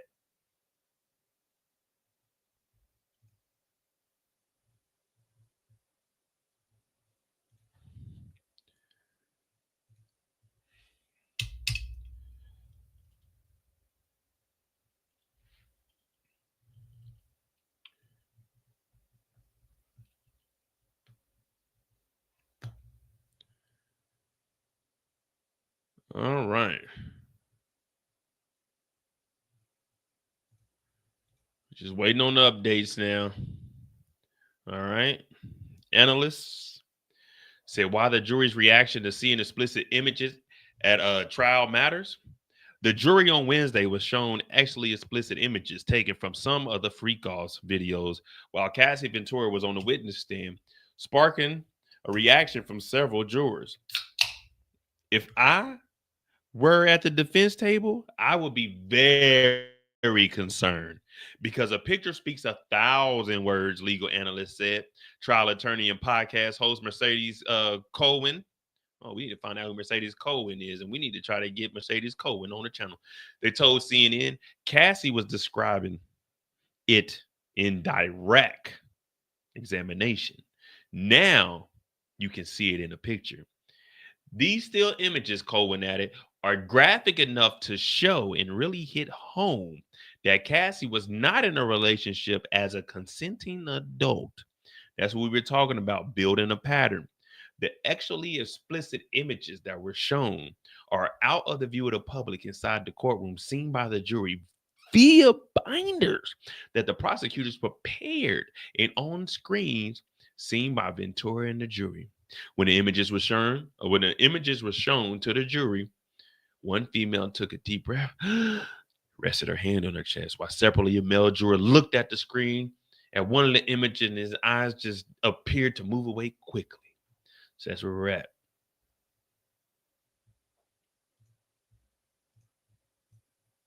We got a live update. The jury is back after a short break. The jury is back in the courtroom after taking a quick break. Cassie Ventura will continue her testimony soon. Now, we got about an hour left for Cassie. And then the defense will start. So that'll put us like at 4 o'clock, 4:15. We'll probably take another break at 4 o'clock, 4 o'clock to 4:10. Defense comes on 4:10-ish till 5 o'clock. Now, remember, the defense probably ain't about to be super aggressive today because they'll probably take their time Thursday and Friday. And then the prosecutors to get their chance back on Monday to, go against everything. And then we'll figure it out from there. But it looks like Cassie will have one more hour. Will they get into the car exploding? We'll see. In the courtroom, Cassie, her husband Alex, and Sean Combs are and Sean Combs are an uneasy trio. While Ventura never seems to look at Combs, preferring to stare at the prosecutors into space or down at the table in front of her, Alex occasionally turns to look at Combs across the aisle before turning back to his wife on the stand.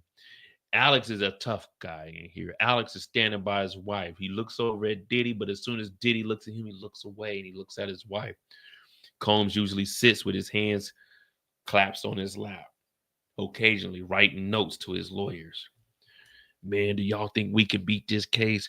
Man, it's getting ugly. Why did we turn down that plea deal? When photos of Ventura's bruises were shown on the screen, he briefly rubbed his eyes. He shook his head at once like he trying to act like he ain't see it. Like, nah, Diddy, look at it, nigga. They should have had somebody over there. Open your eyes, nigga. Diddy over there. I ain't see nothing. Diddy did. I ain't see nothing. I ain't see nothing. So Diddy, he wiped his eyes and shook his head at once. The jury, meanwhile, has maintained its best poker face, especially while looking at still images from the free calls. Oh, it's quiet in the courtroom now. Cassie is sitting down, all rise for the jurors. Now us, the Moettes, we in here and we looking. Yeah, but we ain't got nothing to do with this trial. We ain't got nothing to do with this. We are hands off. All we are doing is reading what's happening, giving these updates. But it's quiet in the courtroom. Diddy's writing notes to his lawyers. Man, I ain't gonna lie to you. The food's terrible, man. After this, don't send me back to my jail cell, man. Can y'all bring me some hot fries? I definitely need some hot fries. Everybody loves hot fries.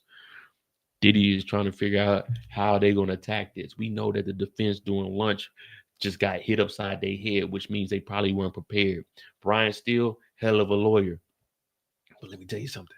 You need more than like 2 weeks to get in here and prepare for this because the defense is saying they don't know how the hell they're going to attack Cassie right now. We're just waiting for updates. I'm trying to fill you guys in on what the defense might be doing in like an hour. I don't know because they don't know. They switching everything up. At first, we were going to attack with A, and then we were going to swing around and do C, and then double back for B. But guess what? B, C, D, E, F, G, all of that's out the picture. We got to go A to F and then F to Z, but Z back to E because we may have missed something. But right now, the defense is in shambles. We're waiting on these updates. It's quiet in the court. Cassie won't even look at Diddy. It's despicable what he's done to her. But he's not on trial for DV. He's not on trial for abuse. He's on trial for ex trafficking, 2 counts. He's on trial for transportation to engage in P2, 2 counts, and racketeering with his enterprise. So right now, we're just hearing what Cassie got to say. It ain't up for the defense to prove that all of this happened. It's up for the defense to prove that it didn't happen. That's all it is. That's all it is. And we're going to see if Kid Cudi's car was actually blown up by Diddy. It's all alleged. All right.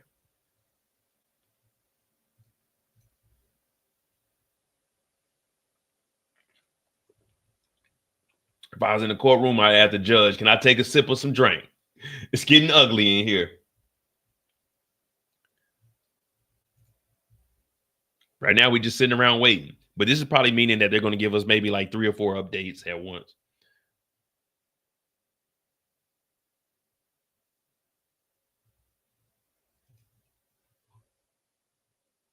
Yeah, we're just sitting around, man. I'm trying, guys, but there's a lot of free time that I got to try to.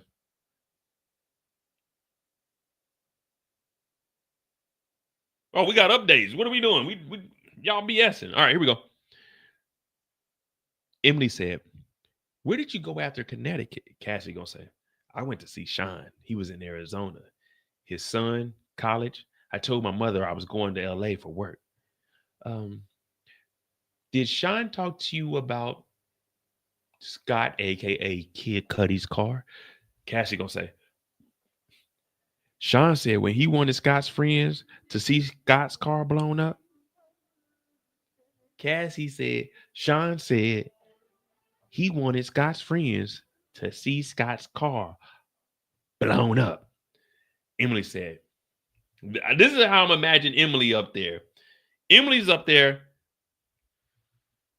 So what happened next, Cassie? Cassie said,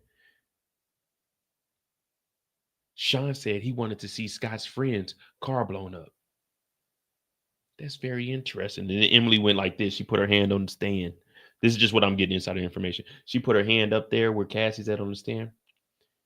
And Cassie, tell me what happened next. Cassie said, we met. Sean, Scott, and me. Scott said, what about my vehicle? And Sean said, what vehicle, nigga? He didn't say nigga. And that was the end of the meeting. Emily said, put the photo up real quick. What is this? Cassie said, me and Sean Kingston in Jamaica for Sound Clash. So Diddy, according to this, they had a meeting after the car blown up. She said that Diddy said, I want this nigga Kid Cudi's friends to see his car blown up. Guess who Kid Cudi was signed to at that time? Mr. Day and Night was up under Kanye. We know Kanye wasn't really fucking with Diddy from what he's been saying. So they had a meeting, and this meeting was this long. Hey, Diddy, what about my car? That nigga Diddy said, what car, nigga? And that was it. So the car had blown up. They had a meeting. That nigga was like, hey, man, what's up with my car, man? What we gonna do? That nigga Diddy said, what car, nigga? Kind of like Debo. God damn. This nigga Diddy different. This is all alleged. I don't know if they got proof or anything. All right. We met, Sean, Scott, and me. Scott said, what about my vehicle? Sean said, what vehicle? And that was the end of the meeting. Put up this photo. What is this? Me and Sean Kingston in Jamaica for Sound Clash. A clash. Emily said, were you bruised? Cassie said, yes. Emily said, and in this photo, what is this? Cassie said, this is me in Sean's bathroom, September 18, 2015. Emily said, what were you doing there? Cassie said, recuperating from being beat by Sean in Las Vegas. Cassie then went on to say, we were having an after party in our suite. I talked to a producer and Sean tapped me on the shoulder, called me into our room and beat me, kicked me as I tried to hide behind the toilet. Emily said, what stopped you? Cassie said, D-Rock and James came in.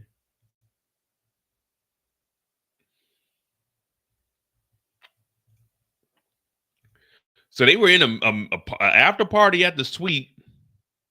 We know Diddy be having after parties at the suite. He told Kevin Hart, don't sit on the bed.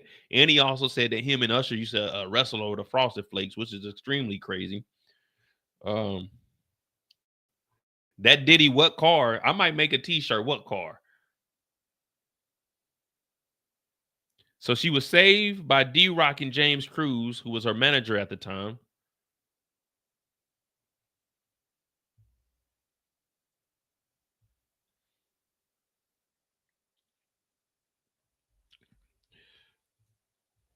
You already know, like, we just waiting on these updates. My bad, MS. I'm sorry you don't want to see my face, but you already know there's about to be a lot of memes on the internet right now. They about to put Diddy's face on Debo, and you already know. And they're going to show Kid Cudi, man, what about my bike, man? He's like, what bike? They about to put Diddy's face on Debo, man. You already know the internet doesn't care. The internet doesn't care about this trial. The internet doesn't care about what the hell Diddy done got into. As long as you got something to laugh at, that's all the internet wants. And y'all know we're about to see it. I guarantee before we finish this live, I'm going to find somebody that got Diddy's face on there talking about what car, nigga. You know they making it right now. But let's continue on. The jury has shown a photo of Ventura with a black eye. The jury has been shown photos of Cassie with a black eye, which was mostly concealed by sunglasses. The photos were taken in Jamaica in 2013 and 14. So that's where we just seen she was with Sean Kingston. Was it Sean Kingston?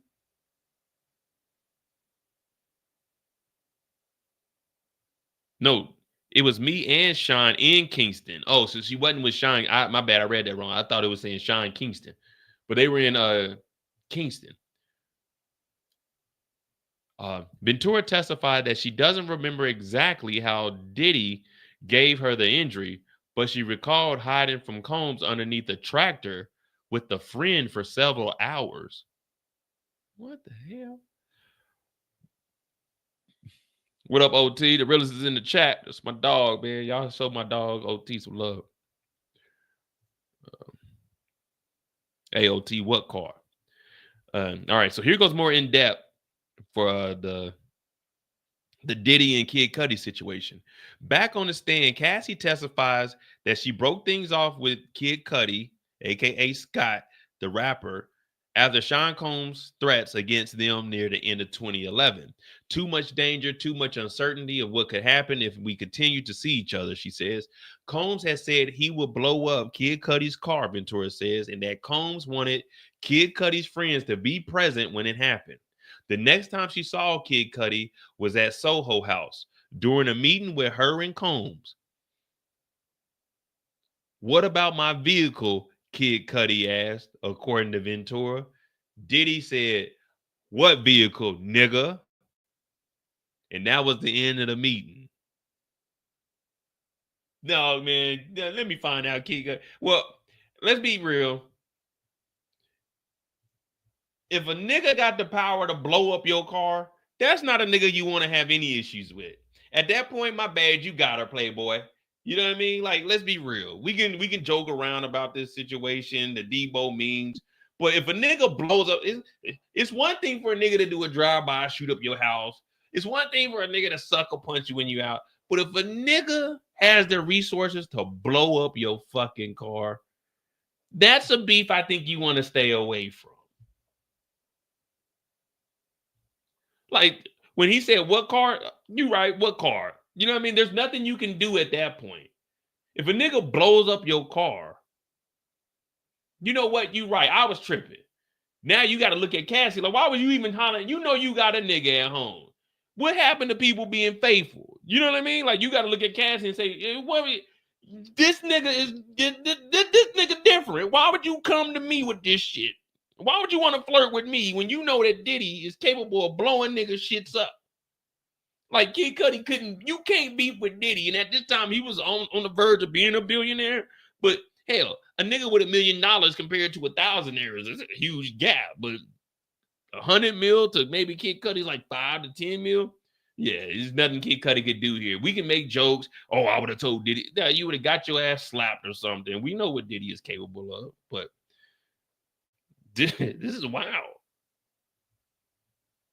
Yeah, Kendall. Yeah, what vehicle, Playboy? Shit, you right. I ain't had no vehicle. I like walking. The prosecution is not following a linear timeline in asking Cassie about her relationship with Sean, while the government lawyers seem to be establishing litany of various moments when Combs demanded specific actual scenarios or was physically abusive. Sometimes linking the two, they are moving quickly back and forth across nearly 11 years. The pair were together. Again, we're just building a pattern. What vehicle? And was into that. After one instance of physical abuse in 2015, Cassie says Combs told her to put on more makeup because he didn't want one of his sons to see the bruises on her face while she was staying at Combs' home. And the sons are in the gallery right now, the peanut gallery.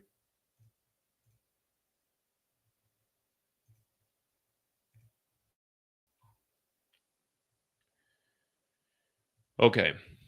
Were these all the times he beat you? Cassie said, no, there were more. Emily said, with who else did you see Sean be violent? With who else did you see Sean be violent? Cassie said, I saw him drag an assistant out of the bed. I saw him punch Eli in his head one time in Turks and Caicos. He dragged a person. Who the hell is Eli?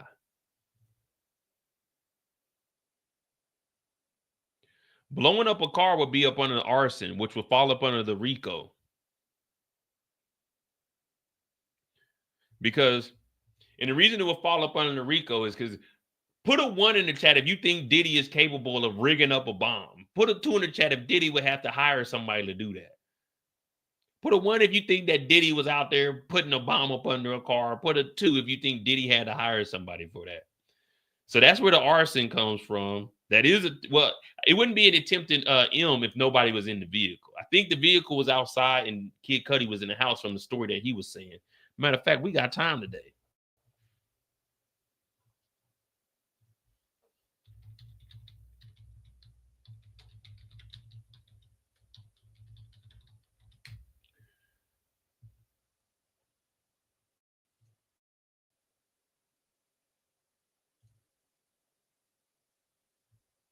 Even Boosie said if Diddy did that. Kid Cudi, let me see. Let me find an article. This is Rolling Stone, and then we'll get back to it. Kid Cudi's car arson, new details revealed in the fire report. So there was a report. Prosecutors accused Sean Combs of being involved in a vehicle firebombing that appears to align with Kid Cudi vehicle fire listed in newly unearthed report. Oh, come on, Rolling Stone. Okay. The alleged arson of Kid Cudi. Come on, Rolling Stone. Let me get one article. The alleged arson of Kid Cudi's car, first described in Senior Cassie's lawsuit against Diddy last year, seemingly alluded to the criminal indictment that Combs announced last week, has been corroborated by Los Angeles Fire Department. Reported and obtained by Rolling Stone. The newly unearthed report says Kid Cudi was the owner of a Porsche that was set on fire by an incendiary device on January 9th, 2012 at a Los Angeles address connected to Kid Cudi through public records. The report says that the fire was reported at 10:50 in the morning, with the damage estimated at $10,000. The cause of the ignition was listed as intentional. The report makes no mention of any suspects in the alleged arson purportedly was carried out in the broad daylight. An official with the fire department in 2012 confirms to Rolling Stone that the fire was called in and a woman at the home spoke with the fire department. The official recalls inspecting a fire-damaged luxury vehicle and said it was not engulfed upon their arrival. In the lawsuit filed in November, Ventura alleged that when she tried to move on from Combs and had a brief romantic relationship with Kid Cudi in 2011, Combs found out and told her that he planned to blow up Kid Cudi's car in his driveway. In a statement to New York Times in November, Kid Cudi confirmed Ventura's account, saying his car indeed exploded. This is all true, he said. There is no allegation that Mr. Combs was involved in these actions or directed anyone else to take them. Combs' lawyer, Mark, said. Now, this is Mark and Philo. I can't pronounce his name, but this is the lawyer that left Diddy's case.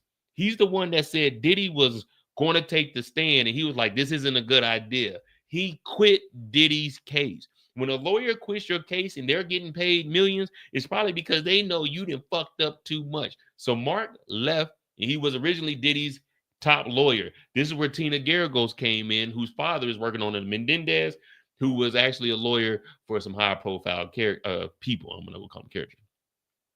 It's clear the government doesn't know who set the fire of the vehicle as it relates to Mr. Combs, who denies any involvement. Last week, prosecutors seemingly gave new details to the alleged arson without naming Kid Cudi in their indictment or court filings opposing Combs' release on bail. In a letter to the court filed September 17, 2024, they alleged that co-conspirators acting on behalf of Combs set the fire to an unidentified person's vehicle, slicing open the car's convertible top and dropping a Molotov cocktail. So it was a Molotov that they dropped in there. It wasn't actually a bomb. But in early January 2012, they said multiple witnesses could testify that Combs allegedly bragging about his role in destroying individual one's car. So they cut the rag top open, threw an incendiary in there. Molotov is just a bottle, some kind of alcohol in it, some kind of, probably liquor, probably a bottle of Ciroc. That would have been very, very stupid if they would have had a bottle of Ciroc with a, say, the talent. But they caught this car on fire. The fire department confirmed it. Now, they said they got witnesses that were hearing Diddy bragging about it, but that's neither here or there. Diddy's different. You can't be, and this is at 10:53 in the morning. Diddy's not about. Diddy's a noticeable person. You not someone else had to do it. But let's get back to the case. Here we go. We still need to find out who Eli is. Cassie said, I believe we had a freak off in Turks and Caicos. Well, shit, that wouldn't be unbelievable. Emily's gonna say, what floor did you live on in 875 Comstock? She said the 17th floor. Did a friend stay with you? Cassie said, yeah. Sean came and held her and threw her on the patio on the furniture out on the balcony. Damn, you're on the 17th floor.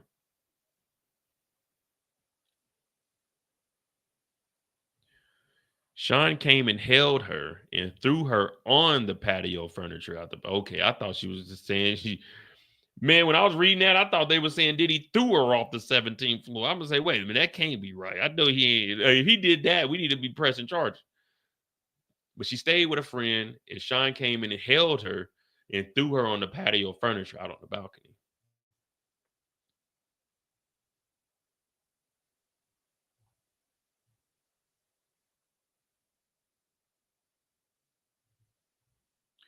Cassie recalled, so they just flying through it. They just bringing up all these incidents. Cassie recalls when Combs' security guard cried after seeing her injuries from beating. Cassie is now testifying about an altercation in 2015 in which she and Diddy, she said Diddy beat her in Las Vegas hotel while she hosted a party in the adjoining room. He punched me, kicked me. I was trying to run away. I made it to the bathroom. So we went over this one, but this is a little more in depth. She said, describing how she tried to hide underneath the toilet to get away from him. Members of Combs' security and management teams finally came into the room to end it, Ventura said, describing how she had black eyes and a golf ball sized knot on her forehead. She said that one of Combs' security guards started to cry when he saw her. Ventura said she had to stay at Combs' home for a little less than a week to recover from the injuries. Combs' son was also staying in the house with Ventura at the time, she said.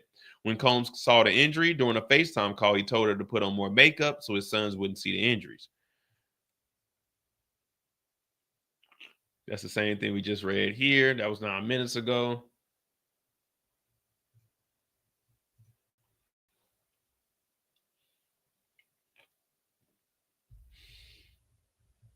Yeah, Diddy is it's a unique individual, but remember, he's not on trial for any of this.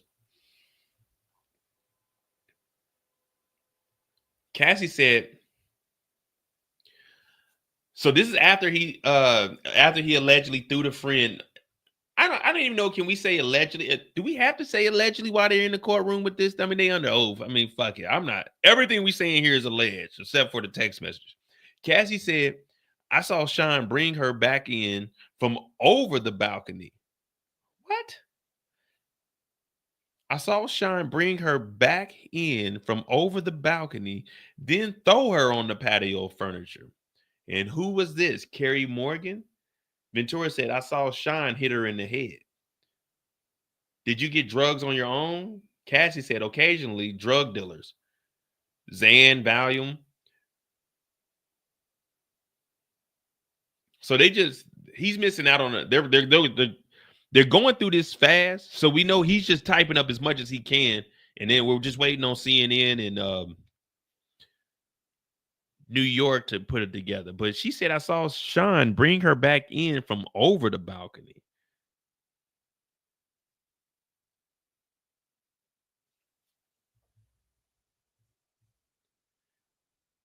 What are you guys? What do you guys?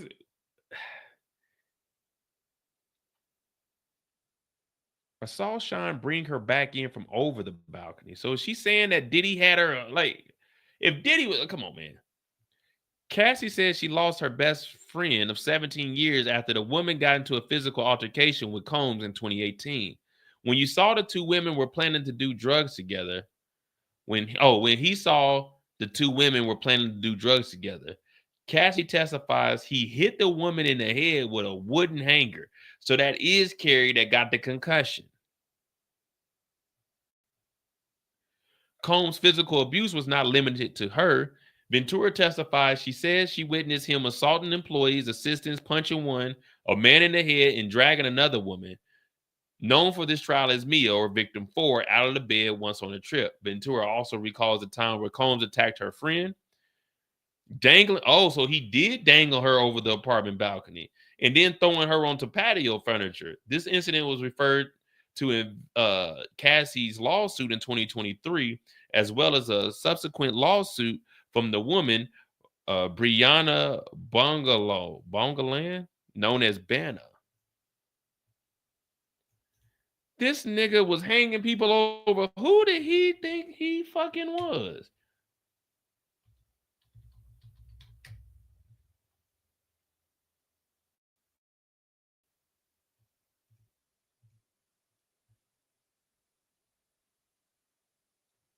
At first, I was wondering, okay, what was when? Wait.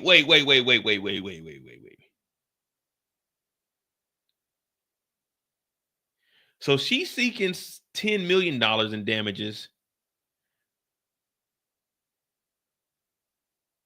When they say he had her over the balcony, was it?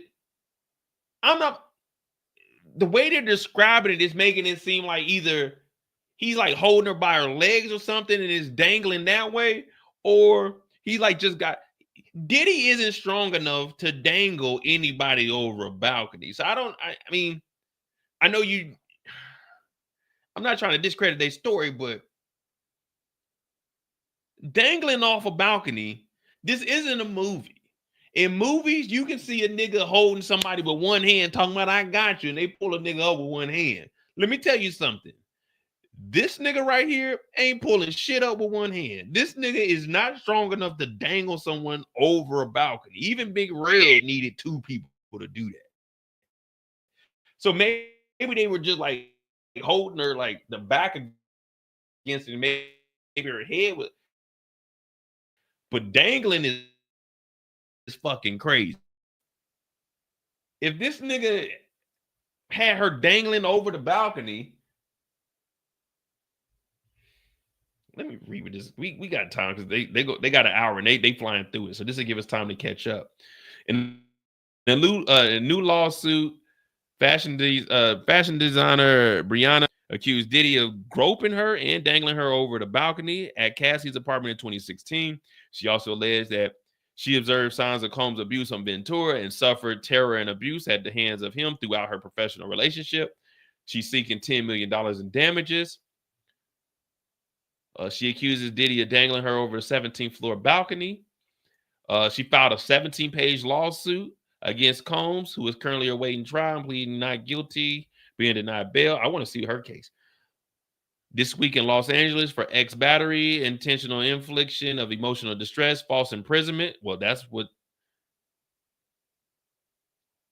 according to the court documents, the fashion designer is seeking $10 million in damages from Diddy. Anyone has a right to file a lawsuit regardless of the evidence. This is just the lawyers talking about that. But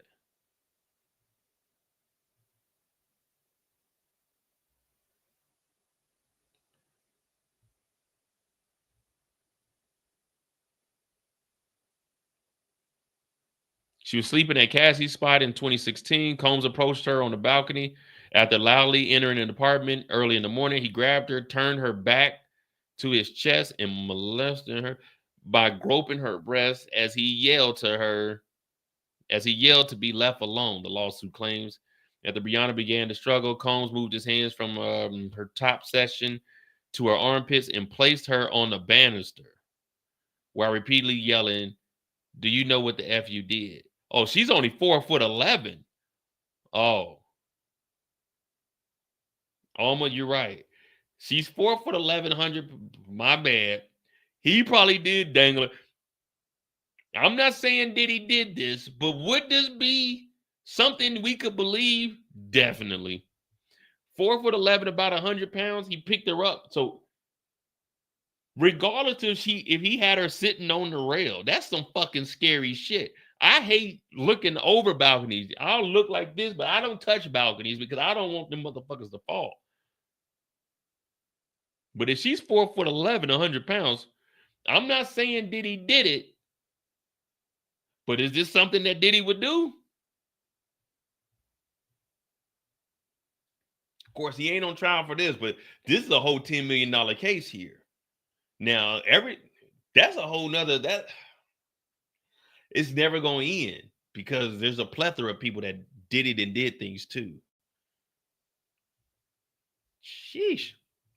I'm not saying he did it, but shit, that case is going to be an uphill battle too because they getting testimony and they about to admit everything that was going on in Cassie's case. All right, Ventura says one of her friendships ended after an altercation with Diddy. Cassie said her friendship with a best friend for 17 years ended after an altercation with Diddy in 2018. He came in, saw we were doing drugs. He hit her in the head with a hanger. She said nothing. Oh, no, she said, noting that it was a wooden hanger.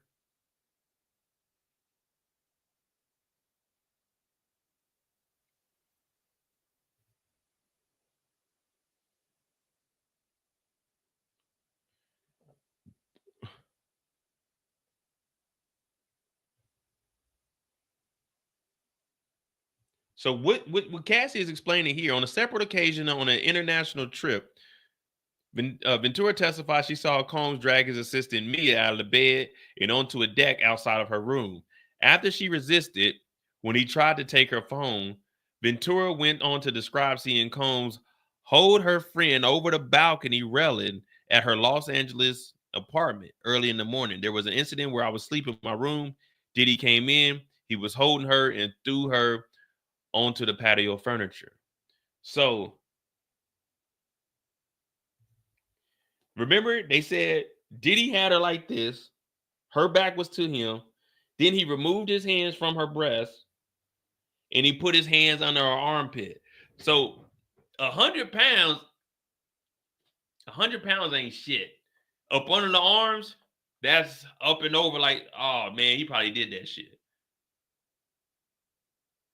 You put your like 4'11", 100 pounds. That's only this like standing next to me sitting down. That's like 4'11" right here. Maybe about right here. Yeah, it's like, yeah, so that's like a bag of potatoes. 2 bags of potatoes. You can pick 2 bags of potatoes over one hand. Oh shit, he probably did that shit. Diddy probably did that shit. Diddy probably did that shit. Let's continue on, man. Jeez Louise. She want 10 M's for that.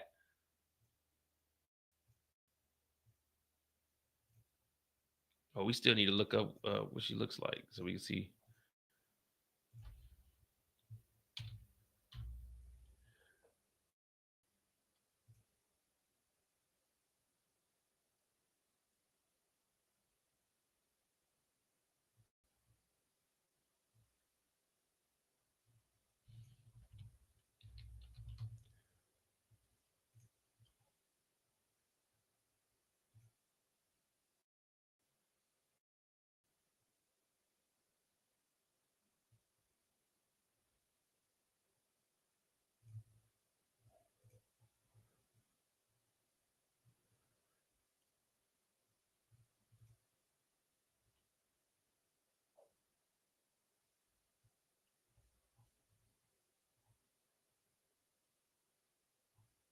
She got photos of Cassie on here, but I don't think this is her real page.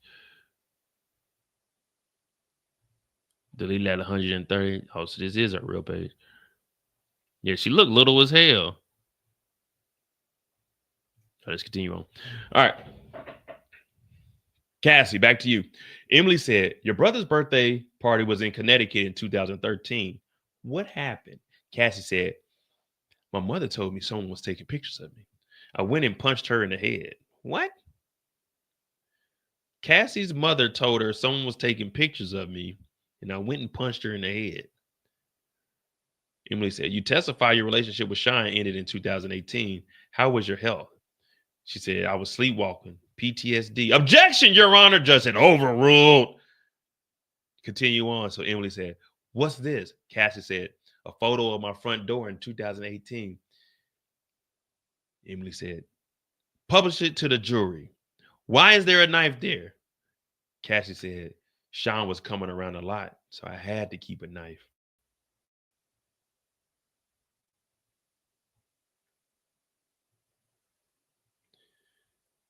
Emily said, August 2018, what happened, Cassie? Cassie said, we were having closure.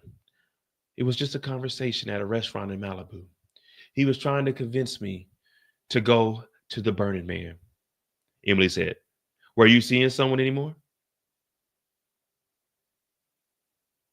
She said, my now husband.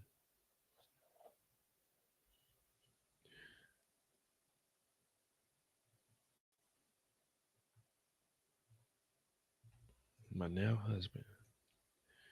So I think this is going to lead to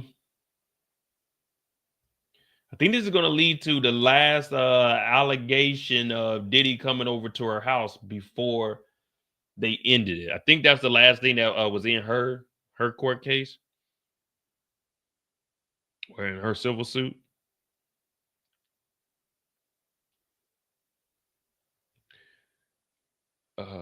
Okay, the prosecution seems to preemptively and briefly raise the incident when Cassie physically attacked another woman, which Sean Combs' defense had eluded in the pretrial hearings. Ventura says her mother saw a woman possibly taking a picture of her at a bar where she was hanging out for her brother's birthday. Ventura admits to pulling the woman out of a car and confronting her. Man, who letting Cassie snatch them up? Little as hell, Cassie snatching you up out of a car. Put them paws on her. Cassie says she sought professional help for being on drugs, used several times during a relationship with Combs. Cassie testified she often took narcotics from and with Sean, and she said there was a period of time where she took opiates every day. She would feel ill. She didn't take them. When she didn't take them, that's withdrawals.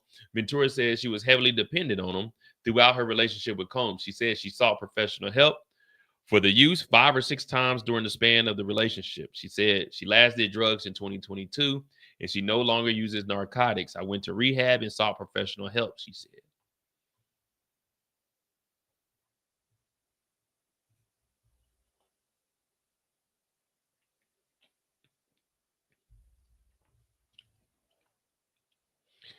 So what happened next, Cassie? She said, Sean came to my house and, yep, this is exactly what I'm talking about. So after the dinner at Malibu, she was dating Alex, her husband, her current husband. She said, after the dinner in Malibu for closure, which I don't even know why there needed to be a closure conversation, just go on about your life. But hey, man, it is what it is. She was still on drugs till 2022. This is 2018. Cassie said, Sean came to my house and armed me on the living room floor. His eyes were black. It was like taking something from you. Emily said, you cried? What did Sean do? Cassie said he continued and finished inside of me. Then he got up and left. Did you ever have sex with him again? Wait, is this the same time? Emily says, did you ever have sex with him again? Cassie said, yes, voluntarily. We had a good night. I went back into his house. Can you explain why you did that after he R-worded you? We had been together for 10 years.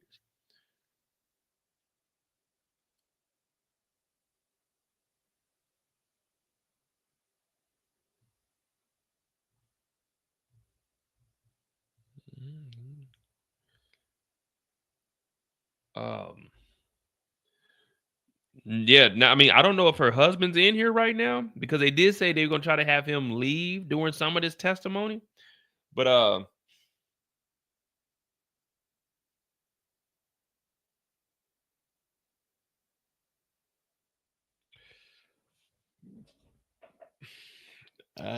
yeah,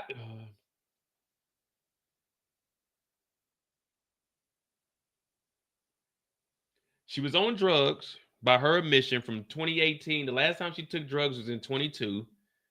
I think they got married in 2019. Diddy allegedly R-worded her, and she went back over there while she was with. Like, wait.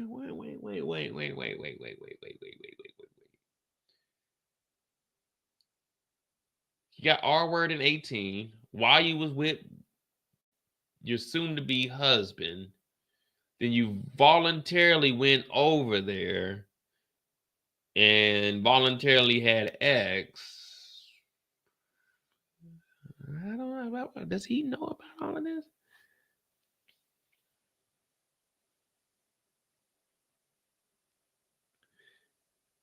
I don't know, man. Couldn't be me, man. It couldn't be me, man.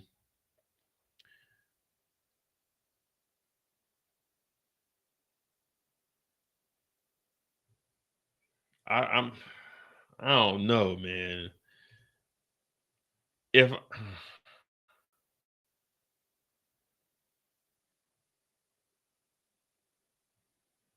she kept a knife, or we read that, but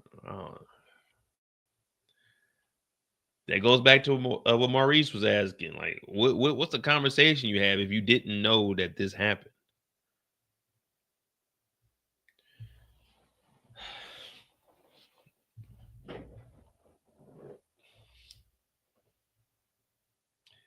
We're waiting on the last of these updates. 4:58. Yeah, we're about an hour in. So, I don't know what else the prosecutors are going to ask. I mean, right now it's just going through all of the abuse.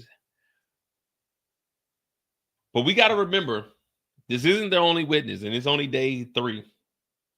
This is wild, though. This is wild.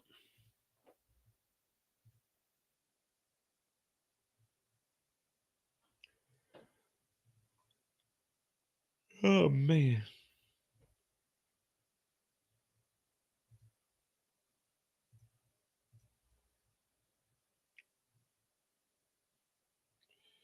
Man. All right. This is where we at, guys. I don't know if we're coming to a stop, but we are at an hour left, so.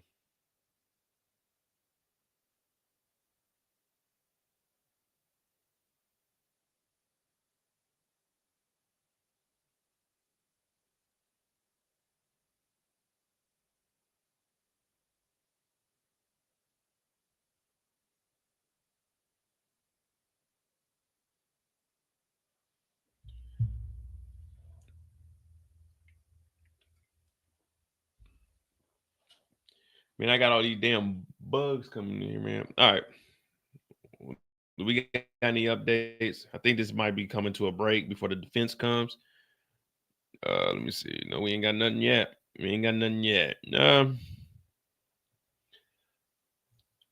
Do we believe that there's going to be anything more damaging than this? There's Mia, who allegedly was an assistant who got dragged, woken up.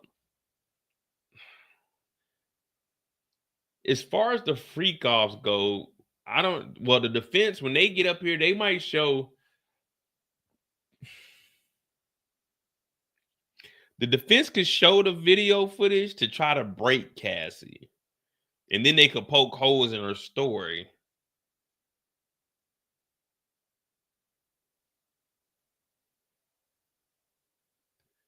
I'm with you, Eric. I think everything that Cassie said is more than enough to at least get my whole thing is the transportation for prostitution.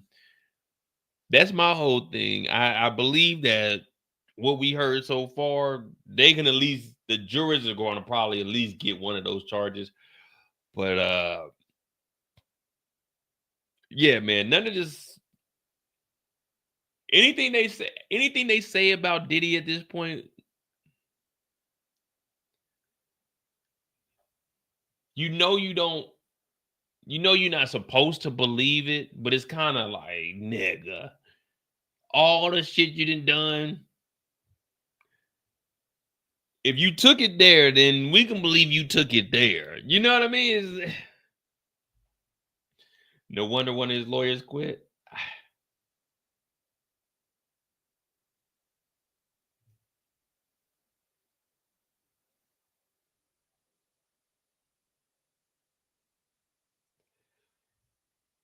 It's kind of hard to sit in there. They're seeing and then you gotta look. You're gonna look at the whole situation and say, all right, Diddy met her at 18, 19. Well, 19 when they got together. Prior to that, there was no signs of drug usage. So when you hearing that Diddy did this, Diddy done gave her drugs, like from the beginning, the whole isolating her, paying for everything. It's like, yeah, she may have been willing at one point because she was young and dumb, but after a while, it's like, damn, this nigga Diddy, it sounds like this nigga trying to have a freak off every fucking 17 minutes. He want drugs all the time. He's flying. And then the defense is talking about, yeah, Diddy, if he take the wrong drugs, this nigga gets abusive. So it's like, he had Cassie when she wasn't all the way developed. She was legal, but she wasn't like all the way developed. So he groomed her to do this. So it's like, after a while, this is the norm for her, but it doesn't necessarily mean she was in agreement with it. The defense got an uphill battle with this. I don't know what they gonna do, but they should have known that this is the only thing that the prosecution was gonna do.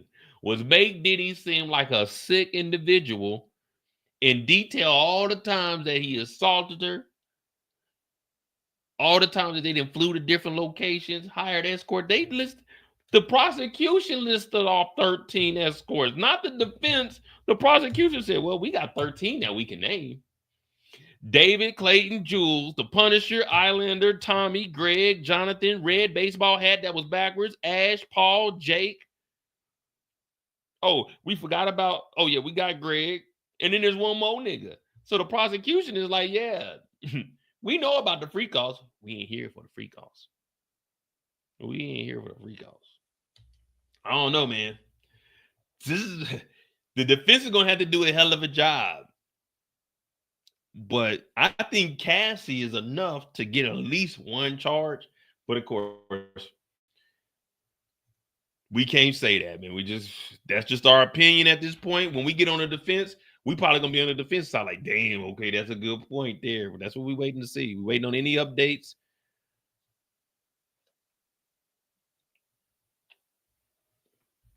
I didn't make that up. Dina girl, one of the guys' name is the Punisher. I never seen the witness list. I just know about the four that they had, the four victims. The Punisher is one of the guys' names. The Punisher and Jules was listed yesterday.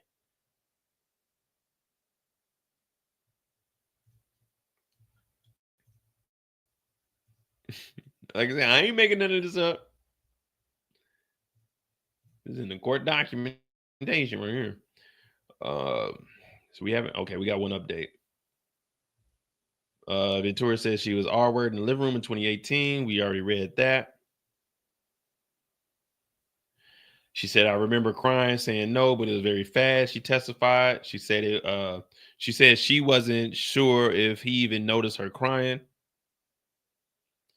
They voluntarily got intimate one more time after that. She also testified that she and Combs had a few check-ins since they ended things in 2018. Just checking in and sending love. Nothing crazy, she said.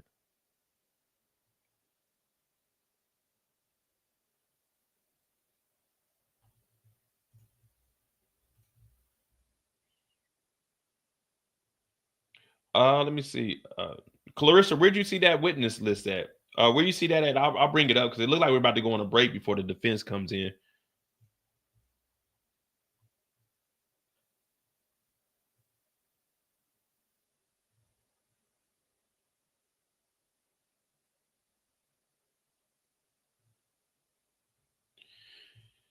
Yeah, so let me see.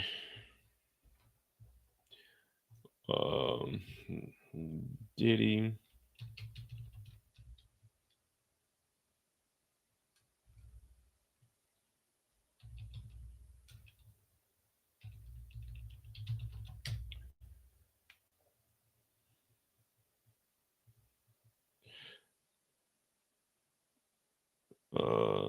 No, I don't know. I doubt Justin Bieber and Meek Mills are gonna come in here and testify. Like, nah, I'm good. I'm not testifying in that crap.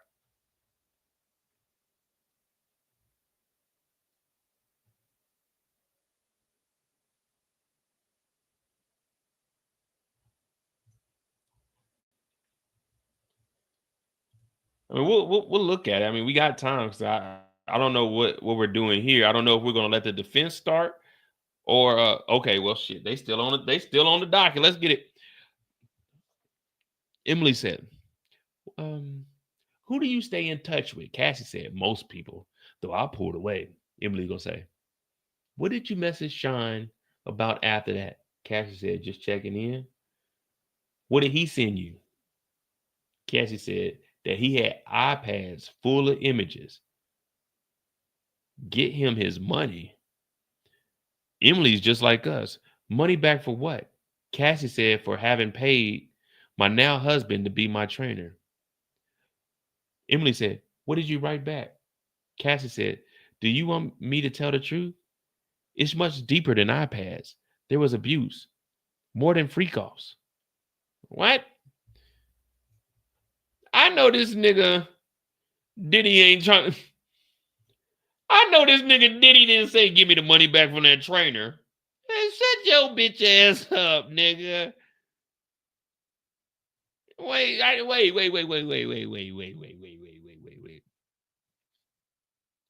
What message did you send Sean about after that?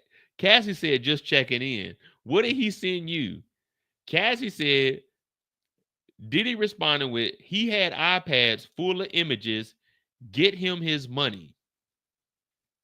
Money back for what?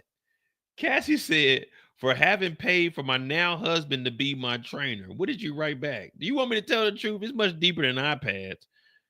There was abuse more than free calls. There was a time I couldn't take the pain, tried to walk out in traffic. My husband wouldn't let me. I had trauma therapy. Did you write? Cassie said, yeah, a book with chapters. My mama helped me. Emily said, what did you do with the book? Oh no, what did you want with the book? She said that Sean read it. Okay, Emily said, what pain did Sean put you through? Cassie said, shame. To carry the things that were shameful for him. I took on a lot of responsibility for that I never should have. He brought the concept to me when I was 22. I expected. It was expected of me. I felt terrible.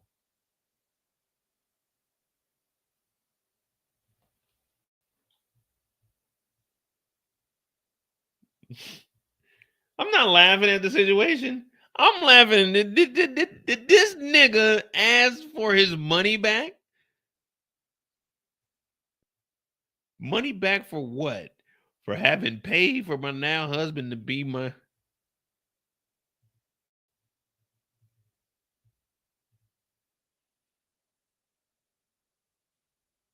The book is probably going to drop after. This is a press rollout here. Take the stand, talk about all this. Oh, yeah, I did write a book. You already got the 30 M's. I did write a book. What Kanye say? Gotcha.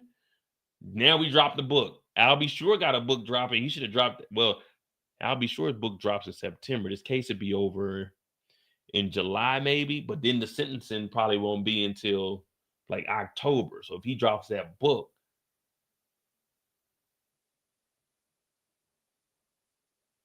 Diddy want that money back. This nigga Diddy sent a text message. Get my money. She said, what money? The money I paid for that trainer. Diddy was still in love, man. Dog, you shouldn't have been in contact with her anymore. If this is over in 2018, you should have just left it at that, man.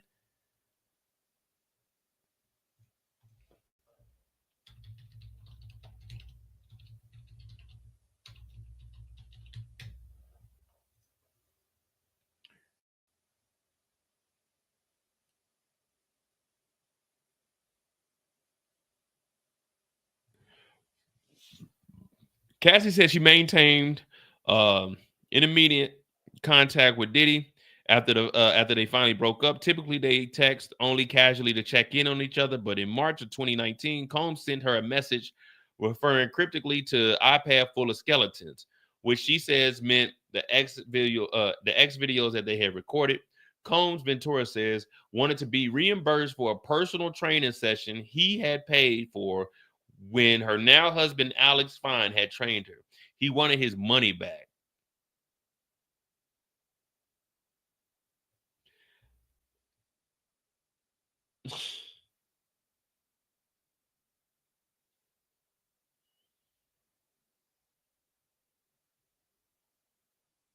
Nigga, that money's gone, nigga. You should have cut out, like, Diddy had multiple opportunities to leave her alone. Dog, just stop messaging her. It's over with, man. You're fucking 55, nigga. It's over with. What Monique say? You need to get you a big woman that can cook, nigga. That's gonna love you for you. How did you get chapters to Sean? Cassie said, through my attorney. And I reached out to KK. I asked her if he read it. She said it was not taken seriously. How much did you ask for the book? How much did you ask for the book? Cassie said $30 million. Did you sue? Ventura said, yeah, November 2023. What happened with the lawsuit? It settled. So she got 20 million. So we got how much the lawsuit was. What happened with the lawsuit? It was settled for $20 million in 24 hours. Why are you testifying in the trial? Ventura, I can't carry this anymore. What's wrong is wrong. I tried. People like they were disposable. Escorts, anybody. So Diddy paid out $20 million, 24 hours. We got how much it is. She asked for $30 million for the book. Diddy paid out 20 within 24 hours. $20 million. What they do? When you get money, what they do?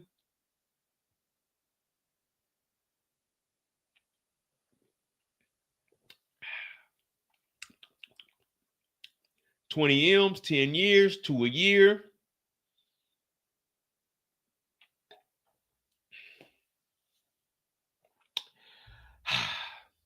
Time to take the stand and tell on this nigga.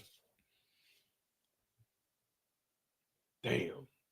So she got $20 million for 10 years of.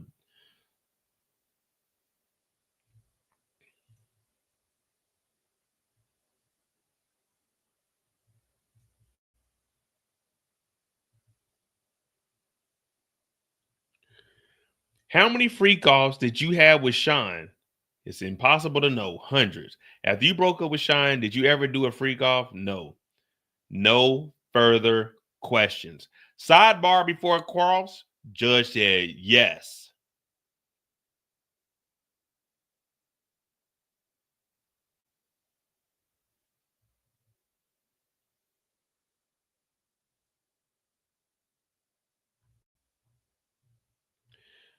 All right. Well, when you pay somebody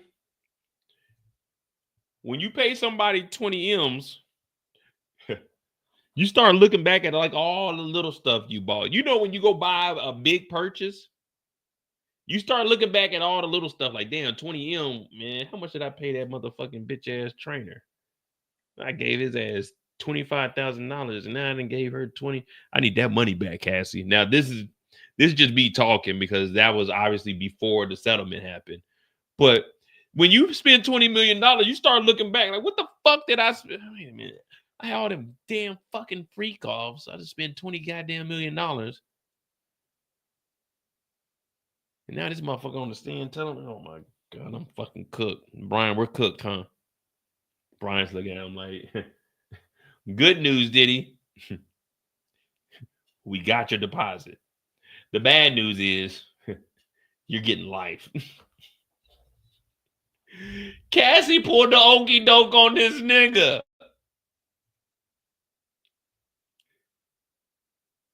Cassie pulled the okie doke on this nigga. Nah, Cassie testified she settled the lawsuit against Sean for $20 million. Him asking for the money back was in like 2018, 2019 after they broke up. That's when the text message where they were checking on each other. So 4 years passed, 5 years passed. Yeah, 2018, 2019. So let's just say 4 or 5 years. 5 years passed. She's like, you know what? I got a book, nigga.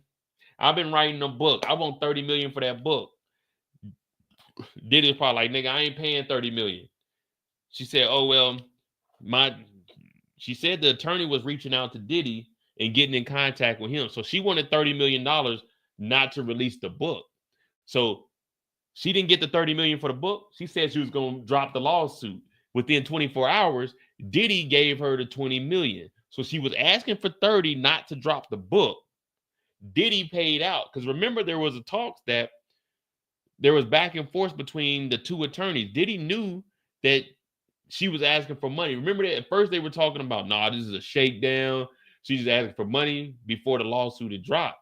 So they were going back and forth. And it looks like Cassie was writing a book. Cassie had the book and was like, Diddy, $30 million and I won't drop this book. Diddy said, fuck that book. Fuck you. Fuck Alex. So she said, you know what, you bitch ass nigga? She dropped the lawsuit. The lawsuit gets dropped. 24 hours later, Diddy shuts the fuck up because he knows what's in this book. Now, whenever you're trying to get money from somebody, you always ask for more. You know, whenever you hear me talking about lawsuits, I'm asking for 100 mil because I'll settle for like Let me not say what I'll settle for on here because they'll go back and use this in court. I want 100 fucking mil. But Cassie asked for 30 M because whatever Diddy would give her would be more than enough. But Diddy basically fuck that book, fuck 30 million. So she said, nigga, watch this. Lawsuit, you bitch ass nigga. Within 24 hours, that bitch ass nigga said, here's 20 million, shut the fuck up. But he thought it was over with. But guess what? The state of New York said, nah, nigga, this shit ain't over with because we can get money off of you because you know when you go to jail, you got to pay these fines also. So the state of New York said, nah, nigga, no, nigga, no, nigga, because more niggas didn't drop lawsuits against Diddy. So now the state of New York said, drop that RICO on that bitch ass nigga, drop them 2 counts of goddamn transportation to engage in prostitution and drop 2 counts of ex-trafficking. Also, go get that lawsuit that Cassie had. And Cassie, will you testify on the stand? Because if you testify on the stand, this will look good for your book. Now, everything I'm saying is what the defense could use to say that Cassie's only up here to get a payday. But the prosecution is using this for their offense. Now, it's up to the defense to try to use everything that I'm telling you. Brian Steele, if you need an assistant attorney, let me know because I'm here from 9 to 5. My office, wait, let me not say that because we know what Diddy allegedly did. But Cassie got 20 M's, and now Cassie is on the stand, and it looks like we're about to have a breaking point. Jury is dismissed for a short break. And that there is what happens when you fuck around and you think that you are larger than life. Remember, at the end of the day, you still a nigga. And that's where we're going to stop at right now for Cassie. The defense is about to take the stand and talk to Cassie a little bit. So it's about to get a little bit crazy, shall I say. Can we all put crazy in the chat? Put crazy in the chat and hit that like button, hit that subscribe button if you're new to the channel. I'm Mo.J. I'm going to go use this bathroom. We're going to come back and the defense is on. The defense is on.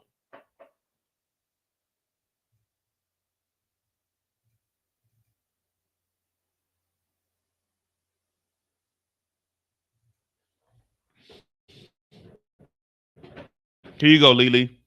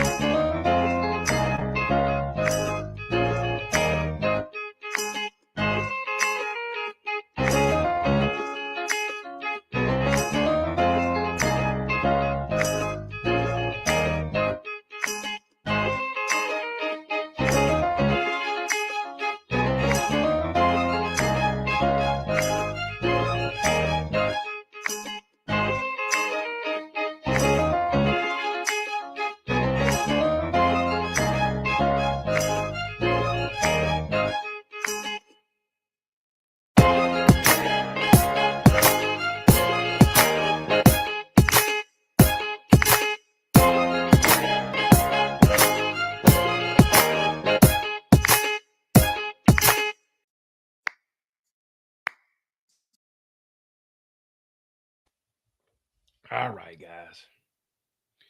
All right, let me see.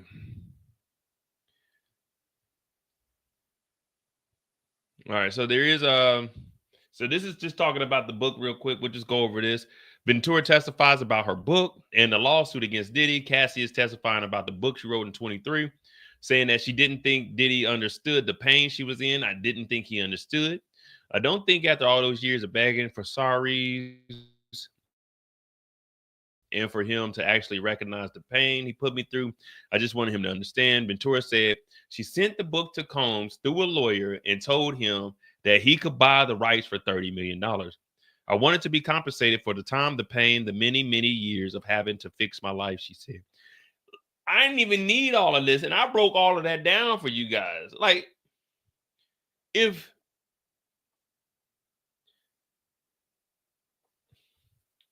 we can just piece this together with little bit of shit like this, these $1 million lawyers should be able to come in here and clean this whole trial up. You know what I mean? If I put all of that together without having to read all of this, then these defense lawyers should be able to come in here and clean. How did I piece together the whole book situation? 30 million and Diddy wasn't trying to get it, and Cassie said, well, guess what, nigga? Bow, bow, bow. If the defense can't figure this out,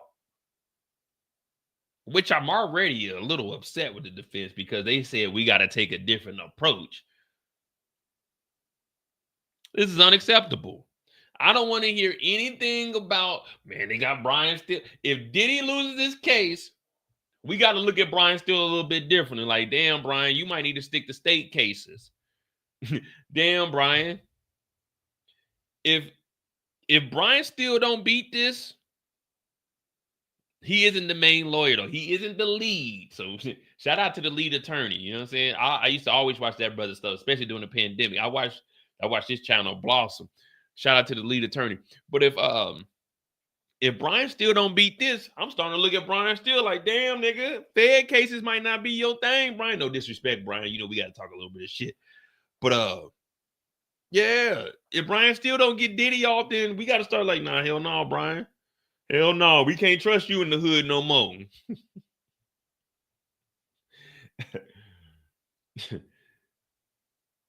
Asking how she reached that number, she said, I really didn't do any research. I just picked the number that I felt would alert him. No, let's be real, Cassie, your lawyer told you to ask for 30.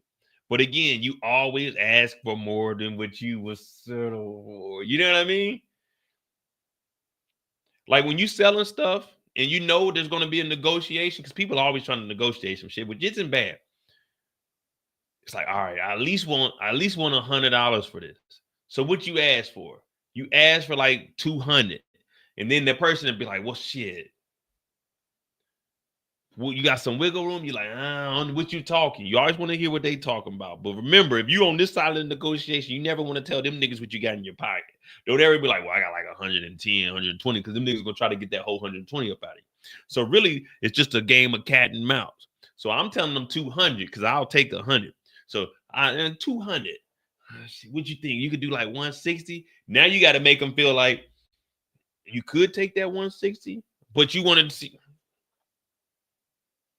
I got my door open. It's hot as hell. They like, I could do 160. Like, ooh, 160? Shit, I don't know, man. I can do 175. And it's like 175. What about 165? I think the lowest I could do is like 170. Ooh, you sure 165? Remember, our target goal was 100. I don't know, man. 165 is kind of low. All right, well, look. You said 2. I can do 170. All right, bet, deal. We got up for 170. Now, we won because we made $70 more than what we wanted. But on their end, it's just a negotiation process. Sometimes you lose. How bad do you really want that? Gee. Diddy said, all right, we negotiating 30 million. Fuck that 30 million. Fuck that book. She said, okay, nigga, watch this shit then. I'm going to go ahead and drop everything that's in the book in the lawsuit. Diddy nigga said, wait a minute. All right, I can do 20. All right, look, I'm going to be honest with you, Cassie. I couldn't do 30 million, but I can do 20 right now. We selling this shit. You shut that shit up. So Diddy thought it was over with. It was over with. November 2023. Well, guess what happened in May of 2024? CNN said, wake your bitch ass up, Diddy. Boom! Drop the video. What the fuck? Now everything that Cassie was saying in the damn lawsuit, we looking at Diddy like, damn, nigga, you did that shit. You did that shit. We didn't think nothing about it. Time had passed. And then from there, another lawsuit. Some nigga named Little Rod said that Diddy was groping him. What? Another lawsuit? What the fuck? Hey man, this nigga Diddy a freaky ass nigga. Then a guy named Tony Busby came in the picture. Everybody like, oh, he an ambulance chaser. Well, I'm like, shit. I know for sure he won $100 million for some people that were harmed at work. So is he really an ambulance chaser or is he a decent lawyer? Then he got in some trouble in New York. Now, was it in trouble with Diddy? No, I was in trouble with Jay-Z. See, the difference is between Jay-Z and Diddy was Jay-Z wasn't wilding out like this. Did Jay-Z have some skeletons? Probably so. But did he have shit like this? No. See, Diddy continued to do dumb shit after dumb shit after dumb shit, staying in contact after doing dumb shit. See, Diddy was doing the wildest shit, the mostest. Yeah, I said the mostest. So Diddy then got caught up in this. So then New York said, you know what? This would look good if we can lock this nigga Diddy up. Drop a RICO on that nigga. But don't just drop a RICO with the 4 charges up under the RICO. Make the RICO separate and drop all the other 4 charges individually also. So if he beats one, he might not beat them all. We'll still win. So now we're in court and we're looking around and we're like, damn, okay, maybe Diddy didn't do it. And then they said, Cassie, get on up there. You know that settlement that you had where Diddy was scared as fuck and dropped that 20 million? Get on up there on the stand and tell us all of that because we're going to ask you everything. So Cassie said, good. I'm going to go ahead and do that because guess what I'm going to do? Guess what I'm going to do? If anything criminal happened throughout this lawsuit, which is the settlement that she had, she can go and testify. She can go and talk about what happened during those moments because if it's an NDA but crimes are committed, NDA is void. So now, not only do we have the $20 million that dumbass Diddy sent, which he should have brought the rights to, because then she wouldn't be able to put the book out. We got $20 million. We can lock this nigga up. And guess what? We can drop the book. So now we got $20 million and at least $5 to $10 to $20 million off the book. Oh, and guess what? Documentary rights. You know Cassie's probably going to go to 50. 50's putting some shit on Netflix. Right now, regardless of what happens, whether Diddy goes to jail or Diddy is found innocent, we all looking around. Cassie is the only winner in this situation. Diddy's about to lose all his money. He got all these civil lawsuits. Cassie walked away with 20 million and she still got the book. Remember, the defense can do whatever they want. They can cook Cassie. They can do whatever they want. Cassie got 20 M's from Diddy. And since there was a crime, she can talk about anything that was in that book because now it's in open court and it's public record. Cassie potentially got 40 million when she asked for 30 million out of Diddy. Oh my goodness. If this isn't one of the biggest finesses we've seen in fucking modern history, Cassie played the game. It's 20. Well, they in New York. It's not. It's 20 million before taxes. She definitely, unless they may have negotiated. I want 20 million after lawyer fees and after taxes. You can do that. You can do that. But I don't know. It's probably like 20 million and then taxes hit. So she probably like it 11, 12 million. Cassie got the car blown up. Blah, blah, blah. We ran over that. Okay. So we won't have any defense cross-examination of Ventura. It will begin tomorrow morning. The judge has dismissed the jury for the day. The defense will begin cross-examination for Cassie tomorrow, 9:30 a.m., which will be 9:30, 3:30. I'll be on probably around, well, I don't know. Tomorrow might be a late day. I'll probably be on around 4, so maybe 10 o'clock. Oh, man. Defense attorney Anna Estevo says she expects cross-examination to stretch into Friday. Is she the one that's going to be doing it? The judge said the prosecution and defense need to resolve issues regarding the cross-examination before it begins.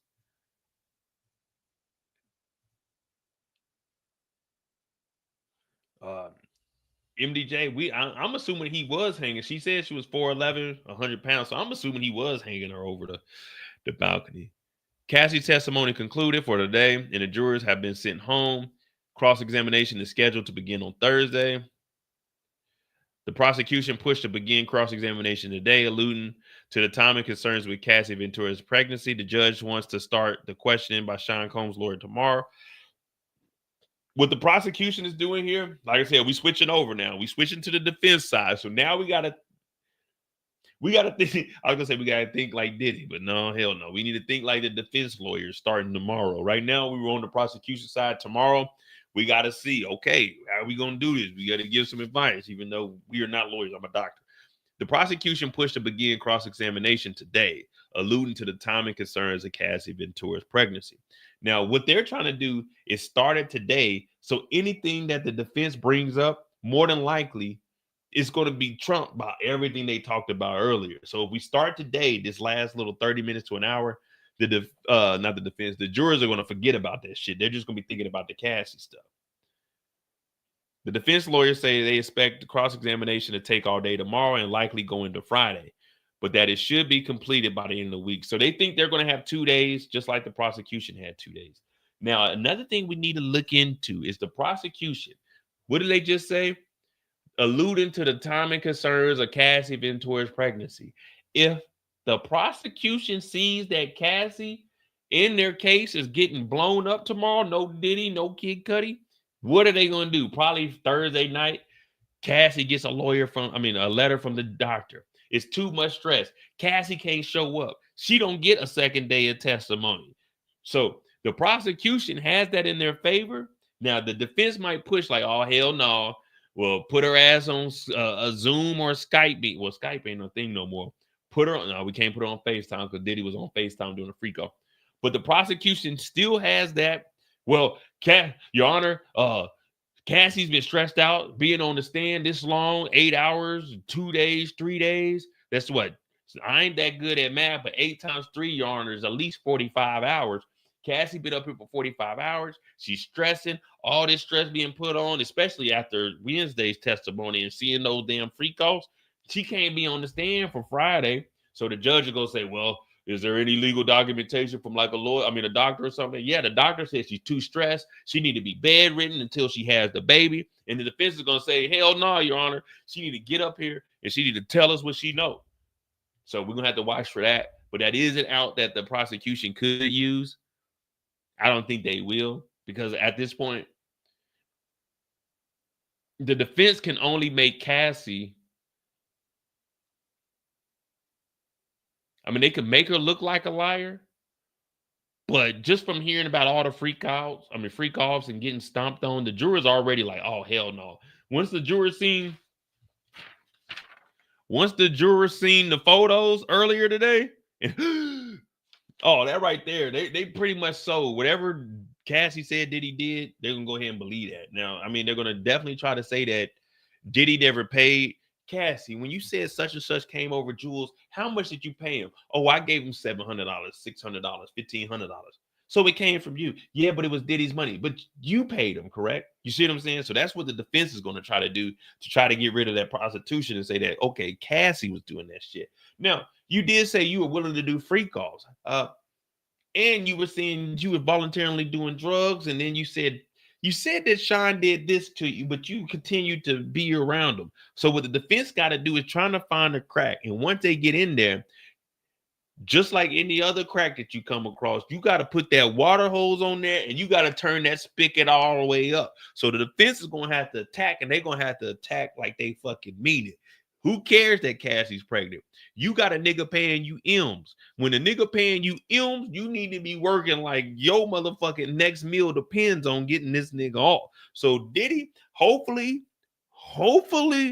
he has, like, you looking around, you looking at, okay, you in all these meetings with your defense attorneys, like, okay, no, I definitely don't want you.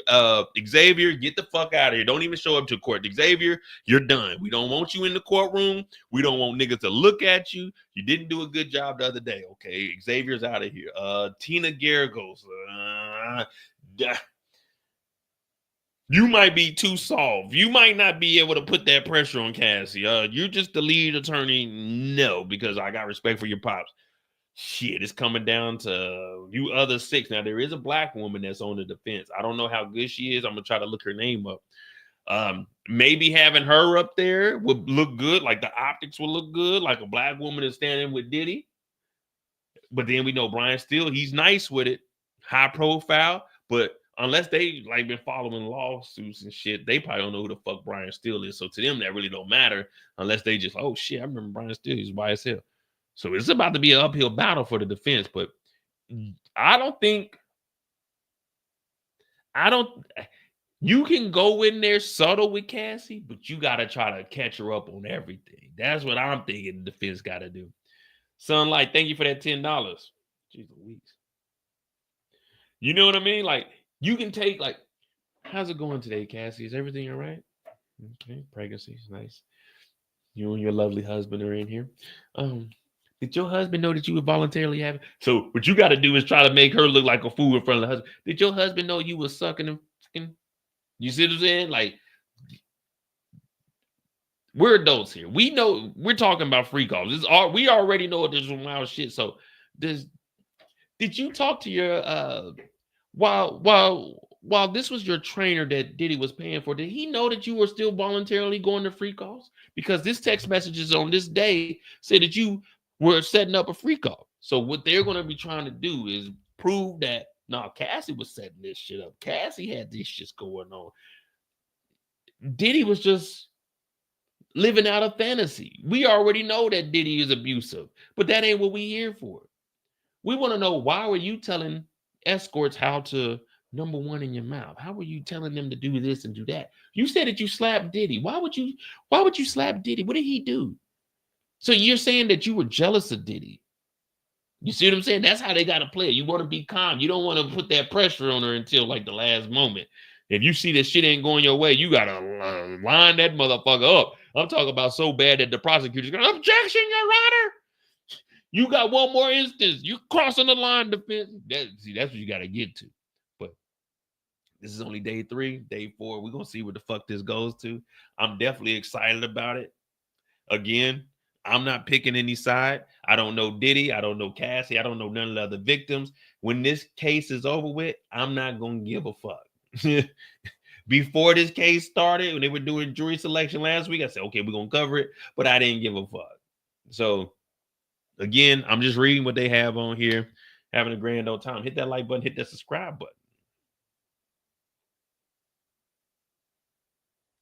Yeah, you got to make her cry. You got to get up there, like, start it off cool. Hey, Miss Ventura, how's it going? Everything's all right? All right, good. Yeah, we're just, so could you tell us some of the good times that you had with Sean? What were some of the good memories you had when you were on trips? When you said that you were doing these freak offs, you said you had a drug of choice. You also said that you and one of your friends were about to partake in drugs when Sean showed up.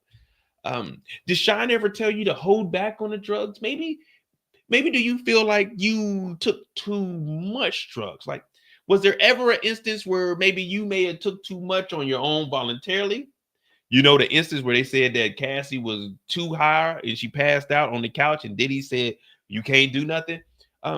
So you took the drugs that night by yourself, right? Well, yeah, I mean, Diddy normally gives us drugs. Oh, but that night you did too much on your own, right? You said you had a preference because that night Diddy was on this drug. So you took that drug and you took too much. And nothing happened to you that night, right? You said yourself that and we got testimony from Mr. David Phillips that Diddy told him that no, we couldn't do nothing because you were too high, right? You said you were too high. Remember, you also said you blacked out one night when you had that G-hole.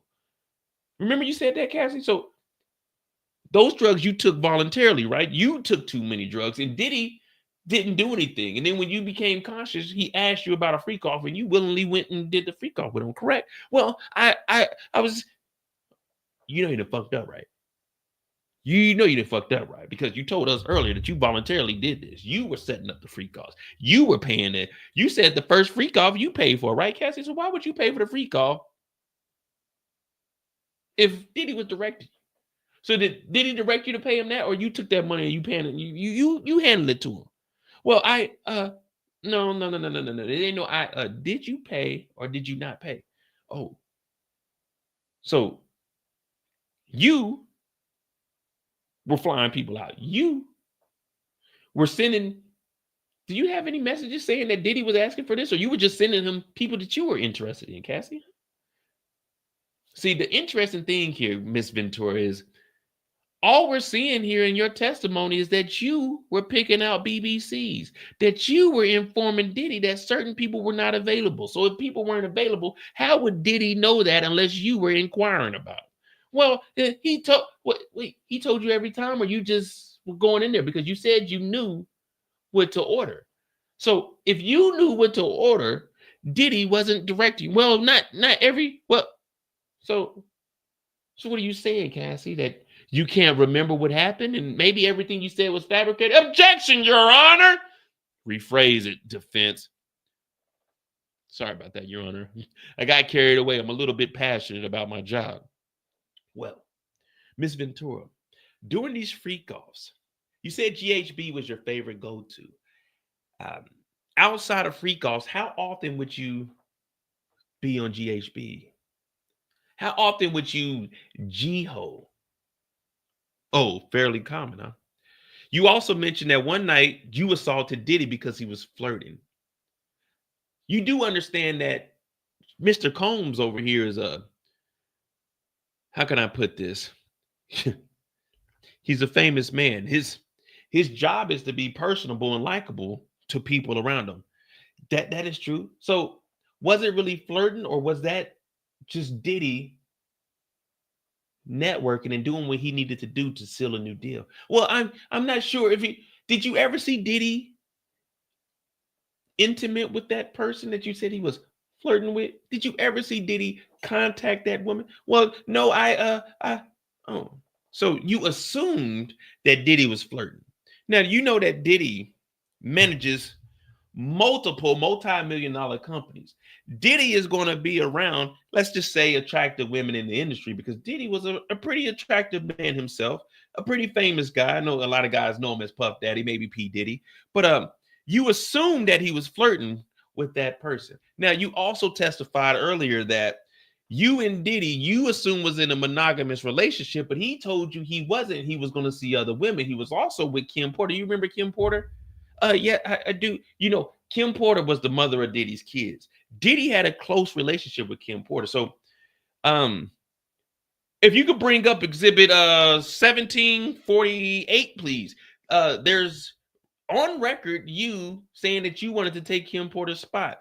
There's on record that you allegedly, we're just gonna say allegedly while you're up here. We don't want to stress you out. We don't want to put this pressure on you. But allegedly, you were laughing at things that were going on with Kim Porter. Now, allegedly, Kim Porter was being abused by Diddy. We're not here for that. Okay, jury, I want you to understand, we're not here for domestic violence. We're not here for abuse. We're not here for anything of physical contact. Okay, just throwing that out there. Now, allegedly, Diddy was abusing Kim Porter. Now, we already told you guys that Diddy, if he takes the wrong drugs and he's drinking, well, sometimes cuckoo, he might beat on somebody, but that's not what we're here for. So you laughed at everything that was happening with Kim Porter. Now, this is just online speculation and rumors. Now, could you confirm if you ever laughed at Kim Porter's abuse from Sean Combs here? Well, maybe one time. Well, remember, Cassie, you were under oath.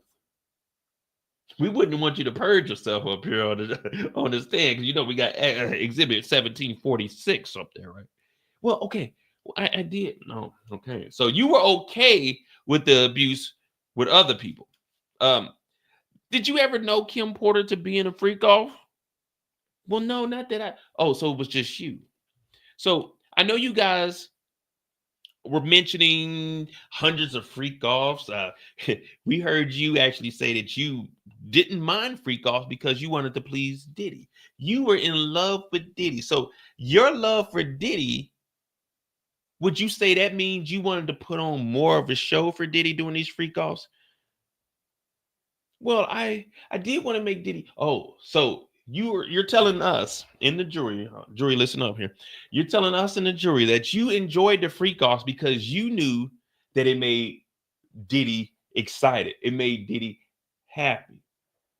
Well, yeah, I never wanted Diddy to be upset or angry with me because he Ms. Ventura, we're not here for the domestic violence. We're here about these certain charges here. But what we're not going to do is skip over you saying you like to perform at these freak offs to make sure that Diddy was happy. Now, there's been several instances where you said that you ordered these guys. You also said that certain people weren't available and you had alternates on deck. Is that correct, Miss Ventura? Oh, well, yeah, I did. I said that Greg was available, but I didn't really want to do nothing. But you went ahead and ordered it. Now, did Diddy tell you to do that, or did you do that to please Diddy? Well, so did you pay when they got there? Because Diddy wasn't there, according to you. You had to send him the photos, correct? So Diddy wasn't there when they showed up. Well, yeah, I was there. And David Phillips on day one, he testified and said that you actually were the one that paid him. And then later on in the end, he would get some money on the back end, correct? Yeah, I would pay him up front $500-$600, but I had to do my vetting process. Oh yeah, we're not gonna skip over that vetting process. We're gonna get to that vetting process. But you said and you admitted that you were paying these escorts, correct? Yeah, I was. And then you paid roughly $5,000 to $6,000. And what would happen if they wouldn't perform? Because remember, you said if they didn't perform, you wouldn't pay them, right? Okay, that's good. That's good there. Ms. Ventura, I like that you're cooperating with us. You're really making it easy for us here over on the defense here. Real quick, you said that Diddy was not present, and you said that you guys were going to be alone. Now, this guy, David Phillips, I'm sorry, I'm not sure if that's Clayton Hamilton or whatever his name is, Your Honor. You got to excuse me. But you said that you two may have been one-on-one, and he testified that he thought that there was a relationship type vibe for him. You would run to him and when things would happen to you. So you believe that you was in a monogamous relationship with Diddy, but at the same time, you were having freak offs with these escorts when Diddy wasn't present, correct? Well, there was only a couple times. Oh, so you say it was a couple times. When you say a couple times, are you saying specifically 2 times, or would you say maybe 10, 15? What number would you gauge to say that you were having freak offs on your own without Diddy present? Objection, Your Honor. Sorry, Your Honor. Did you ever have freak offs without Diddy present? Yes. Did you ever pay the escorts during those freak offs that Diddy wasn't present? Yes. Interesting. So you did have freak offs on your own. Okay. Just making sure. So Diddy wasn't there. You testified that you like to do the freak offs to make sure that you pleased Diddy because you knew what Diddy liked. But if Diddy wasn't there, why would you commit a freak off doing things that Diddy liked if Diddy wasn't there, Ms. Ventura? Well, I was on drugs. Oh, so back to you doing drugs on your own. You see what I'm saying? So that's what the defense is going to have to do. They're going to have to attack Ms. Ventura. I say play it cool. And then you just got to jab. Bow, bow, bow. You got to get on her ass. But you got to try to poke holes in all of her story. What you want to do is try to separate everything that she was doing from Diddy. Eventually, we got to a point where we're just putting it all on her. Diddy wasn't present during this freak off, was it? No, you paid him. So what makes us believe that you wasn't doing all of this on your own, Ms. Ventura? See?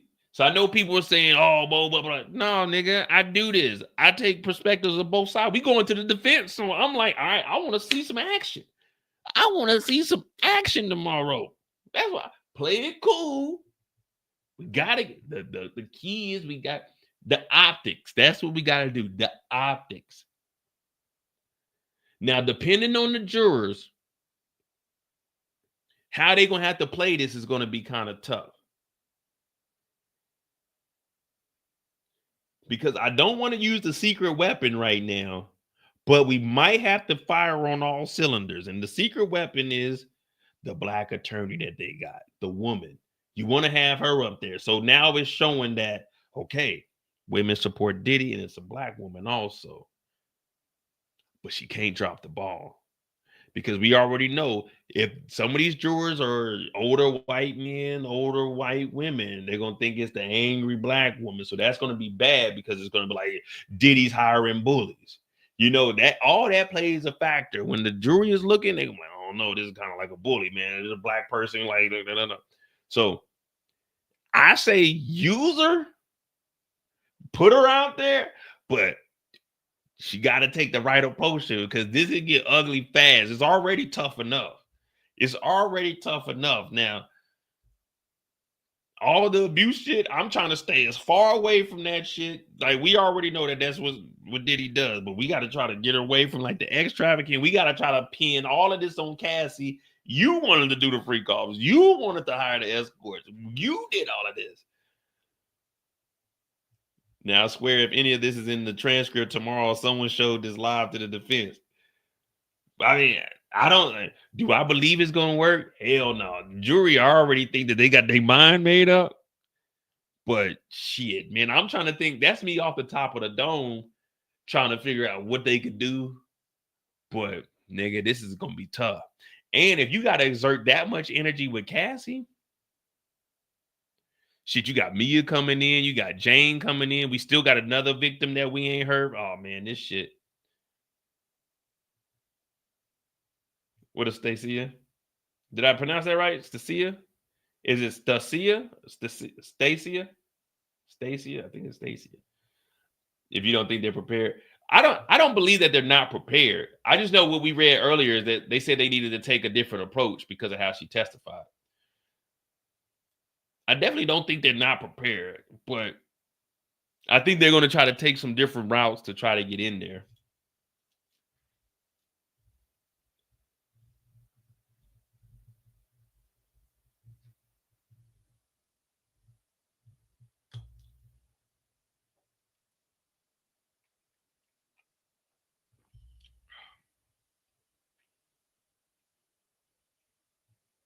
Nah, trust me. What Cassie did is always going to live in the jurors' minds. The photos that they seen, and remember, the prosecutor said the defense, because remember the judge brought them up there. They got privacy screens on everything. The prosecution, well, I don't know if it's the prosecution is. I think the prosecution did say that. They said they were just using still photos. Either tomorrow or Friday, the defense is going to be using the actual videos of the freak off. Now, there's not going to be any audio of it. They're going to have headphones in, the jurors and the defense and the prosecution. In Cassie, excuse me. But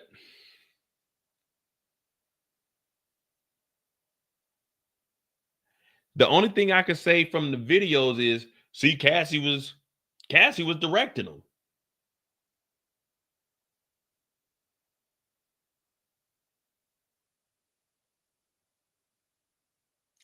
Diddy's not on trial for directing freak offs. Diddy can be a nasty nigga all he wants. A swimming pool full of baby oil isn't a crime. The crime is paying P2s. The crime is transporting them for P2tion. The crime is extravagant. So even if they put it all on Cassie, her directing, well, you see the video, Cassie. That's not what we here for. That's not what we here for. We here for an enterprise in the racketeering that paid for some shit. We here for bringing escorts across state lines, and we here for ex trafficking. Which, if you can get bringing extuition across the state line, ex trafficking is going to be tied in that anyway because you brought somebody across state lines for X. So it's like, man, we know that there's going to be a leak.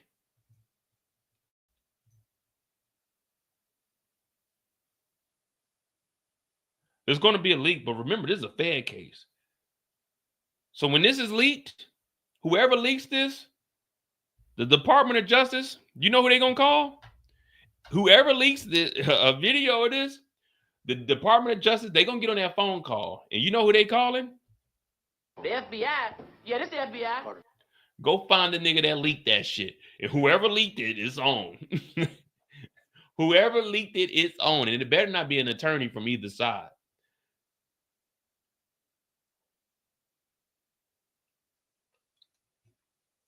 Allegedly, Eric. No one drowned in the swimming pool, guys. No one drowned in the swimming pool.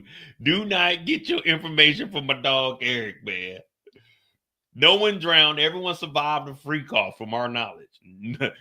No one was harmed. Well, let's not say no one was harmed.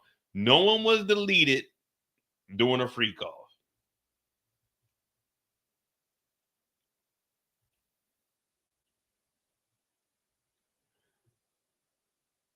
I mean, if there is a video of Diddy and Meek, I think that audio was fake. But if there is a video, there wouldn't be any reason to bring this up in here. There wouldn't be any reason for that. Okay, here we go. Judge and lawyers will address text messages issued tomorrow before the jury comes in. After the jury was dismissed for the day, prosecutors and defense attorneys discussed how they'll handle certain text messages in the case.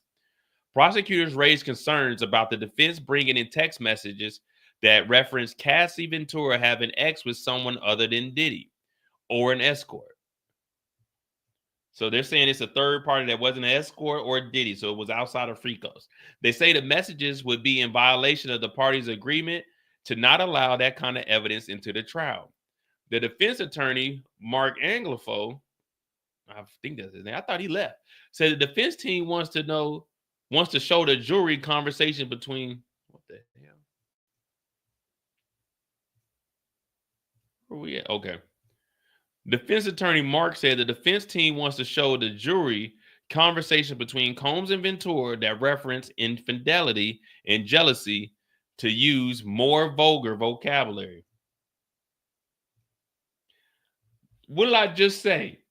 I just explained that when I was giving it from the defensive perspective. You was out here doing things without Diddy. All right, okay, the defense, we on the same page, Mr. Mark. Attorney at law, we on the same. That's exactly what I was saying. We need to get up there. We need to separate her from Diddy. We need to expose everything she was doing on her own. We need the jury to hear nothing about Diddy and everything about Cassie.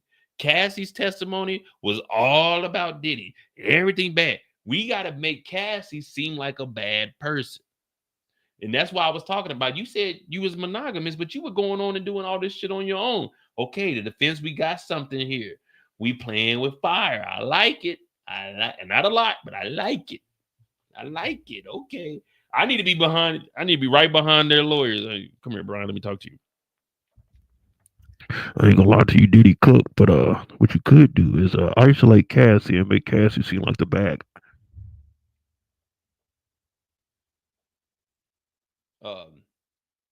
They want to show the jury conversations between Combs and Ventura that reference infidelity and jealousy. They use a more vulgar vocabulary.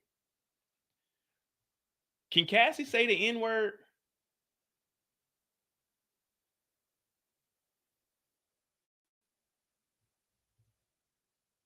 Can Cassie say the N-word? Because I'm thinking maybe in one of those text messages, she may have called Diddy a nigga. Because if she called Diddy a nigga in one of the messages, you see, jury? You got to do it. You're fighting for your life. You got to do it.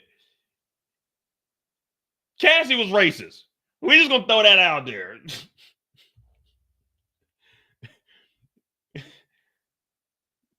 You fighting for your life, hey man. Like, Diddy, is there any messages she called you a nigga? Yeah, there's one. Y'all see it? The whole time Diddy was trying to get away from her.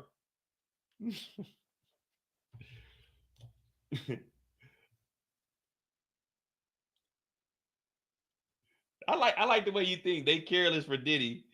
Then it in for the 10 million.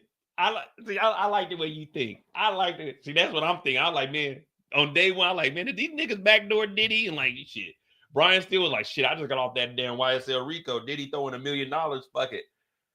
I go up there and cross-examine one regular nigga. I'll just do the security guard. I'll do cross-examining on the security guard. $1 million though for that. Yeah. Like, fuck it, we got paid, nigga. Good luck, Diddy.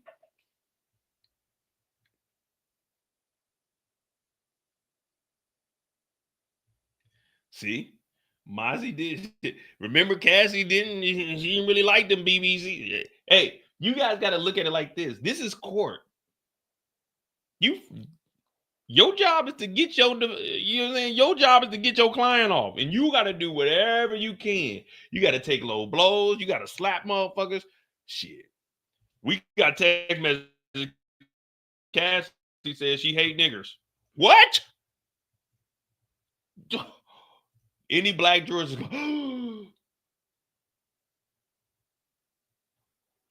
niggers? For her to think of Diddy that way? Yeah, she took the stand and she's lying. Everything she said is made up. She just tried to extort this black man. You got to do what you got to do, man. All's fair when you go to court. A lawyer's job is to lie to get you off. Now, real quick, they said that they want to show this for infidelity, jealousy, and more vulgar language. This is real world. This is the real world way that people express hurt over realization that they're cheating, that there's cheating going on.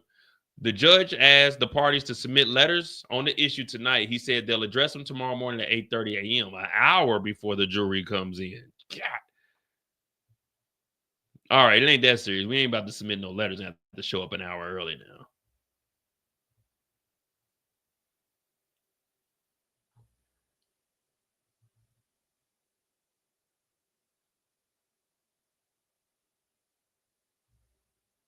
All right, did he sound like he's supposed to be confident? It says when Cassie finished her direct testimony, Sean Combs turned to his family members assembled in the spectators gallery and mouthed off,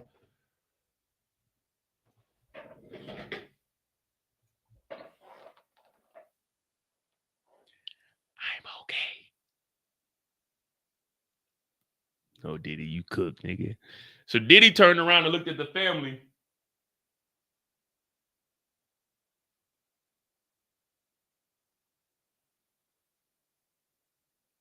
"I'm okay. We got this."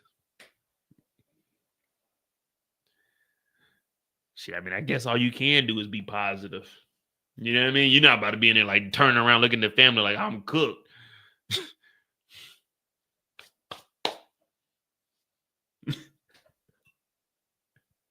Albie Shore said he was subpoenaed. Oh, Lord. He got a book dropper too. Let me see. I don't know what he would know about. Well, shit. He might know some shit. He gonna get some testimonies from back in the day. But yeah, if you did, you're supposed to turn around like, take that.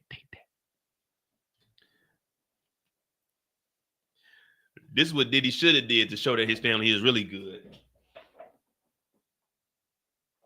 Hold on, give me a second.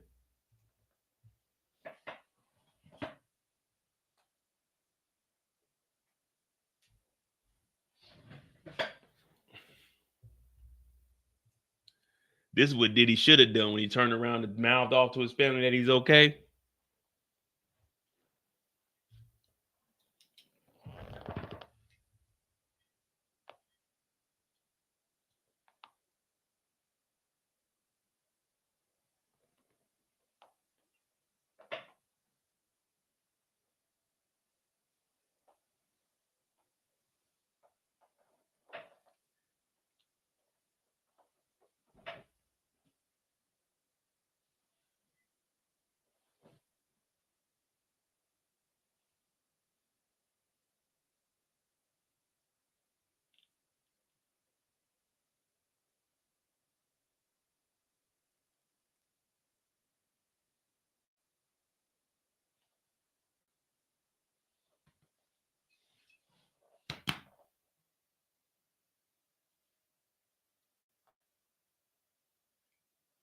We good over here. We good. That's what Diddy should have did. That's what Diddy should have did. He should have turned around and told the family, "I'm good over here, nigga. We got Big Brian still. Big B's in the chat."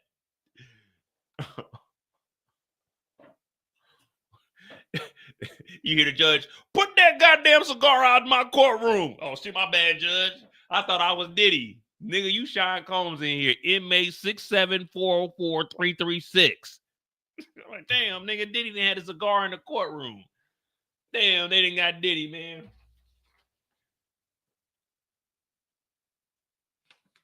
They didn't got Diddy, man.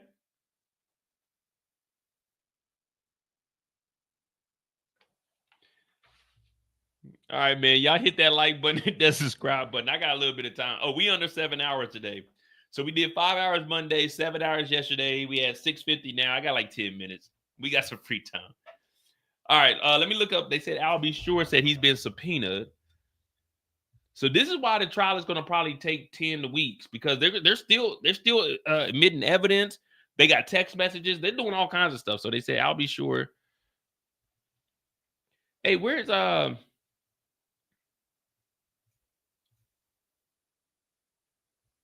Stacia?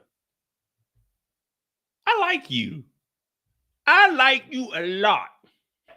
You know a lot. What do you do? What do you do, Miss Duval? What do you do, Miss Duval? How do you know all of this? Thank you for joining the live, though. I definitely appreciate that. We're about to look up this I'll be sure subpoena.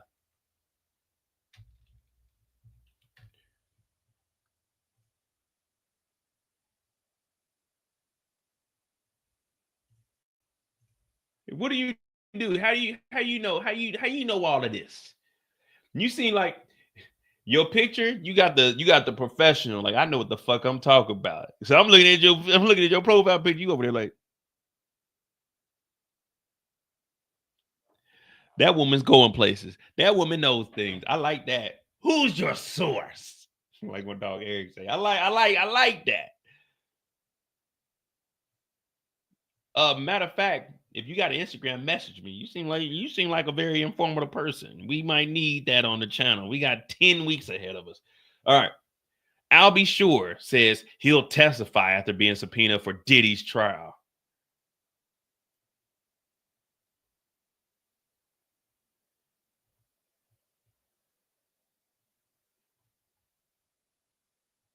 I'll be sure is coming out swinging against Sean Diddy Combs after the veteran artist says he was subpoenaed to testify in Combs' trial.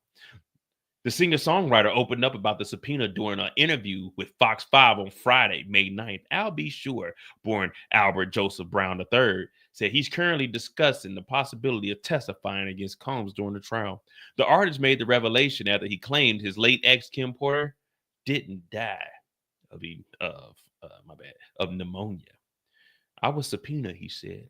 My attorneys worked something out. So I believe when the time is right, I'm going to discuss it with my attorneys. Man, nigga, you need to be with your attorneys already, nigga.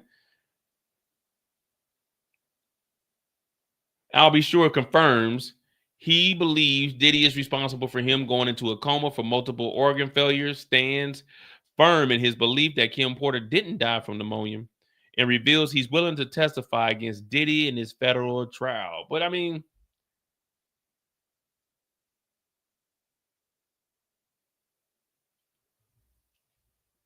what is he like? Nigga, what do you know? All right, I'll be sure you used to be with Kim. Okay, but what do you know about the charges at hand? Like, we're not trying to hear you believe Diddy put you in a coma. Nigga, that ain't got nothing to do with this trial. Kid Cudi's car was blown up and we just swept that shit under the rug. What are you going to tell us? Who do I stand with in the case? To be honest with you, I really don't. To be honest, I'm just going to be real with y'all. I'm here creating content. I really don't care. Just going off of the charges, I believe that at least one charge will be slapped against Diddy. And I just think, I don't know, man, I just harp on the transportation to engage in petition. So for me, I don't care. I definitely want to see the defense. And that was my whole thing with like the Young Thug case. It's like, okay, I'm listening to all this stuff. What the jury's going to do? But I don't care. If Diddy goes down for this stuff, good. Do I believe that Diddy is a sick, terrible individual? Yeah. Did I see the footage and like that's all I needed? Yeah. But I never, I've always been vocal.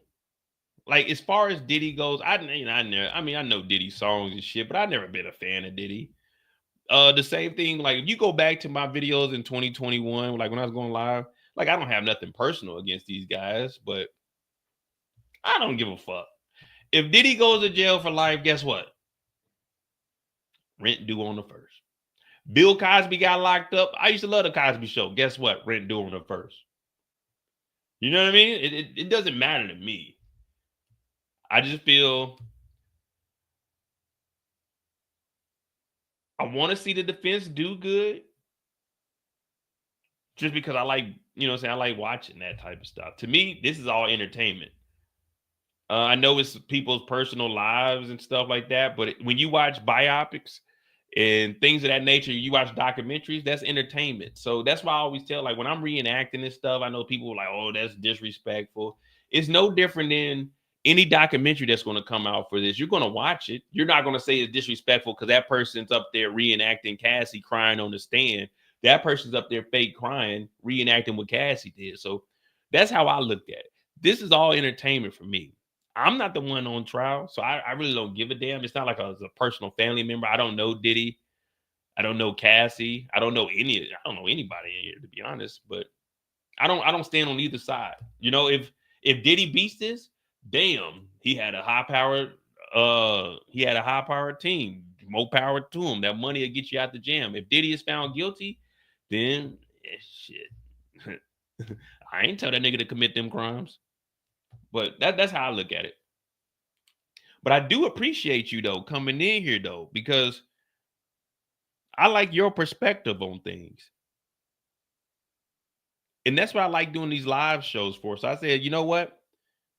This is my time to do something I won't say out of my comfort zone, because when I get on these lives, you know, I can an 8-hour live, a 9-hour live, that's easy work. I can do that easily if I want to.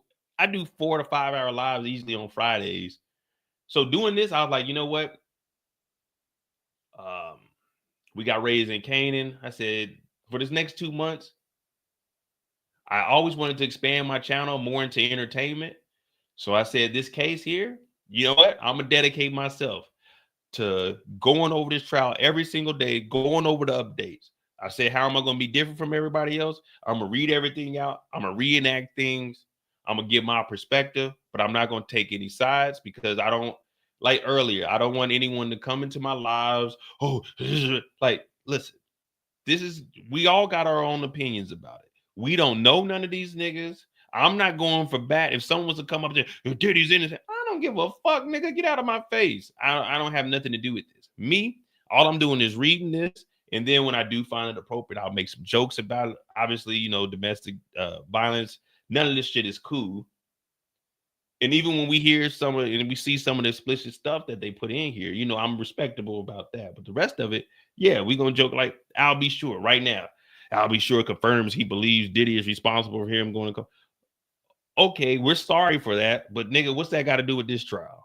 We don't give a fuck about none. What is Al B. Sure going to do when he get up there, man? You know, I believe that Diddy put me in a coma.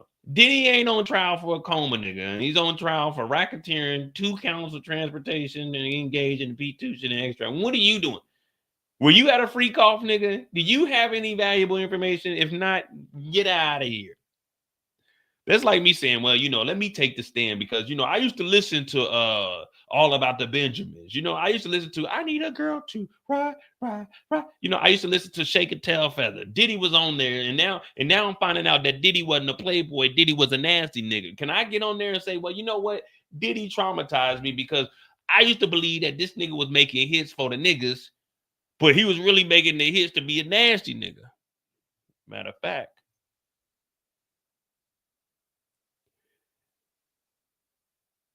Let me ask you guys this. How do you guys feel? Just hear me out. How do you guys feel about, this is just between us, the Mo and the Mo West. If you in here right now, you may not subscribe. Hit that subscribe button, hit that like button. You may not subscribe, but how do you guys feel about me leading us? I'm gonna represent us, okay? I'm gonna represent all of us in a class action lawsuit against Bad Boy Records, because he had multiple songs that made us believe that Diddy was a good guy. Now, with this coming out, we were led astray. Now, I'm gonna ask for a small amount of money, just $1 billion. It's not gonna be a lot of money. It's not gonna be a lot. So we're gonna ask for $1 billion. We're gonna do a class action lawsuit. I'm gonna need petitions from at least 1,000 people.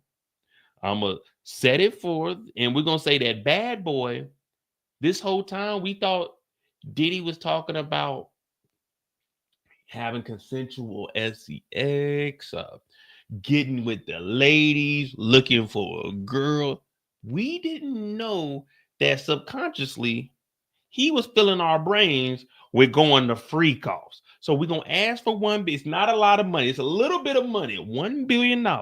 We'll ask for $1 billion. Out of that $1 billion, there's going to be taxes. It's going to leave us around $700 million. So what we'll do, if we can get 2,000 people out of the $700 million after the tax, what we'll do is I'll take my $500 million off the top, right? I'll take $500 million off the top for me because I'm gonna represent all of us. So I'm gonna take we're gonna ask for $1 billion. We're gonna get 700 after taxes. So what I'm gonna do is I'm gonna take $500 million off the top and I'm gonna set that to the side. I'm gonna put that in one of my LLCs. All right. I'm gonna put that, I'm just gonna hold it over there.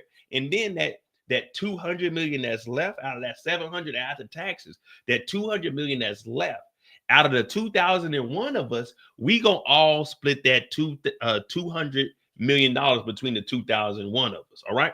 So I'll keep the 500 million over here and I'll keep it safe. All right. Over here in one of my LLCs. Now I'll be the sole owner of that and I'll have a board with me, Modi J, and the Mo You Know on the board over there. So if any of that money gets divvied out, yeah, got to go through one of us three, Julius, Modi J, or the Mo You Know. But we'll keep that 500 million over there in that pot. Now I'm gonna have access to it because I'm gonna need to pay like electricity and all that thing. But we're gonna split that 200 million between all of us. So we good with that?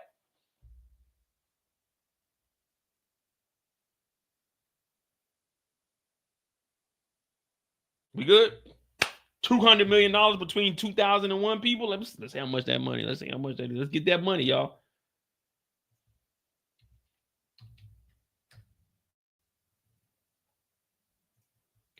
We said 200 million. Divide that by 2001 people.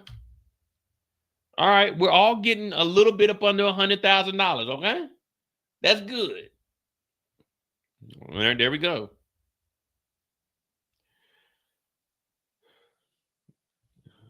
Why did he buy a casket a month before her death is what I want to know. Oh, see, we going into the Kim Porter. All right. Yeah. So yeah, we'll all get 99,950, and then I got the 500 million. I'm holding it for a rainy day. You know what I mean? If y'all need some money, come and holler at me. But I got to go through Mo and Modi J and the Mo You Know in order to get that money, y'all. So just know, y'all better do good with y'all 99,000. All right, let me see if they got anything else, and I'm gonna get out of here because it is 11:20. Hit that like button, hit that subscribe button. Tomorrow we will be on here. They said they're gonna start at 8:30. Well, 8:30 they got to show up. 9:30, it's 3:30. So I'll probably be on here around 10 a.m. Eastern. I'll probably be on here tomorrow at 10 a.m. Eastern. Let me see what updates we got. That was it, I guess. No further questions. Out of the freak off. A lot of updates.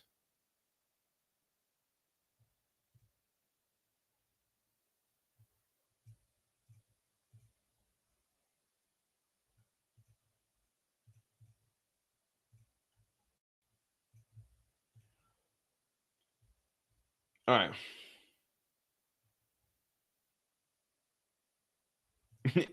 Amber, hey, he did have a I ain't gonna say it on here because YouTube is already slapping with the yellow, so we ain't getting paid off of this mug, but it is what it is.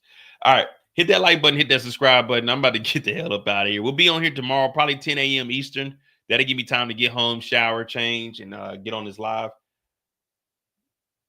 And we'll continue, man. This is day 3 of what could potentially turn out to be 40 days and 40 nights of the Diddy trial.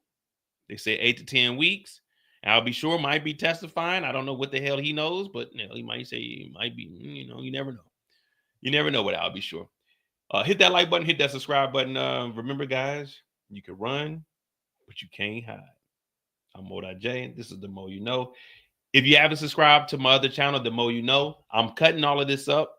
So Cassie part 1 aired tonight. Cassie part 2, 3, 4, 5, 6, 7, and 8. This is I might just take the main ones out of them and post those, but we have the defense on tomorrow, which is going to be 2 days probably roughly 4 breaks each day. So we'll have 8 Cassie testimony for the prosecution, 8 Cassie testimony for the defense. And all of those are going to be up on my other channel. The Mo You Know is pinned in the chat. Also, if you'd like to join the Discord where you can talk about TV shows, movies, the Diddy case, or any other cases, we have different tabs in there for that.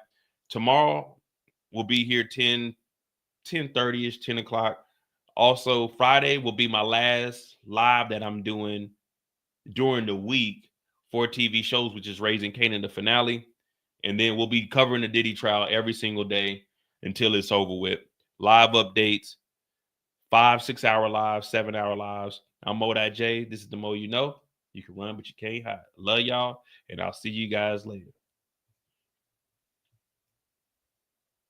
And remember, if anyone tells you to take that, don't take that. All right?